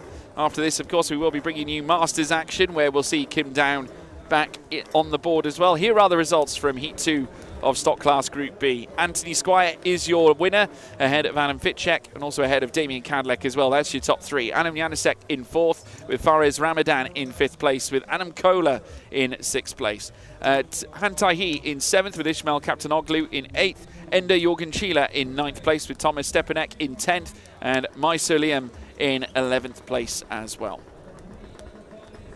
So that is the end of the stock class here in Heat 2. Of course, we'll see them, like I said, back in Heat 3 later on this afternoon. They'll be out just after the women have taken to the water for their Heat 3 as well. But of course, we do have Masters class action to bring you now from Group A and Group B. 6 laps and, of course, 2 long laps to take. Very much like the stock class of before. The only difference in Masters is that they use different boards, so they have the ability to customize boards. Kim Down will be starting from P1. Alongside will be Yuri Stovacek in 2nd, Petr Foltashek in 3rd, with Yuri Blahar in 4th. Radek Luchka in 5th place, with Efe Gasoy from Turkey in 6th. Roman Lichel Kratovshvil in 7th place, with Stanislav Ganichkin in 8th. We then have Sedat Yuris Osman for Turkey in 9th. 10th place for Erhan Ozkan, starting in position A, with Nikita Antonov in position B and Pavel Matoska in position C for the Czech Republic as well. So that lines up our runners ahead of Group A of the Masters. So we look forward to seeing them now out in action in a bid to get ready for the third heats. And Kim Down, Yuri Stopacek and Petr Volchacek will be, like I said, your top 3 for this one. Obviously, Kim Down having the benefits of already running now. Whether that will mean that he will be slightly more exhausted than others, that is, of course, a possibility. And all possibilities we have to consider. Kim Down, of course, a Masters Class World Champion and a Stock Class runner-up back in 2024. Here in the particular Masters Class, obviously, that's what will intrigue most. He is, of course, the reigning champion. But there's others to keep an eye out for as well, including Roman Lichel Kratovshvil, who is also an international competitor for Austria. Finished 11th in the Masters World Cup back in 2024 and 18th in stock in the World Cup in 2023. And we also have 2 Turkish internationals to enjoy as well. One of them in this group and the other in the next. That will include in this group Efe Gasoy as part of the Turkish international team. And of course, on home water, it would mean a lot to get a huge result here. Obviously, it's going to be a challenge with a fair weight of decent competitors to take on, including the likes of Kim Down and also Yuri Stovacek and Petr Voltashek as well. Yuri Blahar also one to watch after an astonishing first race earlier on in our earlier heat. As the runners now get set to go out again. There is the number 3 belonging to Petr Voltashek.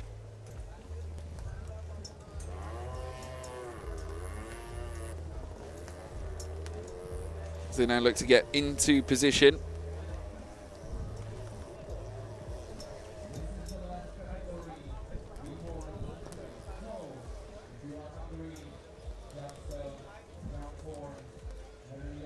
So now circulating around the course.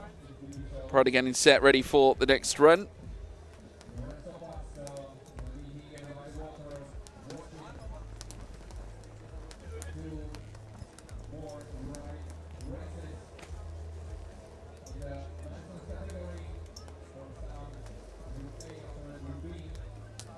Of course, the Masters category in Heat 1, we witnessed quite a few big battles, but of course, Kim Down, a race winner already once today, with a victory earlier this morning now as they wait for the marshal's flag.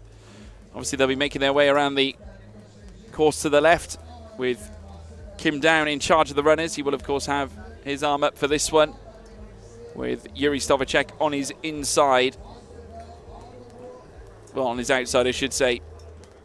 Also looking for a good jump here as well. The marshal's just waiting in the distance with the flag. So we now see the number 6 of F.A. Gasoy here on home water, looking for a big jump as well. So they now wait for the flag to come down.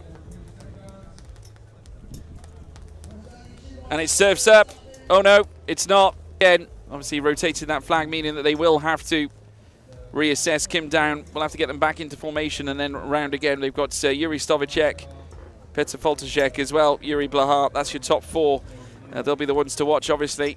But plenty of others that are looking to jump their way further up the place order placings. Of course, Roman Litchell Kratashvili will be starting from 7th on the grid, finished 6th in our first heat that we had earlier on today. In this class anyway. Stovacek was in an alternate group to Kim Down last time, so this will be the first time they meet in heat competition. They're currently side by side. So they now take the run down towards the final corner before they then pick up speed. It's Kim Down, the Korean, a multi-champion, Masters class world champion, reigning champion in Masters, stock class runner-up last year as well. Now awaits the marshal to give the indicator. It looks like they're being asked to go round again, it seems. So yet another flag being waved. They now have to reorder themselves.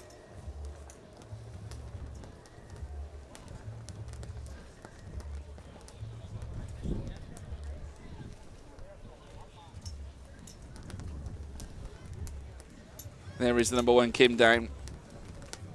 So experienced at this level. Plenty of wash, as you can see, coming off the front end boards. That will, of course, cause a few issues for those starting for the back. That includes Han Ozkan and Nikita Antonov and Pavel Matoska.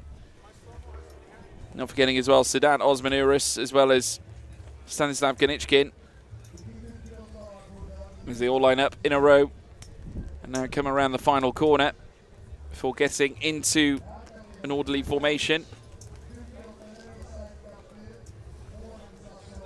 Kim Down now running through the final bend.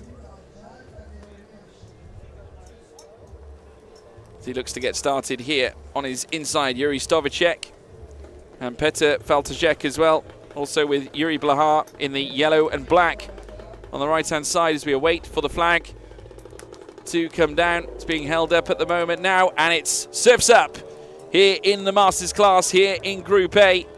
And up the inside, straight off the bat, Kim Down getting a nice, easy run. It wasn't quite so good, though, for Petr Faltacek, who was slightly unsettled, and Yuri Blahar has moved up into 3rd alongside Yuri Stovacek, who now heads through and into the wash. Just look at this at the moment. As they make their way on the initial lap. Great start for Kim Down to get us underway. Now into, oh wow, so close together as they look to battle. That's Yuri Blahar looking to try and take down Yuri Stovacek. They're going to go side by side together, and Stovacek able to defend the place. Yuri Blahar will hold on to 3rd, and recovering nicely is Petr Faltacek, who certainly got a little bit bogged down coming through the first few corners. But Kim Down, in all the chaos, has been able to cultivate a reasonable lead ahead of Stovacek. And also Blahar further down. There is Kim Down, of course, the Korean and multi-champion. Now making his way through towards the back straight now. Keeping things relatively simple at the moment, just maintaining that balance. And just easing the board around and just getting low as well, able to take these boys with just absolute precision as now the battle for P2 continues to erupt. And Yuri Blahar trying as much as he can to try and counteract him. We got a board down. My goodness, there's another board down. Now who's that? I'm trying to see who that might be. Don't think it's anything concerning our front two runners, or is it? I'm not quite sure. As now Yuri Blahar crosses the line. We will get clarification. Kim Down is still your race leader. Or he was. No, that was Kim Down. Kim Down is down at the moment. 3rd place. That's a major shock. Just got it all wrong. And now Yuri Stovicek leads the way ahead of Yuri Blahar. A rough ending to the lap. We just caught that late at the last minute. And Kim Down sees himself drop down the order.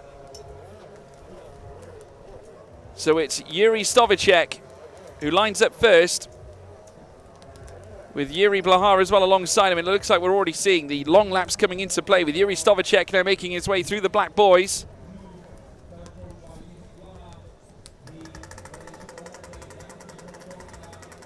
And now we'll see how this is going to unfold. Yuri Blahar still continuing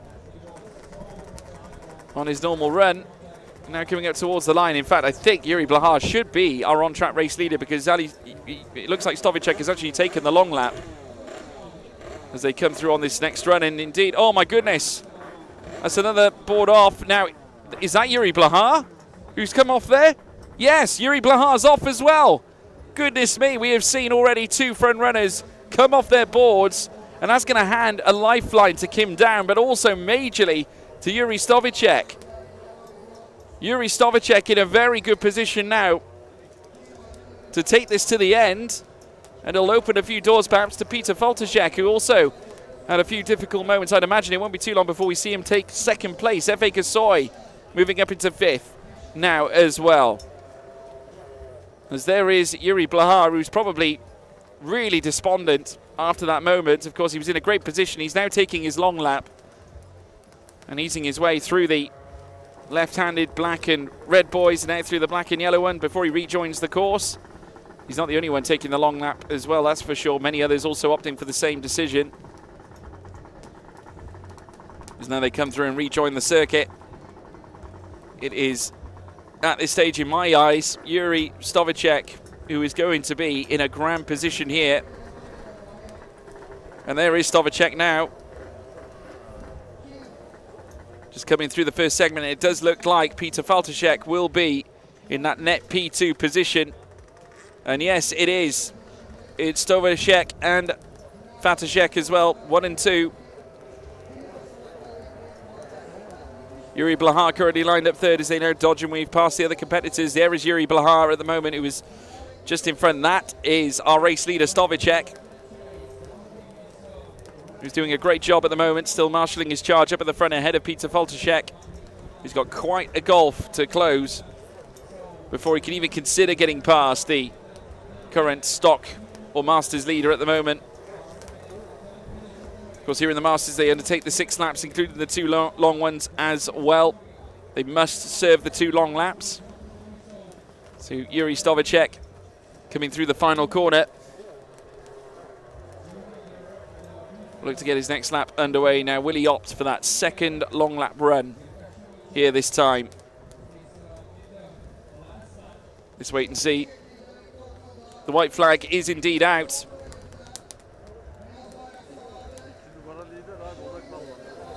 So now we watch them make their way through across the line to begin their next run. Yuri Stovicek doing a phenomenal job. And we got we got further long laps being taken this time by Peter Faltaszek as well. There's Stovicek right now. He's taken his final long lap. So the 2 front runners at the moment leaving together on the long lap, and we'll see how close they get. I mean, Radek Luchka could be another contender here late in the day, because he is on the number 5 short.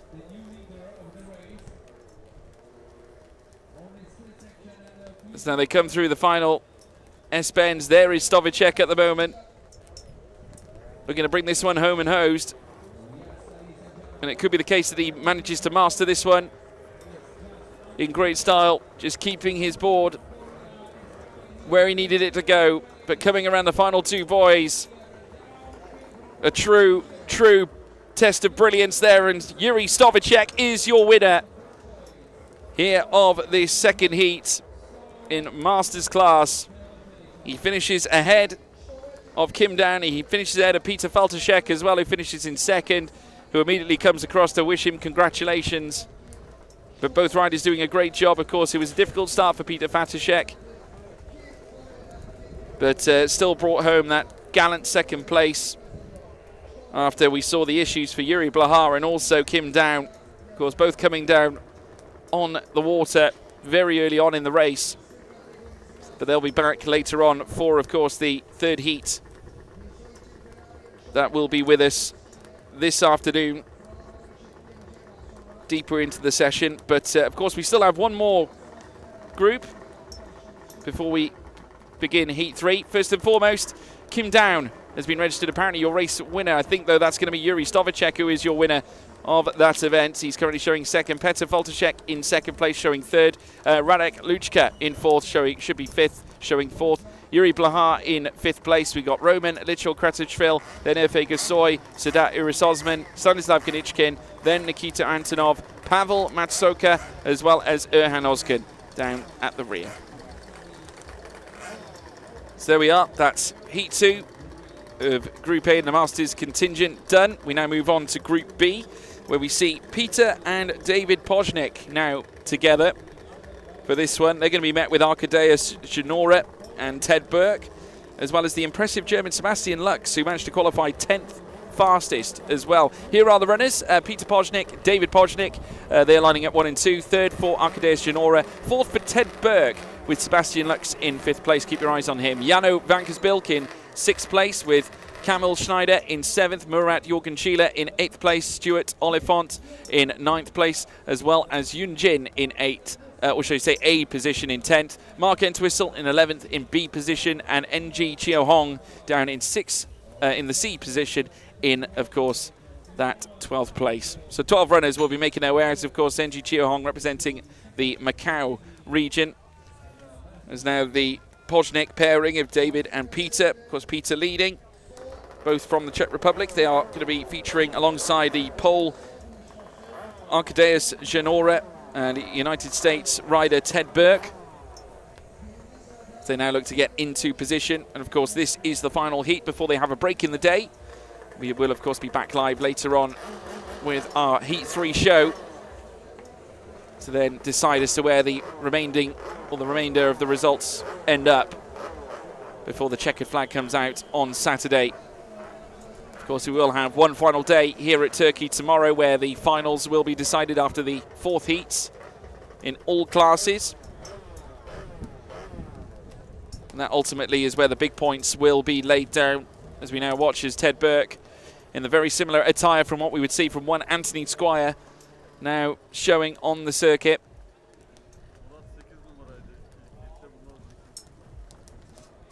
As they now make their way in through the slalom.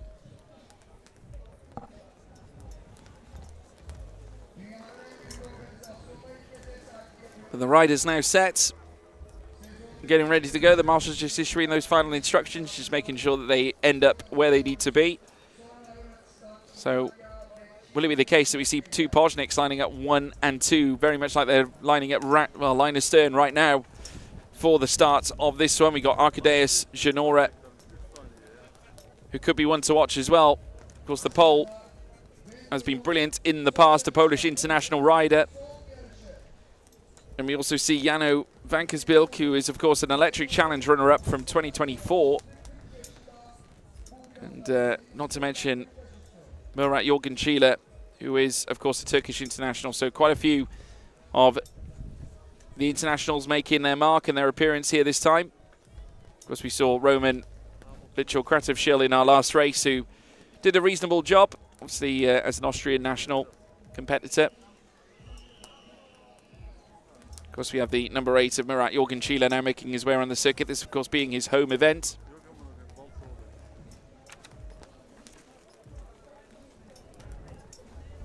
They now start circulating, getting ready to start for the final of the second heats. And this one being in Masters, with Group B being the category this time. Little reminder, of course, they are open to using various manufacturer of jet boards as well, so you could see some, alongside some disparity between the riders themselves, but also on top of that, the type of machinery they are using. But this is a very busy Water's Edge at the moment, with various riders taking to the start here. Of course, it will be Peter Pojnik leading the runners with his arm up. Alongside him, David Pojnik. As now they come around the final corner now and take the long straight, where the marshal will indicate as to whether they go or not. Keep your eyes on the two on the left-hand side. Of course, that is the two Pojniks. So they look to get set to get going. A couple of riders perhaps a little bit out of position, they think, but no. Flag comes down, surfs up here in Masters Group B. And a great start for both Pojnik brothers, and you can just see their Arcadeus Shanora as well lined up in third, side by side over fourth place between Ted Burke and potentially Sebastian Lux, as well as they fly through the first segment now, diving through towards the next left. They'll now break off and take their individual courses. But at the moment, Peter Pojnik, David Pojnik holding their own up at the front end of the order. But how long before we see some others now start creeping and peeping into it? There was Peter Pojnik just coming through. And now keep our eyes peeled as to whether he still remains in front. Yes, he does. Peter Pojnik taking the opening lap, as will David Pojnik in second. Third place, Arcadeus Shanora. And now in fourth is Sebastian Lux, getting a great jump on Ted Burke for fourth place. And further back in sixth, Jano Vankersbilk as well. Still very much part of that top six right now as we watch them come through the second lap. Great start for Peter Pojnik. Well, both Pojniks at the moment disputing the front two places. Of course, then, everything's up to chance as soon as you start taking the long laps into the equation. Now, no sign of any movers and shakers so far. Just waiting to see if an arm gets raised elsewhere, and it does look like the pole is going. Arcadeus Shanora opting for that long lap. So already we're seeing the man in third place. It seems taking the long lap here very early in the day. So Sebastian Lux should inherit fourth as a result, unless he plans on following Shanora for that third spot. As we now watch as the runners now make their way through, and across the line comes our race leader Peter Pojnik. David Pojnik following suit. Around the final bend also comes the number 5 belonging to Sebastian Lux, who certainly did not follow Janora through. Fourth place going to Jano Vankersbilk. Will perhaps be considering making a march onto the long lap himself. Arcadeus Shanora now making his way around through the slalom. And he's catching up with a couple of the back markers. And now looking to cut down the inside of the B of Mark Entwistle, and has managed to do so. Just watching it from my own POV, just under the tent, guys. A truly phenomenal effort from Arcadeus Shanora. Knows that he must start making waves here in this stint, seemingly, as he wants to make the undercut work against every other rider out on track. It is still Peter Pojnik and David Pojnik out in front. There is Peter at the moment, of course, on in short one, and he's now catching up with the C-numbered NG Chio Hong through towards turn one. There is, of course, the number 8 of Murat Jorgen Schiele, the Turkish international rider here on his home water, looking for a big result here as well. Started pretty sharply, I have to say, but we'll keep our eyes as to whether our front two now decide to pick off the first of their 2 long laps. They're now catching up with a lot of the back markers and just diving up the inside, and moving through is Peter Pojnik. And now it looks like he will be taking that long lap this time. And yes, he is. And instead, David Pojnik is going to stay out on the course. So one of the Pojniks go on the long lap, the other chooses not to. No doubt they're going to try and perhaps alternate just to try and protect the top 2 places, just so that they don't meet on the course too quickly. As we now see them rejoin, that is Peter Pojnik now on the mainstay course, as now he watches the number 2 belonging to David Pojnik. Comes around the final corner. No doubt I would expect him to take the long lap this time, much like Peter did over the last lap. Moving through the rights and lefts again through the gates. Now around the final corner now, we will see, of course, our original race leader, Peter Pojnik, now take the start-finish line, because we've already seen David take it already. So now he weaves through the lefts and rights of the initial stage on this lap. Of course, Peter already taking his first long lap the last time around. And now, once again, lovely line taken there to move past NG Chio Hong. And now coming around the next bend. Obviously, still has to take one more long lap as we now see the number 2 belonging to David Pojnak. And there is Peter Pojnak now taking his second long lap this time around. This will be interesting now to see where they end up here off the back of these. So now stretch through the back straights. Very shortly they'll head on to the slalom course to take them to the start-finish line once more. Weaving through the final segments now is David Pojnak. Number 3, I just saw Arkadej Shinora across the line as well. The white flag is now raised. Now, does Shinora look to perhaps take one final long lap? He's currently being swallowed up by various other competitors out on the course. There is Peter Pojnak now crossing the line. David Pojnak still currently listed as our leader at the moment.